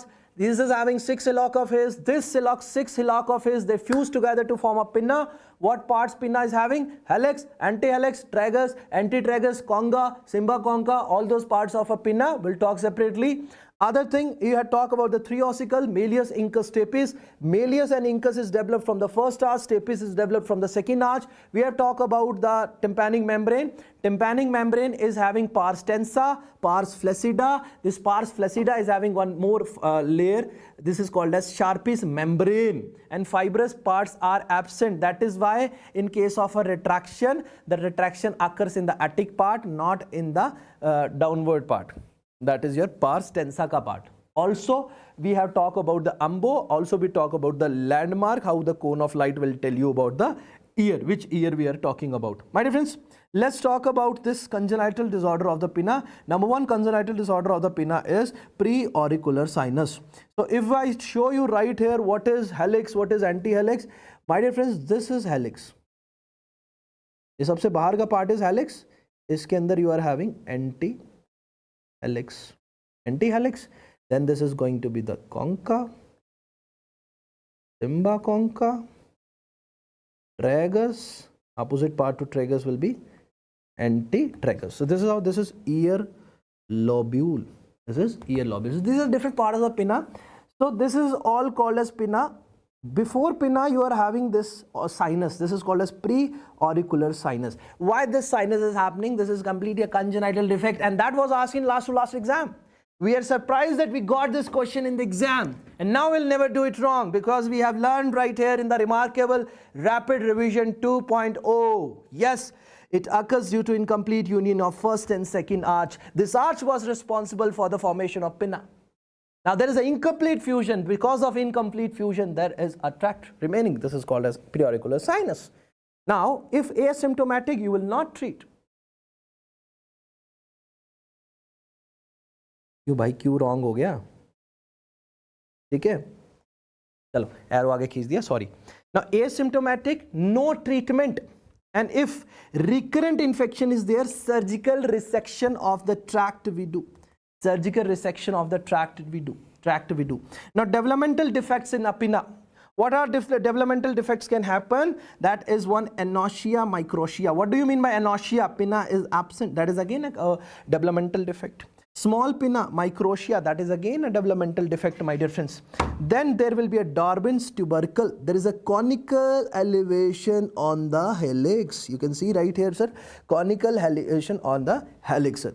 These all can be corrected later on with the help of different cosmetic surgeries, but the age minimum 6 years above we do all these things, not less than that.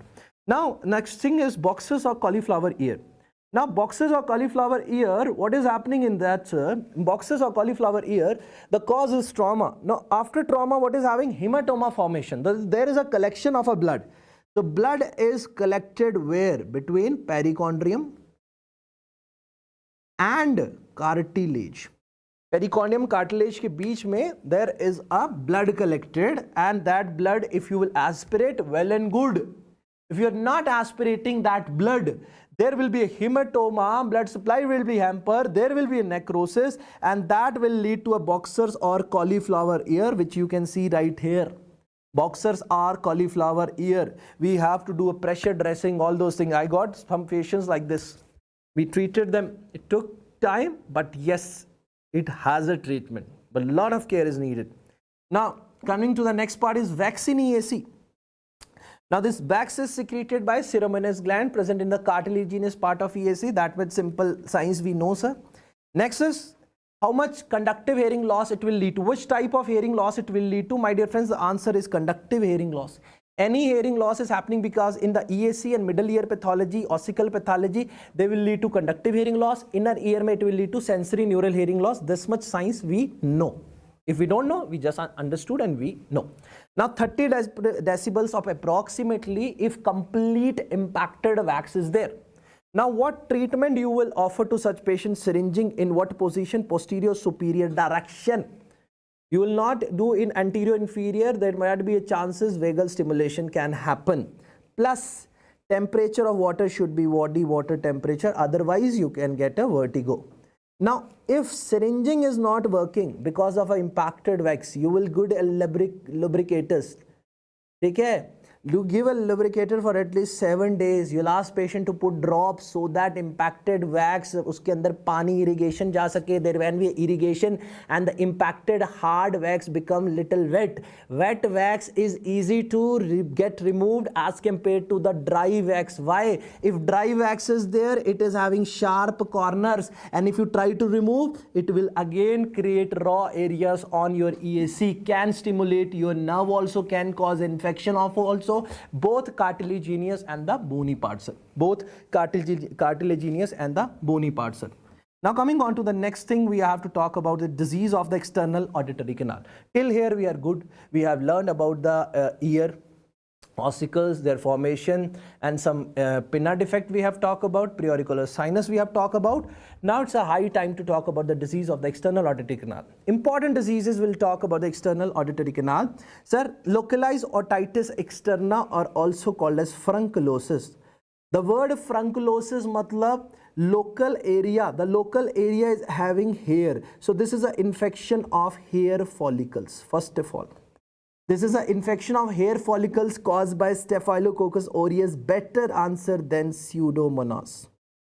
Pseudomonas. My dear friends, what is happening? There is an infection of hair follicles. After that, there will be edema, there will be a pain, there will be a pus. Edema, pain, pus. यहाँ पे clinical feature के अंदर you will see this, sir. Now, my dear friends, the treatment part, if you will see, you will give a ecthamamol glycerin packing. What is special in this ecthamamol glycerin packing, my dear friends? This is having an anti-inflammatory property. Plus this is having an antibacterial property. Anti-inflammatory and antibacterial, both it is having. Now pain, for that you can add analgesics also. Analgesic also if it is required. Then you can add what, sir? Your analgesics also, my dear friends. So your localized otitis externa, infection of the hair follicles, my dear friends, caused by Staphylococcus aureus, more common than Pseudomonas. What is happening? Hair follicle का infection हुआ, edema हुआ, pus बन गई, pain हो रहा है. Those all are the features of localized otitis externa. Treatment is ecthamamol glycerin packing. We do, we keep the pack, we remove it, and simultaneously we do that, and also will use an analgesic if required after anti-inflammatory drug. Done. Now, my dear friends, we are going to talk about the malignant otitis externa, or the other name of malignant otitis externa is skull base osteomyelitis. My dear friend, this malignant otitis externa is an infection of bony EAC part, not cartilaginous part. Always remember this is an infection of bony EAC. Now the most common bacteria which is invading in the bone is a Pseudomonas right here. So how your patient clinical picture you are going to get? You are going to see in the old diabetic patient. First thing, also you can see in the immunocompromised patient of HIV, etc. You can see this. Ear discharge which is blood stain. A diabetic patient is coming to you in the OPD, may or may not having a history of HIV or any immunocompromised state. But still, a diabetic patient with the blood stain discharge, plus pain, plus minus facial nerve palsy, plus foul smelling. Ear discharge is foul smelling too, my dear friends. The ear discharge, Sagar Ghusle, you will get annotated PDF. No worries about that. In the beginning only I told you, G. Banu Prakash sirs, Instagram, Telegram you will follow. In that you will get the PDF.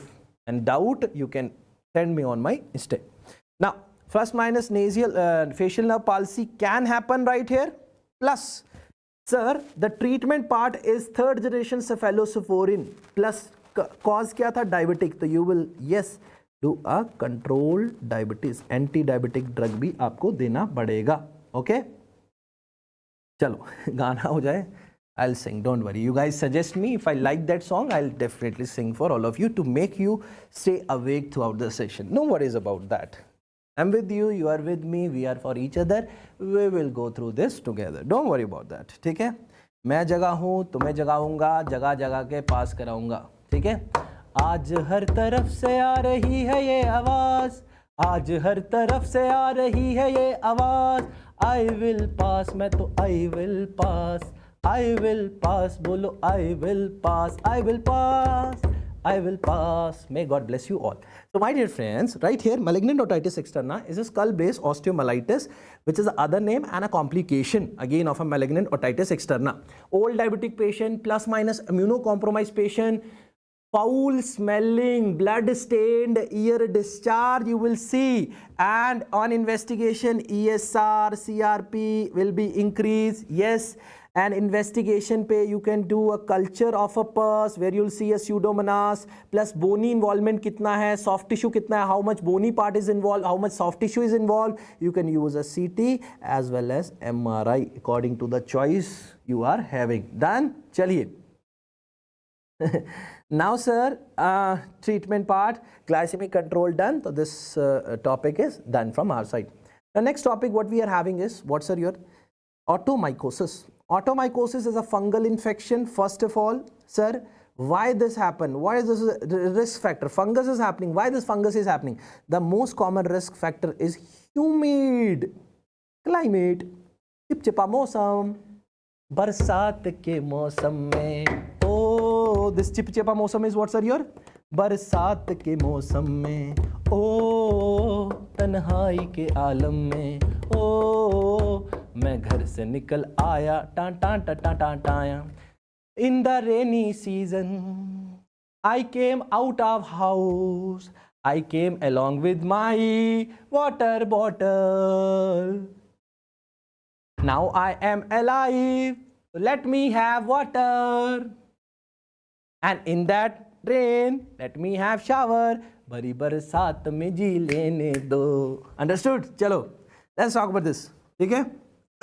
So my dear friends, otomycosis, fungal infection of EAC. Most common fungal is Aspergillus niger.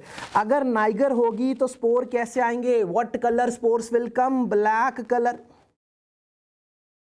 Black color. अजी हम काले हैं तो क्या हुआ दिल वाले हैं? If I am black, so what? I am big heart person. अरे black color. अगर ये कैंडिडा के स्पीशीज की वजह से हो रहा है, which color will come? Candida will give you what color? Can you tell me what color? You know that color. You can tell me that color. You are smart people. Yes, white color. So black color will tell you about Aspergillus. White color will be the Candida. और अगर black and white होगा, this will give you wet newspaper type of appearance. A typical question for the exam. My dear friends, what clinical feature the patient will be complaining of? Doctor साहब कान में खुजली होती है, in English it is called as itching. Clinical picture is itching. Plus doctor साहब pen में होती है, pen दर्द हो रही है. डॉक्टर साहब सुनाई भी कम आने लग गया है, ठीक है, सुनाई भी कम आने लग गया है, दर्द होती है. तो डॉक्टर साहब main aim is to keep the area dry. To keep the area dry, you need to remove that fungus. So that is suction. Endoscopic suction we do. We remove the spores. Usually we do in the minor otis. Every day I do in the minor otis. We try to okay? We try to remove. Yes, oral tight, dry. We'll keep it dry. Plus topical antifungal agents. Why we not use the systemic antifungals? Because it is non-invasive infection. ये जो otomycosis है, otomycosis is non-invasive fungal infection. Non-invasive fungal infection, otomycosis, non-invasive fungal infection. So my dear friends, remember that is why we use, we keep the dry, that is first mainstay, plus we get the tropical antifungal agents. Tropical antifungal agents we give. ठीक है, चलो जी, very good. जय माता दी, very good. चलो. Now sir, and also history you have to take.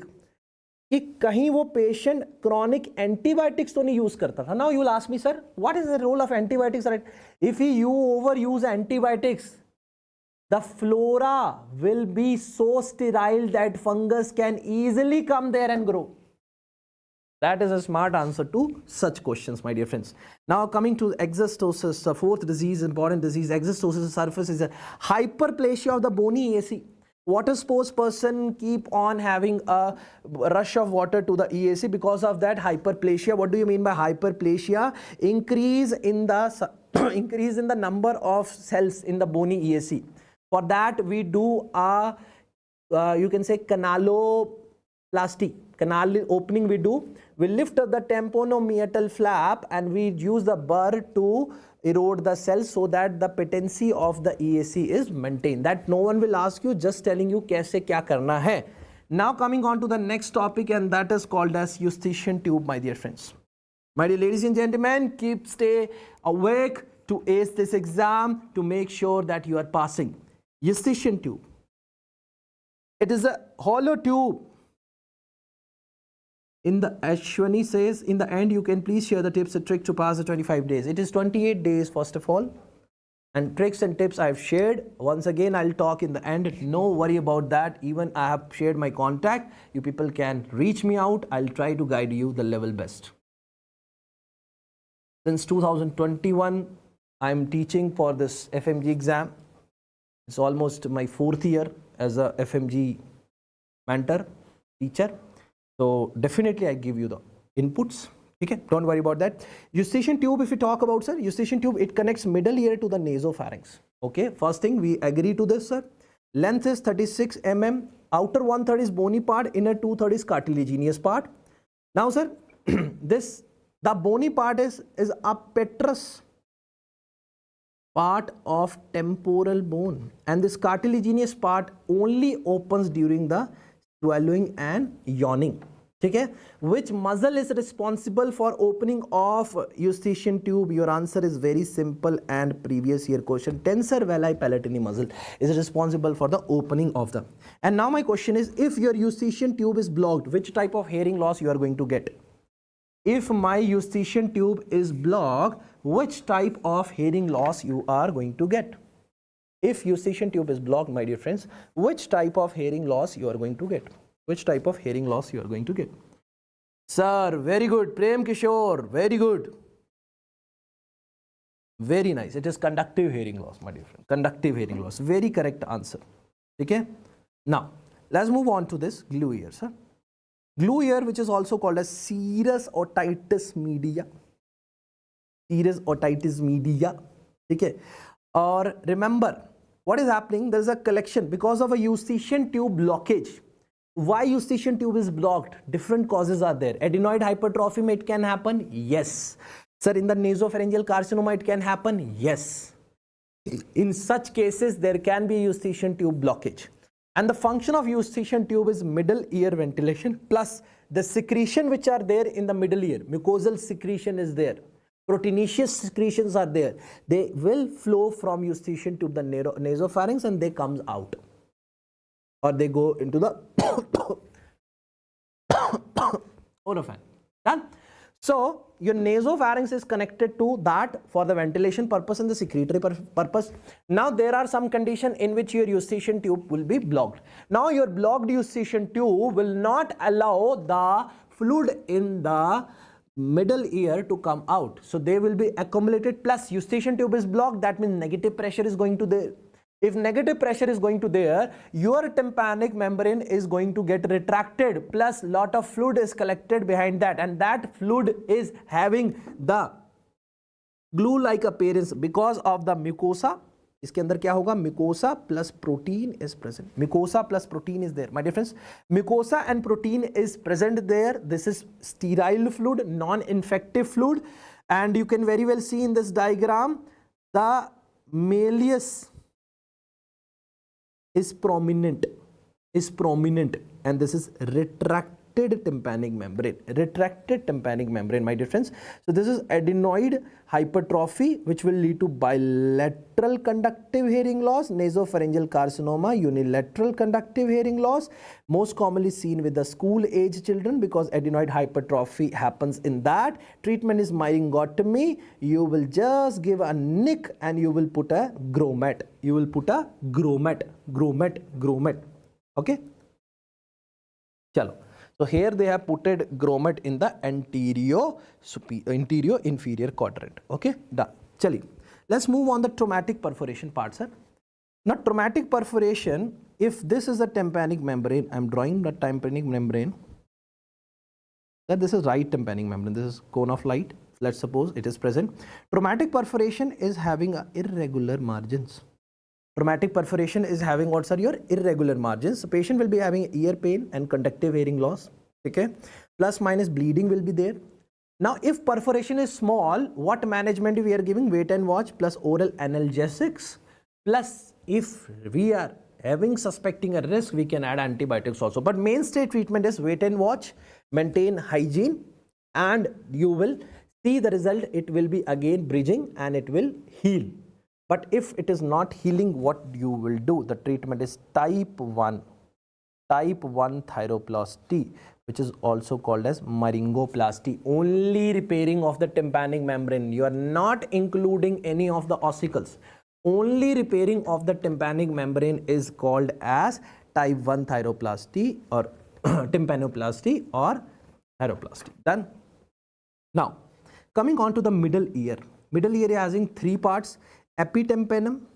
Epitympanum is above the upper border of the tympanic membrane, and mesotympanum, which is between the tympanic membrane, and below tympanic membrane we are having hypotympanum.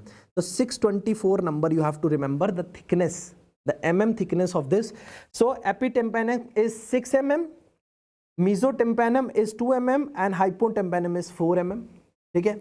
Now this epitympanum is having, this is what are your head of malleus, plus this is what are your body of incus.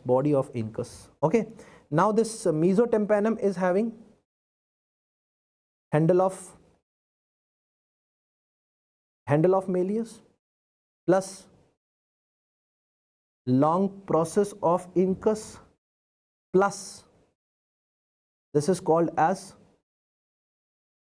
oval window plus round window plus stapes. Okay, so these all things are present. The floor of tympanic cavity we are having hypotympanum. Basic part we have learned. ज़्यादा दिमाग में नहीं जोर डालना है. तीन structure होते हैं. Tympanic membrane, above tympanic membrane, this is called as epitympanum. कितना mm होता है? 6 mm. The tympanic membrane is 2 mm. The part which is mesotympanic, the borders are upper and lower tympanic membrane. This is 2 mm. And below that tympanic membrane, we are having hypotympanum, which is 4 mm. This is what you need to remember. Done? Okay. Now, sensory supply of the middle ear is tympanic branch of the glossopharyngeal nerve, which is called as Jacobson nerve. कान के अंदर कौन सी nerve थी जिसकी वजह से cough reflex आया था? Another question coming up for all of you. Please answer. Which nerve was there in the EAC because of which there was a irritation, there was a cuff reflex? That was a branch of vagus, and I have taught you the name and you know that name. If I will ask you continuously, you will answer me in the chat box. Yes, that Preeti Prem Kishore has given a correct answer. That is a Arnold nerve. That is a Arnold nerve. And here in the middle, it is called as Jacobson nerve, which is a branch of glossopharyngeal nerve. Absolutely correct answer. Love you all for this. Now, my dear friends, middle ear cleft. What is this middle ear cleft? This is nothing but a collection of hollow spaces. In this hollow spaces, you can see a mastoid ear cell. You can see antrum. Antrum is the part which is connecting your temporal bone to the middle ear. Antrum खुलते ही middle ear में घुस जाते हो. This is a landmark you need to remember for your exam and also general knowledge. My dear friends, then antrum is connected to attic by additors, and you have a middle ear. As I told you, antrum खुल गया मतलब middle ear में आ गए. Then you scission tube. These all are the hollow spaces. They made a cleft. This is called as middle ear cleft. Now, spread of disease. This is just a general knowledge and a key word to remember. My dear friends, remember, nasopharynx to middle ear, it will go ASOM, safe CSOM. Middle ear to mastoid, it will go mastoiditis. Petrous apex tak jayega, it will be petrositis. So these are some diseases we are going to discuss. What is ASOM? What are the 5 stages of ASM? What is safe CSOM? What is unsafe CSOM? What is mastoiditis? What is cholesteatoma? What is petrositis? And in petrositis, Grady-Negro syndrome, we are going to discuss, my dear friends. Now, coming on to the disease of middle ear cleft, we have to talk ASOM, acute suppurative otitis media, acute mastoiditis, safe CSOM, unsafe CSOM, and Grady-Negro syndrome. These are the 5 topics I'm going to teach you, and there are going to be the questions from this topic. No one can stop at least 2 questions from these 5 topics. So attentive, my dear friends, stay awake. You have to go more far. Chalo. Let's talk about the very first thing, that is your ASOM, my dear friends. The ASM, एक romantic song हो जाए mind fresh हो जाएगा. क्या बात है, कौन सा वाला बताओ, कौन सा सुनोगी? रोमांटिक सॉन्ग, हाँ चलो. ASOM, ठीक है. जब चली ठंडी हवा तुझको वह जाने वफा हम याद आने लगे. Whenever there is a cold breeze, oh heartbreaking girl woman, you started remembering me again. Chalo, done. So ASOM, acute suppurative otitis media, my dear friends. Remember, it is an infection of middle ear mucosa. My God. Positive organism, step pneumoni. Middle ear mucosa की infection किसने cause करी ASOM? That is caused by your strep pneumoni. Now, sir, the clinical feature is going to be the ear pain. Prominent feature is going to be the ear pain. What other features are going to be there? That I am going to teach you. What are the stages? My dear friends, first stage is a tubal occlusion. Eustachian tube occlusion is there. Pre-suppuration is going to be there. This I'll mark A, B, E, D. A, B, C, D. Chalo. Tubal occlusion, that is A, where you will see the retraction of tympanic membrane.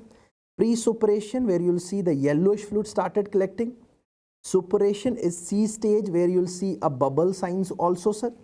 Resolution, where the discharge start coming outside.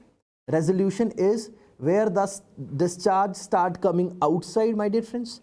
And if resolution is not treated properly, not taken care, it will lead to a stage of complication, and this stage of complication lead to a disease called as safe CSOM, which is also called as tubotympanic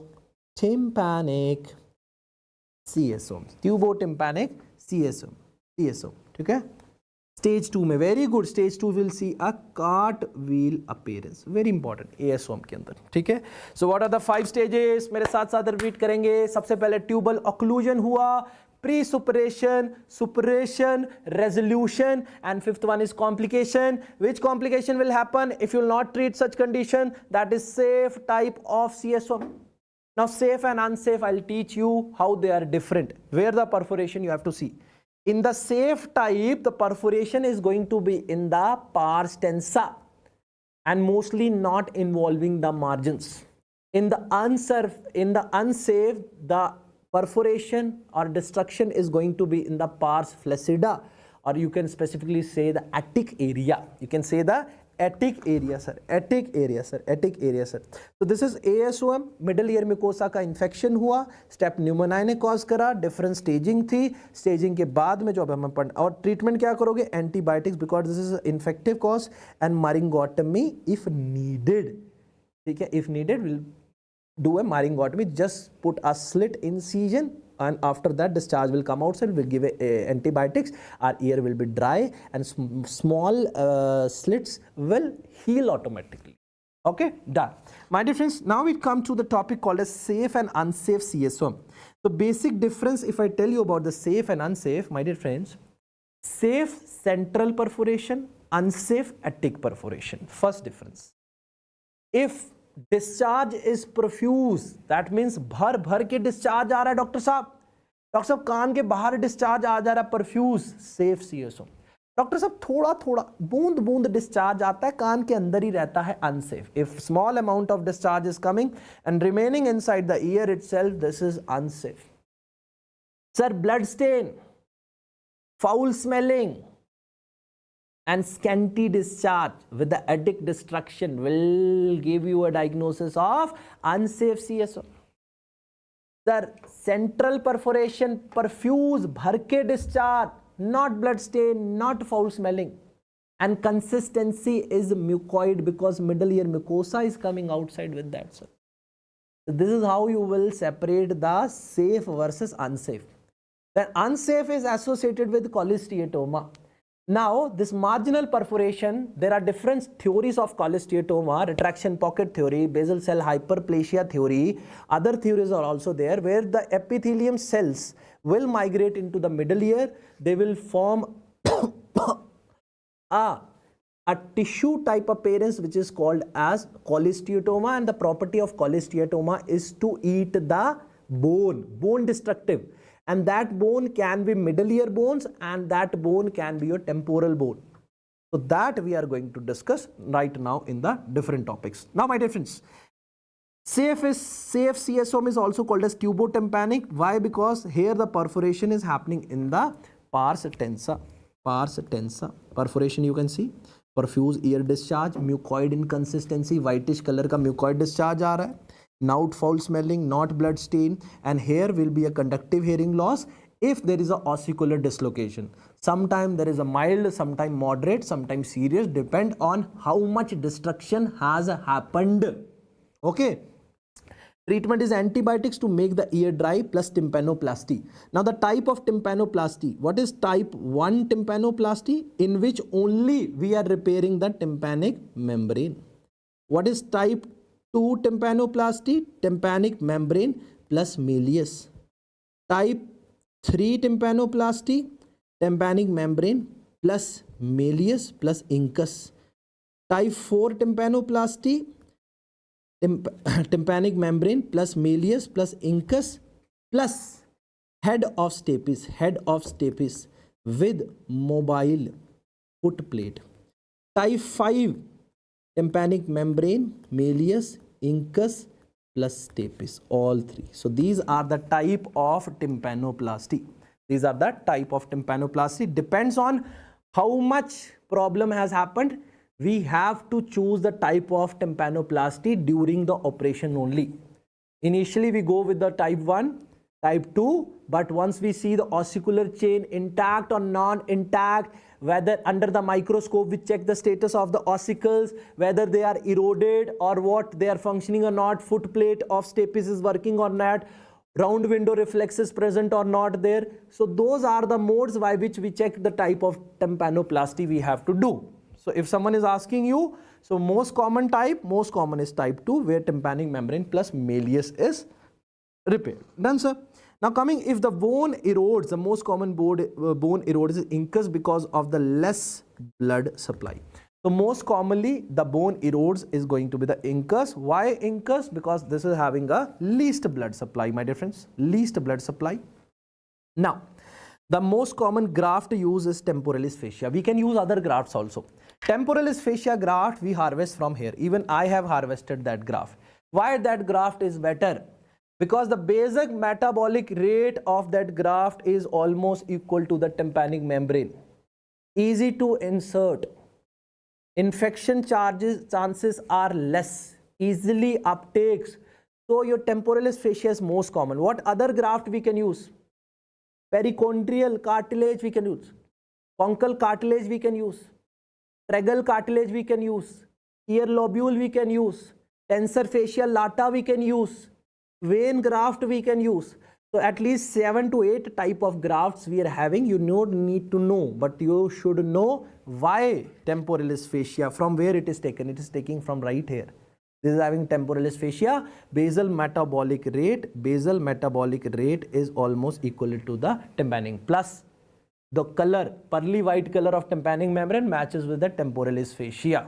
Okay? So these are the reasons why we use a temporalis fascia ka graft. Now coming on to the unsafe. The safe part is clear to all of you. Everyone please give me a thumbs up or say yes in the chat box to tell me they are awake. अगर मैं 4 घंटे लगातार आपको पास कराने के लिए बैठ सकता हूँ तो आपको भी जगह रहना पड़ेगा पासिंग सर्टिफिकेट लेने के लिए. लड़ाई इतनी आसान नहीं है, अंत तक लड़ी जाएगी दोस्तों. वेरी गुड, चलो डन, क्लियर हो गया सबको. Everyone congratulations, done. Let's move on to the next one sir. Unsafe CSOM sir, unsafe CSOM. This is having an atticoantral CSOM. Now the perforation is on the attic part. Now the destruction is at the attic part, my dear friends. So there will be a permanent perforation. There will be a permanent perforation in the attic, and hallmark is cholesteatoma, a bone-eating. What is cholesteatoma? A bone-eating tissue mass. Done. This is the simplest definition as of now I can tell you about the cholesteatoma. Now what is present right there? Keratinized squamous epithelium in the middle ear. Now squamous epithelium, which should be present in the EAC, now it started migrating through the attic area to the middle ear, and there they have formed a squamous, a keratinized squamous cell. They are keratinized. So this is a tissue type of appearance, cholesteatoma, which is a bone eating tissue that will go into the middle ear, that will start eating the ossicles, not just malleus, incus and stapes. It will go to the temporal bone also. For that purpose, remember the middle ear. Now, how it reaches? Yes, squamous epithelium, how it reaches? As I already told you, number one theory, the most important theory is retraction pocket theory. Retracted tympanic membrane leads to retracted pocket. यहाँ से pocket बनता है और यहाँ से you can see the formation of cholesteatoma. This is normal. Here will be a retraction. Retraction के बाद में क्या होगा? There will be a retraction. Retraction के बाद pocket बना. Pocket के बाद में the cell started migrating to the middle ear. The cell started migrating to the middle ear, my dear. Middle ear, my dear friends. God bless you, Mukul. God bless you. God bless you. Sure. Let's talk about the scanty ear discharge. Scanty ear discharge, foul smelling ear discharge, yes, will be there. Blood stain will be there, and conductive hearing loss is going to be there. Now, sir, in the safe type of CSOM, we were doing only the tympanoplastis. But now this cholesteatoma we have to remove. For that purpose, we do a modified radical mastectomy or tympanomastoid exploration. Now, what is this cortical mastectomy, modified radical mastectomy, tympanomastoid exploration? What we do is, we go to the EAC part also, we go from antrum, we enter to the temporal bone also. In the temporal bone, we will search about there will be drilling, and in drilling we will find a cholesteatoma. If only and only you are opening the antrum and clearing the cells from there, this is called as cortical mastectomy. Cortical mastectomy.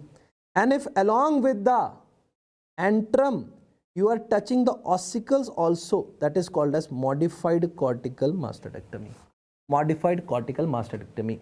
And if your chain is not intact, you are removing that is modified radical mastectomy, where you are removing the mucosa also. So these are the type of, yes, to make the ear safe. Very good coffee, very good coffee. Chalo.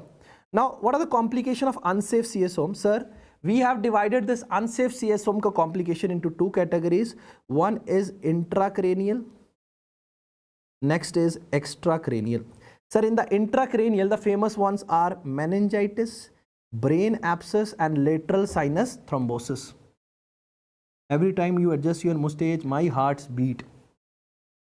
जिया धड़क धड़क जिया धड़क धड़क जिया धड़क धड़क जाए. My heart beat beat heart beat beat heart beat beat go away. चला जाए. So let's come back. So my dear friends, complication intracranial में brain abscess, meningitis, lateral sinus thrombosis can happen. Extracranial में we can have a mastoiditis, labyrinthitis, petrositis. These all are the extracranial complication. Okay, so intracranial complication, brain abscess can happen, meningitis, lateral sinus thrombosis, EDH, SDH, this can happen. But in case of extracranial complication, we can have mastoiditis, labyrinthitis and petrositis. Okay, chalo. Now, that's few among this intra and extracranial I am going to discuss with you guys. So, labyrinthine fistula, my dear friends, labyrinthine fistula, the lateral sac is involved, that is bony part. I will check a labyrinthine fistula.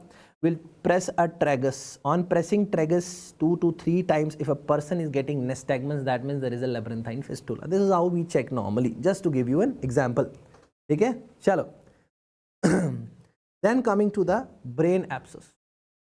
Brain abscess, you can see the brain abscess on the CT scan. You will see a ring enhancing lesion. You very well differentiate right here. So ring enhancing lesion, sir. Now, sir, there will be a headache. There will be ear discharge also in this brain abscess. Then coming to the sigmoid sinus or lateral sinus thrombosis. My dear friends, sigmoid sinus is a sinus present behind the temporal bone. This is middle ear. Middle ear के पीछे temporal bone के पिछली side में this is a sigmoid sinus. Okay. Now the sinus is thrombosed. You can see the yellow area showing the thrombosis. There will be a headache, picnet fence fever, padta chadta bukhar, pitting edema on mastoid. These are some salient features about the labyrinthine fistula, brain abscess and sigmoid sinus thrombosis. Otherwise in books this complete topic about intra and extracranial complication, complete topic is discussed. But as far our exam and revision is concerned, we just need to focus on these areas, my dear friends. Okay? Now, yes, Gerzinger sign will be there. This pitting edema on the mastoid is called as. This is what happened. Where is annotated file went?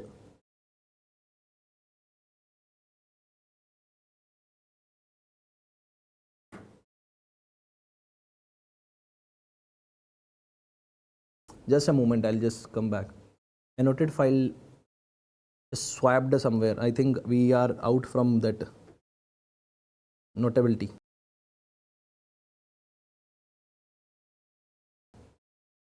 All okay. चलो, let's come back. बच्चों को देनी है इनको, मेरे दोस्तों को file वरना मुझे नींद ही नहीं आएगी. चलो, petrositis or Grady-Negro syndrome, let's talk about that. This is the fourth complication we are discussing right here, sir. Petrositis or Grady-Negro syndrome. First of all, there is a cholesteatoma which will erode the petrous apex of the temporal bone, my dear friends. Remember, this is infection of apex of the ASL in the ASM, CSOM, both can happen. Now, GERD is a triad you need to remember. हो रहा कैसे है? Cholesteatoma की वजह से safe unsafe में convert हुआ, unsafe then lead to the cholesteatoma. Cholesteatoma is now infecting the petrous part, and there the syndrome is happening called as Grady-Negro syndrome. My dear friends, in the Grady-Negro syndrome, there is going to be the ear discharge, that is from the mastoid area or middle ear. It is coming out. Retroorbital pain due to fifth nerve, D for diplopia, due to the sixth nerve, which is abducent nerve. Now, treatment is surgical exploration. Again, I told you, you have to do the ear exploration. You do have cortical, you do open antrum, you see where is the disease and remove that petrous apex tak aapko jana padega. Now, surgical exploration, we talk about investigation. What we do, sir? CT scan, okay? Bilateral, temporal bone HRCT we do. In that we see apex is eroded, apex is eroded, apex is eroded. The next is tubercular otitis media.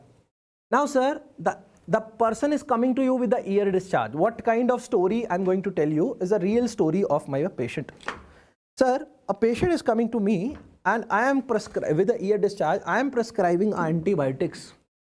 I give an antibiotic course for at least 14 days. There is no resolution to this discharge. And on examination, I found a multiple perforation. Plus, I took a history. There was a history of weight loss. Weight loss history plus multiple perforation, ear discharge not responding to antibiotics.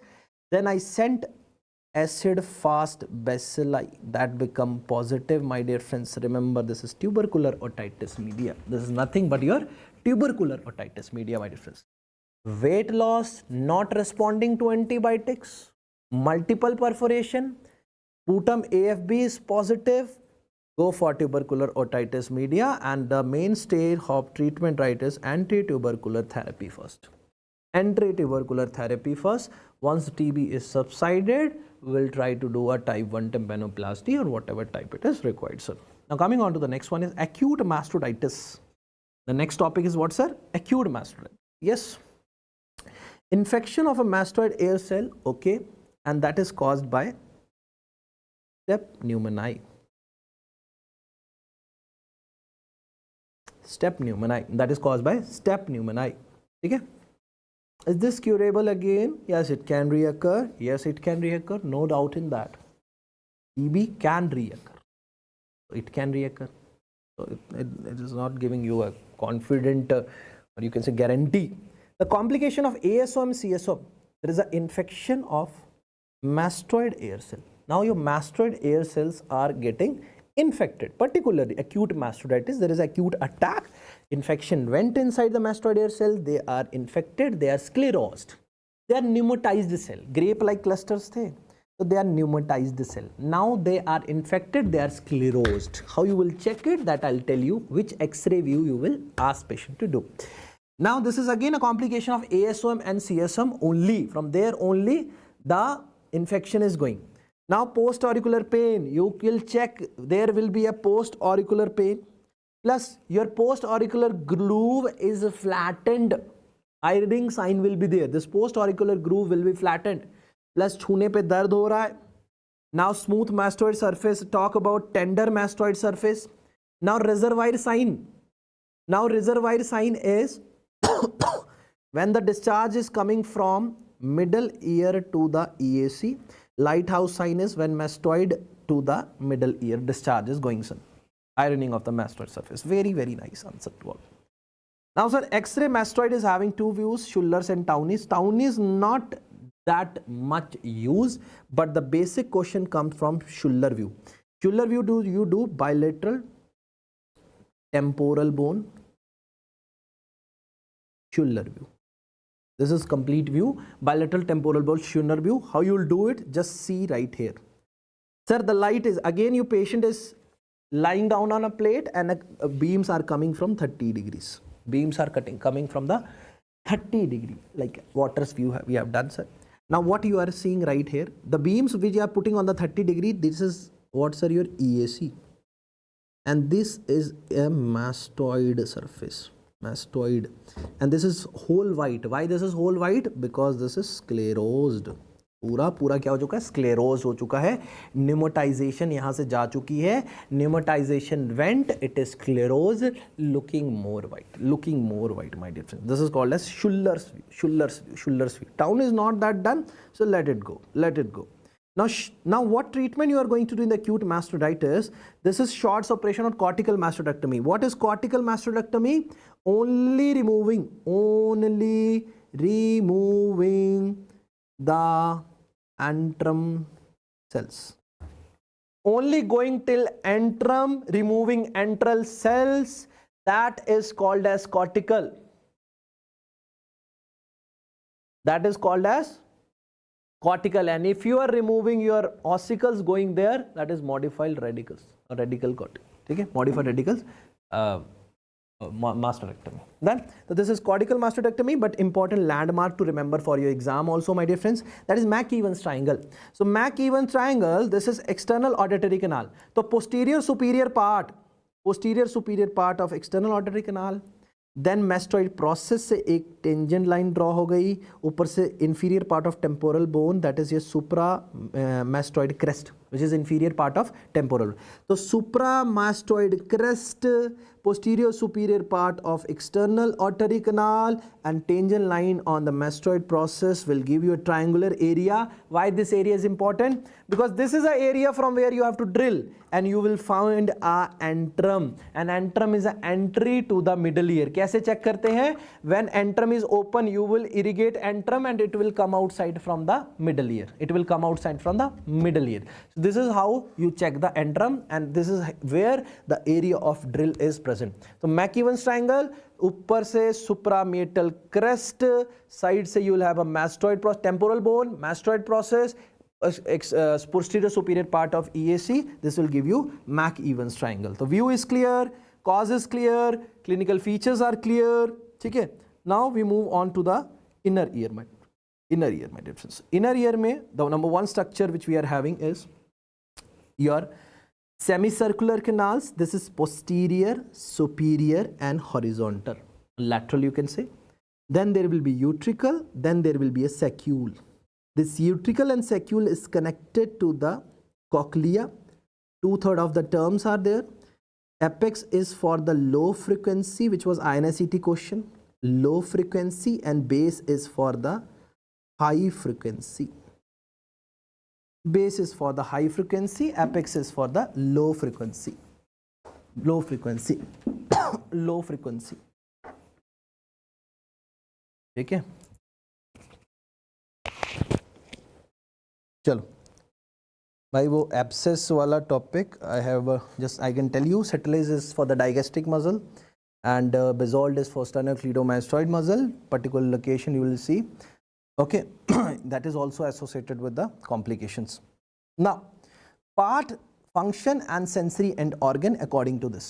My dear friends, remember the part is cochlea. This part I am talking about, the pinky part, pinky cochlea. Cochlea function is hearing. What is the sensory end organ? Organ of Corti. 1 MCQ sir. हम dinner नहीं करेंगे यार, भूख ही नहीं लग रही, तो मैं पढ़ा के भूख ही नहीं लग रही मुझे, है ना. So my dear friends, cochlea is one thing. Next is utricle and saccule.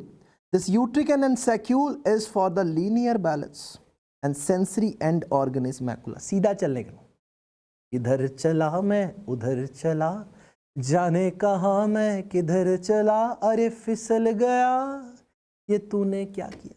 I went left, I went right, suddenly I slipped. What you did? चल. Now semicircular canal, lateral, horizontal, superior. This is for the angular balance and they are having a crista. They are having a sensory end organ called as crista. Crista, crista. Now my dear friends, पानी कौन कौन सा inner ear में? दो तरीके का पानी है साहब, एक एंडोलिम्फ देती है, एक पेरिलिम्फ देती है. The two type of fluids are there. One is by the endolymph, one is called as endolymph, another is perilymph. This endolymph के अंदर केला component, that is potassium is more, sodium is less. Opposite will happen on the perilymph where potassium is less and sodium is more. Now this endolymph is secreted by MCQ number 1 is stria vascularis, and the absorbing component will be endolymphatic sac. Sir, nice. So endolymphatic sac, potassium is high, sodium is less, produced by stria vascularis, absorbed by endolymphatic sac. Done. If endolymphatic sacs fail to absorb this endolymph, what will happen? Can you tell me? This question's answer. This question's answer, my dear friends. Welcome to the class, Dr. Abdul Rahman. Chalo. Tell me the answer of the disease I am talking about, sir. Which disease I am talking about, my dear friends? Which disease I am talking about, sir? If your endolymph, yes, it is Meniere's disease. Meniere's disease, Meniere's disease. Very, very nice. This is Meniere's disease. Now, sir, perilymph is called a CSF of inner ear. It is coming from aqueduct of cochlea. Now, this is cochlea structure. You need to briefly learn right now. Sir, this cochlea is having 3 components. What 3 components they are having? They are having scala tympani. They are having this scala vascularis, which is also called as scala media, and third is having scala vestibuli. My dear friends, this scala tympani and media is having a central component, and that is called as basilar membrane. This scala media and this scala vestibuli is having a midline. This is called as rhinous membrane. And right now we have studied, my dear friends, the rhinous membrane, sorry, stria vascularis is no, leave it. The stria vascularis, which is present in the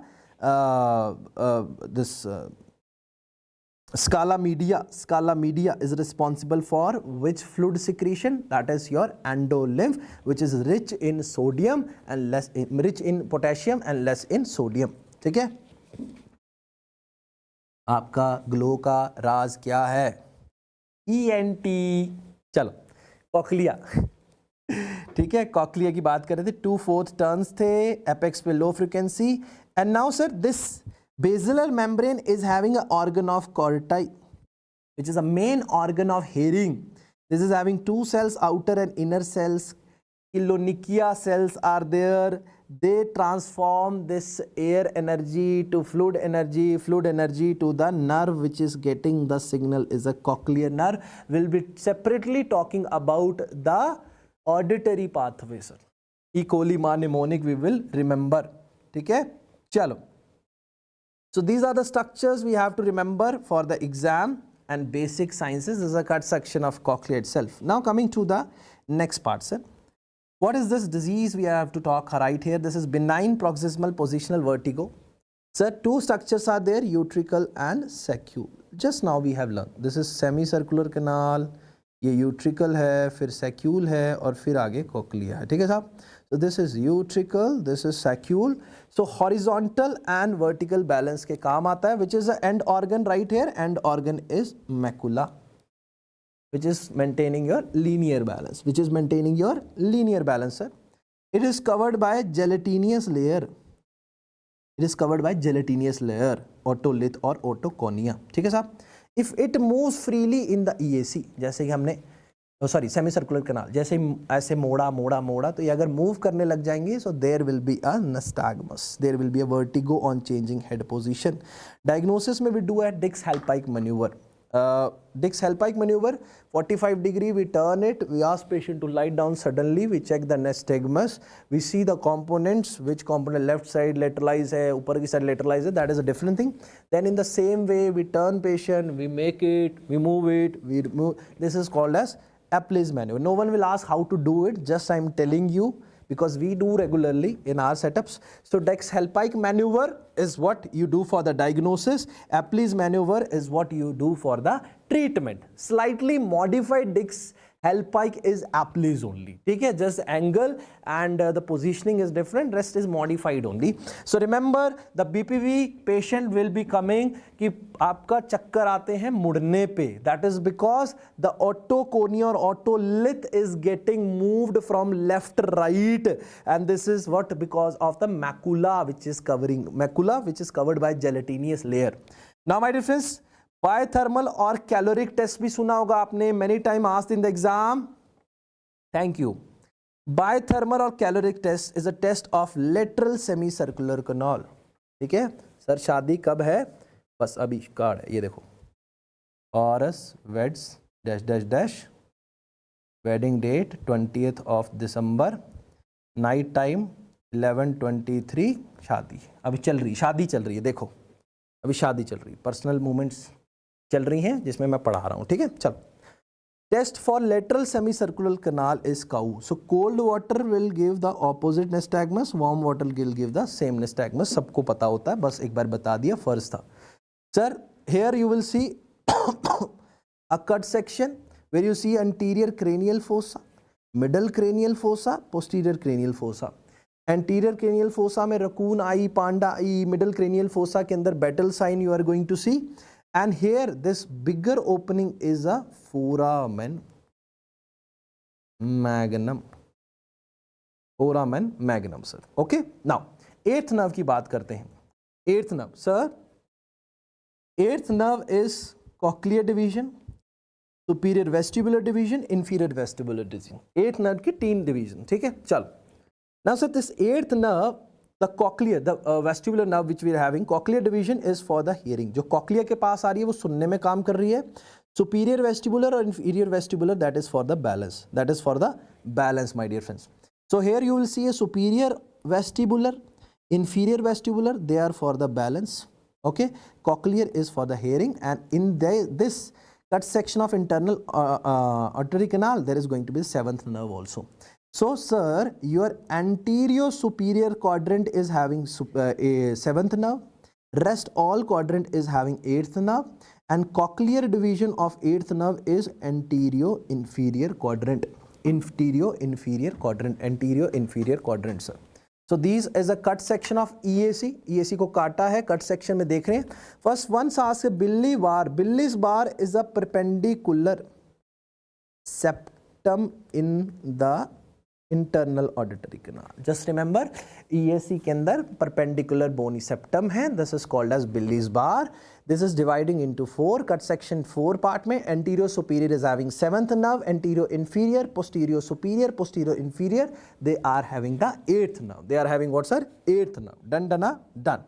Now coming on to the next sir, auditory pathway. Please write it down also. Auditory pathway. E. coli ma is a mnemonic, sometime asked in the exams, is very mandatory to remaining. So eighth nerve took signal from the basilar membrane. There are inner hair cell, outer hair cell. That is a different physiology of hearing. From there, they took a signal. That signal transmitted through the eighth nerve. How it reached to the brain area, which is a Broca-Brodmann's area, area number 42, 41. So remember, my dear ladies and gentlemen, first start with the E for eighth nerve. Agree. C stands for cochleus nucleus. O stands for olivary complex. Lateral lemniscus.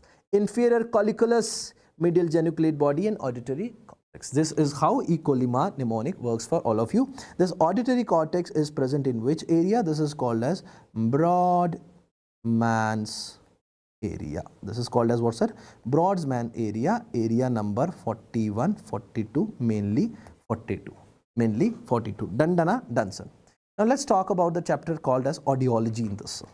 What is conductive hearing loss? What is sensory neural loss?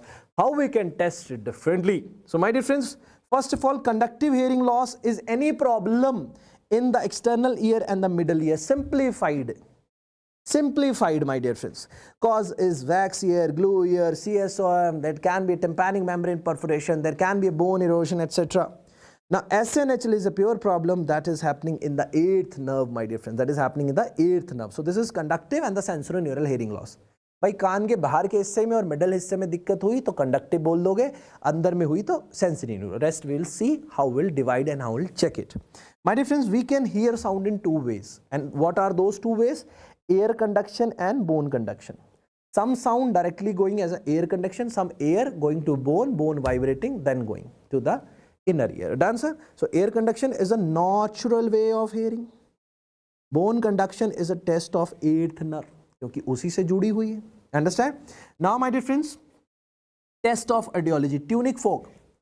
Tunic fork. The full name of tunic fork which you commonly use is आदमी का दिल. That is heart's man tunic fork. This is heart's. This is man. Heart man. ऐसे होता है tunic fork. Heart man tunic fork. Okay. Now different frequencies are there. 1028, 256, 512, 1024 and 2048. Okay. Most commonly uses 512. Most common uses 512. Thank you so much. Any short hai tomorrow, day after tomorrow, another 19 subjects we are going to remember. Okay. Each day 6 hours and we are going to complete it. Now sir, Rennes test, Weber test, how will you perform? If I take this pencil as a tunic fork, what is happening in the Rennes test? I'll try to ask my patient. How I do is I'll just put a vibration, I'll put it here. This is for the air conduction and then I put it back. This is for the bone conduction. If my patient is saying, sir, आगे से ज़्यादा सुनाई दे रहा है, that he is listening better from the front, that means air conduction is more than bone conduction. And that will tell you the ear is normal, or else there is a SNHL. The next test what I will perform is a Weber test. Weber test again I will do like this. I will put it on the bony prominence. If my patient is saying, sir, voice is coming medially, that means no problem, absolutely normal. If my patient is saying, sir, my voice is going to the right ear, which is having a problem, right year से कम सुनाई दे रहा, आवाज़ भी इसी तरफ गई है, right year में ऑपरेशन कराया, आवाज़ भी इसी तरफ गई, the right ear is a problematic ear where the voice is coming, that means there is a conductive hearing loss to the right ear. Now if my patient is saying, sir, problem is in this ear, voice is going to opposite here, that means there is a sensory neural hearing loss in that ear. Sensory neural hearing loss. Airborne conduction test, how we do? Again we ask patient to tell from the hand, to raise the hand when he stop listening. So we check, put it, occlude it, write this, put it here, then we when he says he's not listening, we'll again put it on R, and we see if patient voice is not heard, on tuning fork patient is not hearing the voice and I am also not hearing, that means we are equal. And if patient is not hearing and when I put I am still hearing, that means he is reduced. If it is reduced, that will tell you sensory neural hearing loss. If it is equal to examiner, that means this is what's your conductive hearing loss and normal hearing loss. Did you guys understood this thing? Did you guys understood this thing? How tunic fork test is done, how Weber's is done, where tunic fork we kept in the Rennes test, where we put in the Weber's test. So this basic difference I have taught you, okay, in just a one table. So this table, you know, you will be identifying it. You will be identifying it. Okay, sir? Now I'll give you condition and you will tell me which side hearing loss is there. The patient complain of right ear discharge. Right ear discharge. Okay, sir? Now your Rennes is negative on right side and left side positive. Weber is towards right side. Can you tell me which type of hearing loss is there to which side? Which type of hearing loss is to which side? Tell me.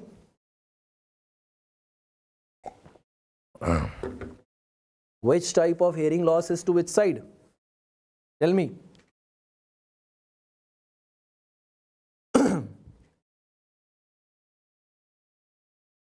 The Rennes is negative and Weber is lateralized to that side. This is conductive hearing loss of right side, sir. Conductive hearing loss of right side, sir. Very nice, sir. Now this is pure tone audiometry. If I teach you pure tone audiometry, we see BC and AC. The BC is by the dotted line, AC is by the continuous line. We see if AC BC is within 25 decibels, this means normal. Pure tone audiometry. After doing tunic fork test, we usually ask patient go for pure tone audiometry, because in pure tone audiometry we gave evidence. If I have to do a surgery and before surgery I need to tell my patient on a document that this much hearing loss you are having, and I have to compare it after the surgery, I need a document. So after tuning fork, after confirming with the tunic fork, we send patient for a pure tone audiometry, where if there is a AC-BC gap is there, that means this is a conductive hearing loss. Right side ear, you will use a red pen, left side ear, you will use a blue pen. Those are the different things you will understand. I'll be showing you the PTAs also, and you have to identify what they are. Next, if AC, BC both are more than 25, this means this is sensory neural hearing loss. Now some special dips, special audiograms, and I'll give you a question, and that question will again give you the gifts, my dear friends. Chalo. Now special dip at 2000 and 4000. Two special dips can be asked in the exam, my dear friends. The one dip is at 2000, which is dip is called as Cahardt's notch. This is seen in otosclerosis. That is fixation of the foot plate of the stapes. Fixation of the foot plate of the stapes. 400 hertz pe. There is an acoustic dip and the notch is called as Bohler's notch. Bohler's notch. Bohler's notch is present. This is because of the noise-induced hearing loss. And noise-induced hearing loss is a permanent hearing loss, where the inner hair cells are damaged and they do not regenerate. They do not generate. So this is a problem of inner ear. That is why this is SNHL. This is problem of bone in the middle ear. Because of that, this is conductive hearing loss. Now, my dear friends, remember something right here, two special audiograms, Presbycusis and Meniere's. Presbycusis, नसें कमजोर हो रही है. In the old age, your auditory nerve is getting weak. So sensory neural hearing loss, high age group, this is SNHL of high frequency. Bilateral condition, B for bilateral. Sloping audiogram will be there like this. Meniere's disease, SNHL, there will be a low frequency SNHL unilateral condition rising audiogram.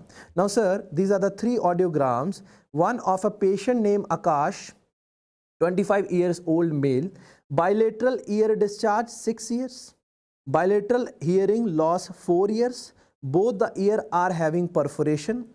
Rhinitis is negative on both the side. That means both the side is having what, sir? Your Rhinitis is negative on both the side means what? Rhinitis is negative on both the side means conductive, and Weber is lateralized to the right side. ABC is normal. ABC is normal. ABC was normal. Same as examiner. किस condition में था? Conductive में. Reduce was in SNHL. This is a key word I am telling you. And see, the AC-BC gap is more. AC-BC gap is more. The dotted line is bone conduction and the regular line is, this is bone conduction line, this is air conduction line. AC-BC gap is more. Now you will tell me which conductive, which loss, type of loss is there and which sided loss is there. Can anyone guess which side hearing loss is this? This graph is, this PTA is off. Any guesses please? If Weber is lateralizing to the right side, this is going to be the right conductive hearing loss, or mostly you will say a right conductive, right? Not, this is going right side, na? Weber is lateralized to the right side. Right side conductive. Basically bilateral conductive hearing loss, this is right more than left. This is a diagnosis. Right more than left, sir. Now coming to the next graph. No complaint, tympanic membrane intact, Rhinitis both positive, that means AC more than BC, Weber is centralized, ABC normal. Can you interpret it? Can you interpret it? Weber जिस side को जाएगा coffee bean उस side का hearing loss होता है, तो Weber की direction right side थी. Weber direction was right side. Now can you interpret this? जवाब देने वाले को मिलेगा एप्पल वॉच. चलो जल्दी बताओ. Can you guess this? AC, BC both less than 25, no complaint, tympanic membrane intact, Rhinitis is positive, Weber is centralized, ABC is normal. Sir, this is normal audiogram. This is normal audiogram. कितनी बड़ी hint है. Now you will identify this. Sir, there is a dip at 4K hertz. This is a diagnostic word I have given you. Dip at 4K hertz. Factory worker, noise explosion. This is noise induced hearing loss. Now this is what, sir, your acoustic dip. Acoustic dip is seen in noise induced hearing loss, and this is a type of SNHL. Sorry, noise induced hearing loss, SNHL. Very good. Chal. The three audiograms you have solved well. May God bless you all. Let's talk about the next thing, that is your BERA. Sir, BERA is a brainstem evoked response is compared with the OAE, that is otoacoustic emission. Now this BERA records the response from auditory nerve and brainstem. It records response from auditory nerve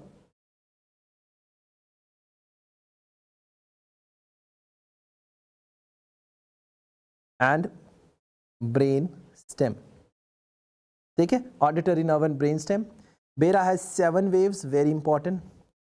So wave response is given child an objective test. Child don't have to speak. It will just record the movements. Okay. Now, sir, what are the 7 waves of BERA and what is the advantage of BERA? Advantage, if you see, you can do while sleeping. While sleeping also you can do. Okay? Or sedation. Now, what are these 7 waves of BERA? My dear friends, first is distal cochlear, second is proximal cochlear. So, 2 names are very simple to remember. distal cochlear and proximal cochlear.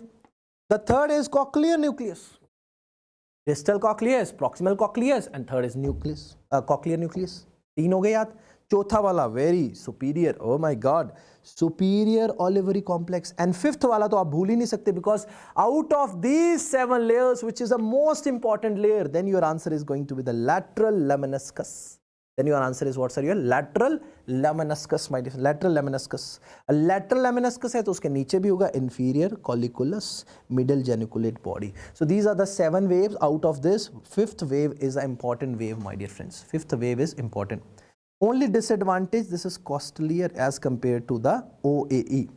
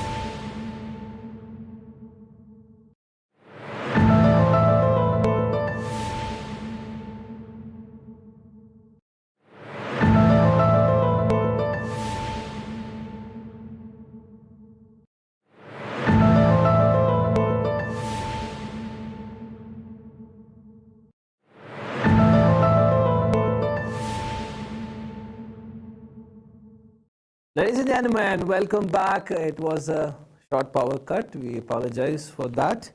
But let's start with the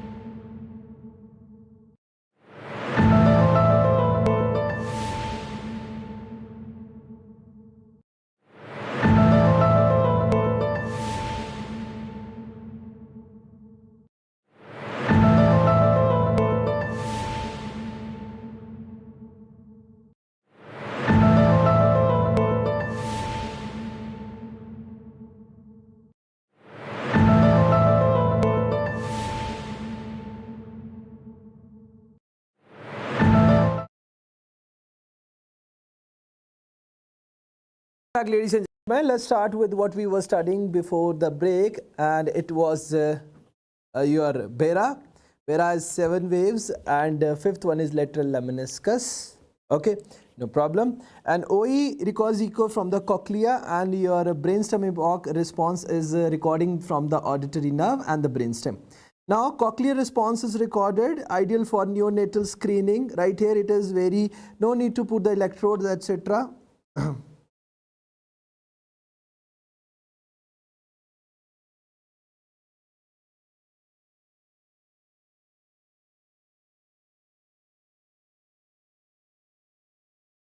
God bless you. God bless you. Chalo. See, it can differ from book to book. No worries in that. No need to create a controversy. Okay. I read somewhere like this. I wrote like that. No worries in that. You can go either way. No problem in that. Okay. Don't feel bad about this. This will happen book to book, small controversies. Okay. Chal. So OAE records echo from the cochlea. Okay. So it is ideal for the neonatal. This is a cheaper investigation as compared to the brainstem evoke response audiometry.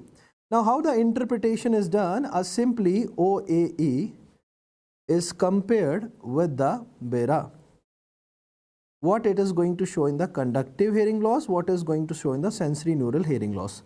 So, in the conductive hearing loss, the OAE will show the negative result or reduced. SNHL, you will have a negative result. Okay. In the Bera, you will have a delayed response, and in the SNHL, you will have a response present.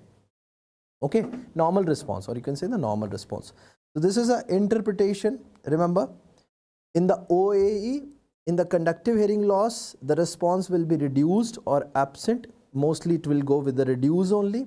And sensory neural hearing loss, it will be absent. So absent responses or reduce will go in much favor of conductive hearing loss. Totally absent will tell you about the sensory neural. And in the Bera, the delayed response will tell you about the conductive, and the normal response will tell about the sensory neural or the normal ear. Okay, now chalo.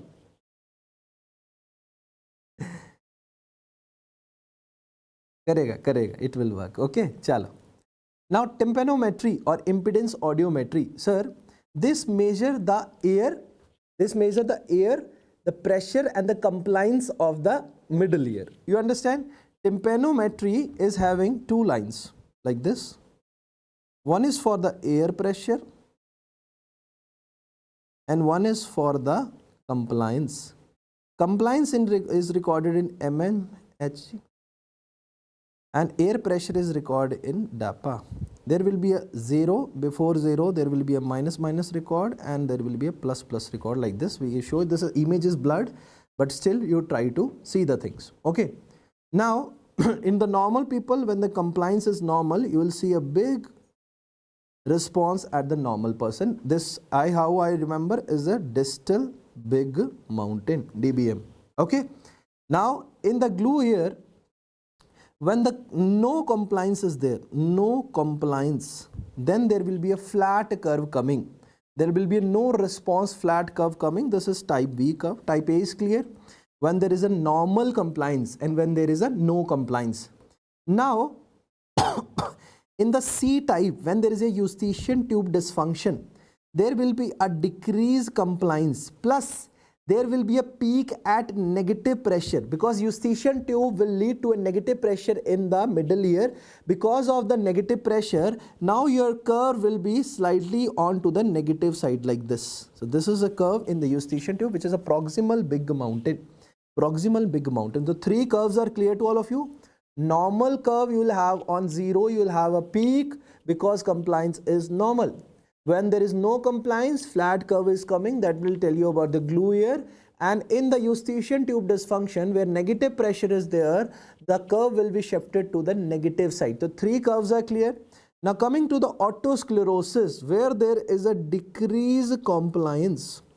Decreased compliance is there. Now the small curve is coming onto the positive sides. Positive. Small curve is coming because there is a reduced compliance. Reduced compliance. Rest ossicular chain is intact. Now coming to the ossicular dislocation. In this, there is increase in compliance. Ossicula dislocated.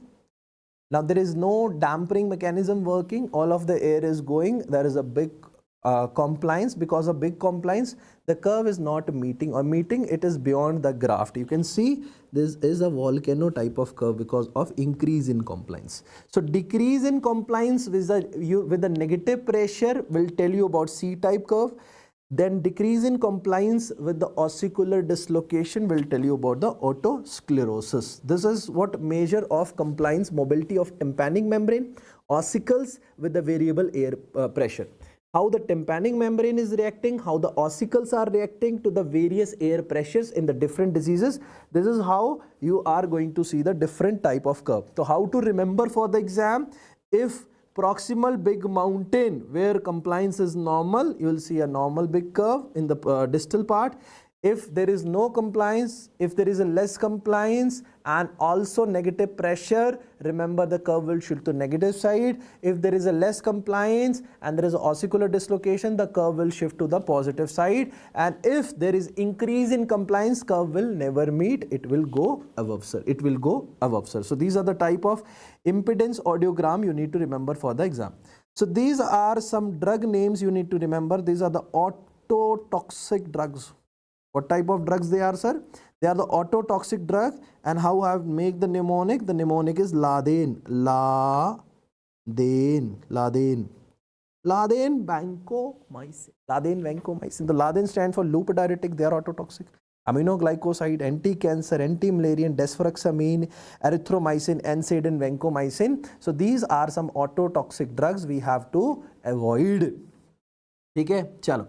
Let's move on to the next one is topic called as otosclerosis or otospongiosis. My dear friends, otosclerosis or otospongiosis is a fixation of foot plate of stapes. So this fixation can be on anterior focus. As you can see, this is anterior crus, this is posterior crus, anterior crus as well as posterior crus. Okay. Now we are having 19 subject. All 19 subject classes on conceptual medicine YouTube platform on 21, 22 and 23. 6 hours daily. 6 hours daily. Remember, we have divided 3 days. 3 days complete 19 subjects we are going to take live like this only. Please stay tuned for that. Posterior crus fixation, circumferential, biscuit type and complete obliteration. Complete obliteration. Complete obliteration. So how the patient is going to come? Young female, because and that too aggravated by the pregnancy. In pregnancy, hormonal influx is there. So because of that, you will see the young female 20-40 years, bilateral more common than the unilateral, conductive hearing loss, ossicular dislocation, AD type of curve is there. AD type of curve is there. AD type of curve is there. Then, sir, patient hear better in the noisy ear. Paraacusis vilsi, important feature for the diagnosis of your otosclerosis. My dear friends, In the 90% of the people, the tympanic membrane is normal, but in the 10% you are going to see the short sign. If short sign is present, you can see, if the short sign is present, the treatment is sodium fluoride. If tympanic membrane is normal, stepidotomy followed by stepidectomy. What is stepidotomy? A small fenestration in the foot plate of stapes, and stepidectomy is a removal of entire stapes. Removal of the entire stapes. Now coming to the next one, sir. Acoustic neuroma versus acoustic neuroma, which is also called as vestibular schwannoma. My dear friends, this is acoustic neuroma. It is a benign, slow-growing tumor of the 8th nerve. First of all, associated with neurofibromatosis type 2 disease.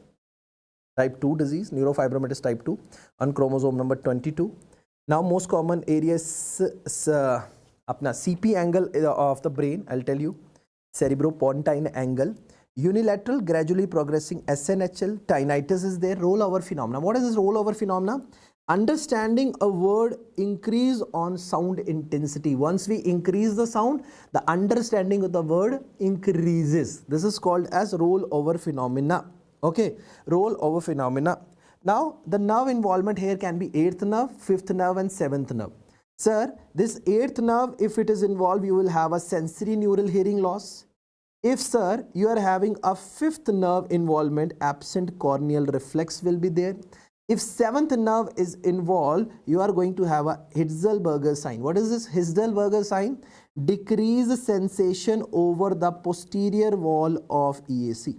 अगर EAC की posterior wall पे आपकी sensation कम हो जाती है, that is because of involvement of 7th nerve in the acoustic neuroma, vestibular schwannoma.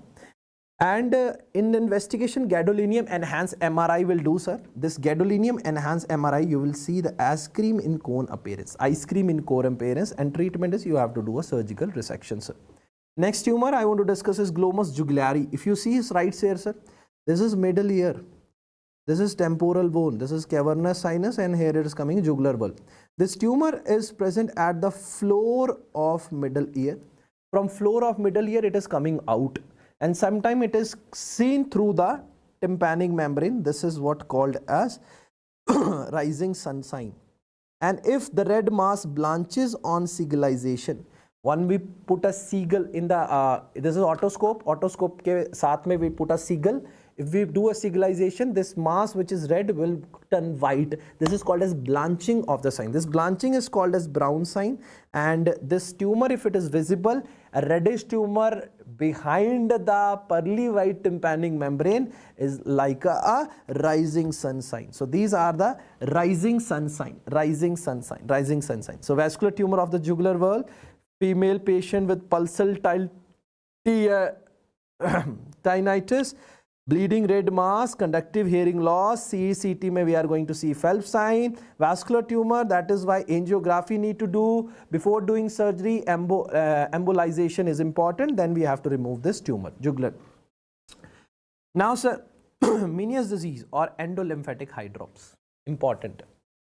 Sir, Meniere's disease is also called as glaucoma of the ear, as your inner ear fluids, like endolymph we were talking about, secreted by stria vascularis, was rich in what? Was rich in your potassium more than the sodium. Now this fluid, where it should be absorbed by the endolymphatic sac. Now your endolymphatic sacs fail to reabsorb that. Now what will happen?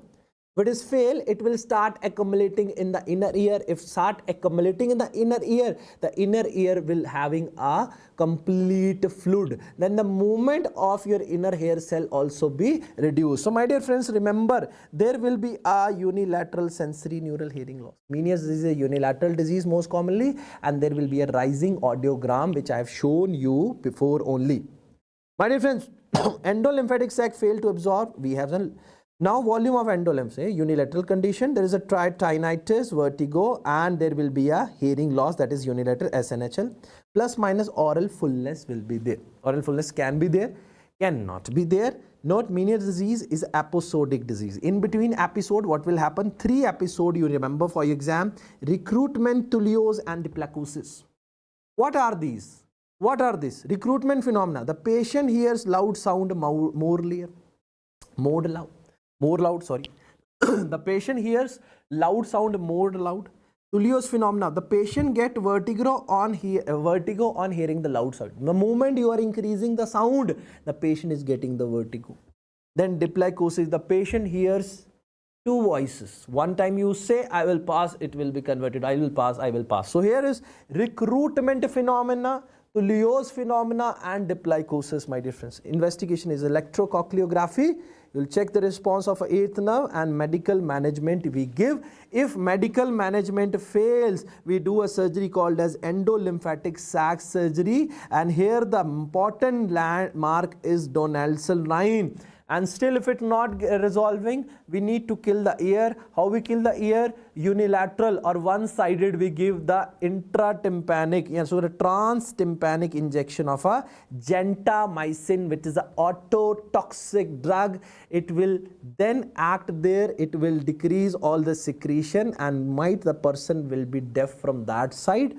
But there will be no chance the patient is having tinnitus or any diplacosis or any kind of episode like that. Now, let's talk about the facial nerve, 3 branches in the ear. My dear friends, one is greater superficial petrosal nerve, stapedius, and chorda tympani. How these 3 nerves are very important to us. Greater superficial petrosal nerve, sir, it is supplying to the lacrimal gland, and the test for this nerve is Schimmer's test. Now, if nerve is paralyzed, what will happen? There is a decrease in the tear production. There will be decrease in the tear production. The tear production will be decreased. Nerve to stapedius. Now, this is supplying to a stapedius muscle. Stapedius muscle, again connected to stapes. It is protecting stapes. It is protecting cochlea to get damaged, so that lot of sound energy should not pass. It dampers the sound energy. So this test to check this is stapedial reflex. If I am speaking something and that person is hearing it so loud, that means stapedial reflex is gone. That means nerve to stapedius is not working. Muscle got paralyzed. Muscle is not working fine, and your voice is going too loud to the inner hair cell. They can get damaged, and there can be a noise-induced hearing loss. Done. Now coming to the next, chorda tympani. Chorda tympani is a branch of facial nerve supplies to the taste sensor anterior 1/3 of the tongue, sir. Anterior 1/3 taste sensation is by the chorda tympani, general sensation is by the lingual nerve. Test for this nerve is taste. In the anterior side, you will ask patient if you are getting taste or not getting taste, matlab chorda tympani is gone. Done. Now next thing is facial nerve, my dear friends. Facial nerve. Facial nerve number 1 is Bell's palsy. It is a lower motor neuron palsy, unilateral. Edema leads to compression of a labyrinthine segment of the facial nerve. Labyrinthine segment of the facial nerve is gone. Because of that, angle of mouth is deviated to the normal or opposite side. Loss of stapedial reflex, it leads to hyperacusis. You will speak slowly, that person will be hearing too loud. Then there will be loss of nasolabial fold, that is also gone. Inability to close eye completely is also gone. Now the treatment is oral steroid for 3 weeks. But if the patient is coming earlier, we can start with the acyclovir, antiviral therapy we can give. Sir, if not, then you will have to take care of the eye also, because eye is not able to completely close. For that, partial opening of the eye, it can lead to the interstitial keratitis. Dry eye can happen, so artificial lubricants are required right here. The treatment is artificial lubricant, methyl cellulose, etc. Plus physiotherapy of the face, etc. We advise some exercises are there to get the muscle recovered. Now, Ramsay-Hunt syndrome is a painful condition, my dear friends. Ramsay-Hunt syndrome is a painful condition. There is a reactivation of a varicella zoster virus from the front of facial nerve. Now, facial nerve ke aage, so there is an involvement of facial nerve. Plus, there will be a painful vesicles present. This is lower motor neuron palsy. Again, the treatment is acyclovir plus the steroid you will give, sir. Steroid. Facial nerve paralysis along with the painful vesicles, reactivation of varicella zoster. This will lead to Ramsay-Hunt syndrome, which is also called as herpes zoster oticus. Herpes zoster oticus. तो अगर if basic comparison you have to do, you'll see facial paralysis happening mouth, this side of lip is deviated downwards, but here inability to close the eye is not a feature, plus pain is there. This is how you will differentiate between Ramsay-Hunt, and Ramsay-Hunt is a painful condition and Bell's palsy is a painless condition. Again, the treatment is acyclovir plus steroid. We can start. Now the next is Melkersson-Rosenthal syndrome. Melkersson-Rosenthal syndrome is nothing but a rare neuromuscular cutaneous disorder. This is neuromuscular cutaneous disorder, and here the treatment is corticosteroid antibiotics plus you have to treatment is corticosteroids antibiotic plus facial nerve decompression. Here you will see a fissured tongue, cheilitis, where you see inflammation of lips and facial paralysis. That is why facial nerve decompression is required right here, sir. The last topic of today's remarkable rapid revision 2.0 ENT, where you will see in the end of the session, within these 5 hours, we have compiled everything what need to do for the exam. Now, ear implants, hearing aid, normal hearing aid, it works less than 90 dB loss. If it is bilateral profound more than 90, we go for cochlear implant, but the prerequisition of the cochlear implant is that the 8th nerve should be normal, because the electrode which is connecting it will stimulate the 8th nerve directly. If your 8th nerve is not working because of a 8th nerve tumor, acoustic neuroma, there will be no vibration, no signal will go to the brainstem. Now the third stem is brainstem implant. When the 8th nerve is not there, we directly put signals into the implant in the 4th ventricle where the brainstem is present. So remember, indication is neurofibromatosis type 2, abnormal 8th nerve. This is 8th nerve. Directly we are putting electrode in the 4th ventricle, okay, where the auditory brainstem implant will be working and giving signal directly to the brain. So hearing aid, we have talked about the cochlear implant, and we have talked about the brainstem implant. Now next type of thing is BAHA. What is this? Bone anchored hearing aid. Indication of BAHA is that when your ear is this EAC stenosis is there, your EAC is very narrow, plus your ear pinna is not there, anotia, microtia. In that condition, what we do, we put electrode into this posterior auditory area. From the bone, we give direct signals. So what we are doing in this, bone conduction is directly given to the inner ear. Skipping the middle ear, we are putting from here, we are signals we are giving to the inner ear. So from there, 8th nerve, if it is fine, it will cover all the auditory tract and it will go to the Broadsman area 42, which is the area of your listening. Now coming to the last one of the day. Last one of the day, that is classification of the hearing loss. Different classifications are there, but this is standard classification you should remember for the exam. Mild is 26 to 40, moderate is 41 to 55, moderately severe is 56 to 70, severe is 71 to 90, profound is more than 90. So more than 90 is when we will go for the cochlear implant or brainstem implant. Less than that, we can normally use the hearing aid. And this completes our complete ENT revision. Again, I want to tell you that if you want PDF, annotated, follow Telegram.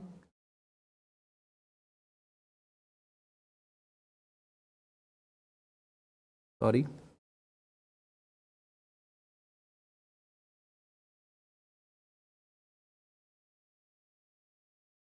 And if you want ask doubt,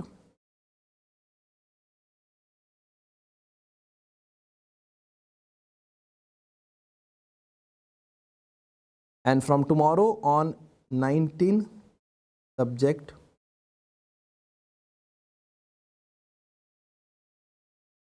chanting on YouTube channel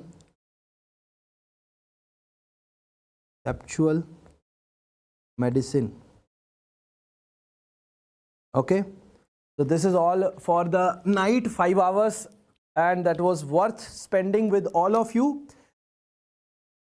These all topics are very important for the exam. May God bless you all and may you all pass this exam very, very soon. Never lose the enthusiasm inside you. ठीक है? ज़मीन से जुड़कर आसमान की बातें करो, ख्वाब नहीं हकीकत से मुलाकात करो, तूफान से डरते हैं बुज़दिल यारो, दिल शेर दिल बन मुसीबत से दो दो हाथ करो. So let's not forget the struggle of our parents. Because of them we reached so far. Let's work hard to get that passing certificate from NB and let's give them to parents this time. Let's not this winter or any hurdle stop us from studying, working hard, and working hard is very, very, very important to pass this exam. So may God give us enough strength to sit and study and to beat all the hurdles and pass this exam. Thank you so much for connecting. May God bless you all. See you all in the 19 subject chanting classes on the YouTube channel Conceptual Medicine, and that is again by Dr. G. Bhanuprakash sir's team. Thank you so much. Good night.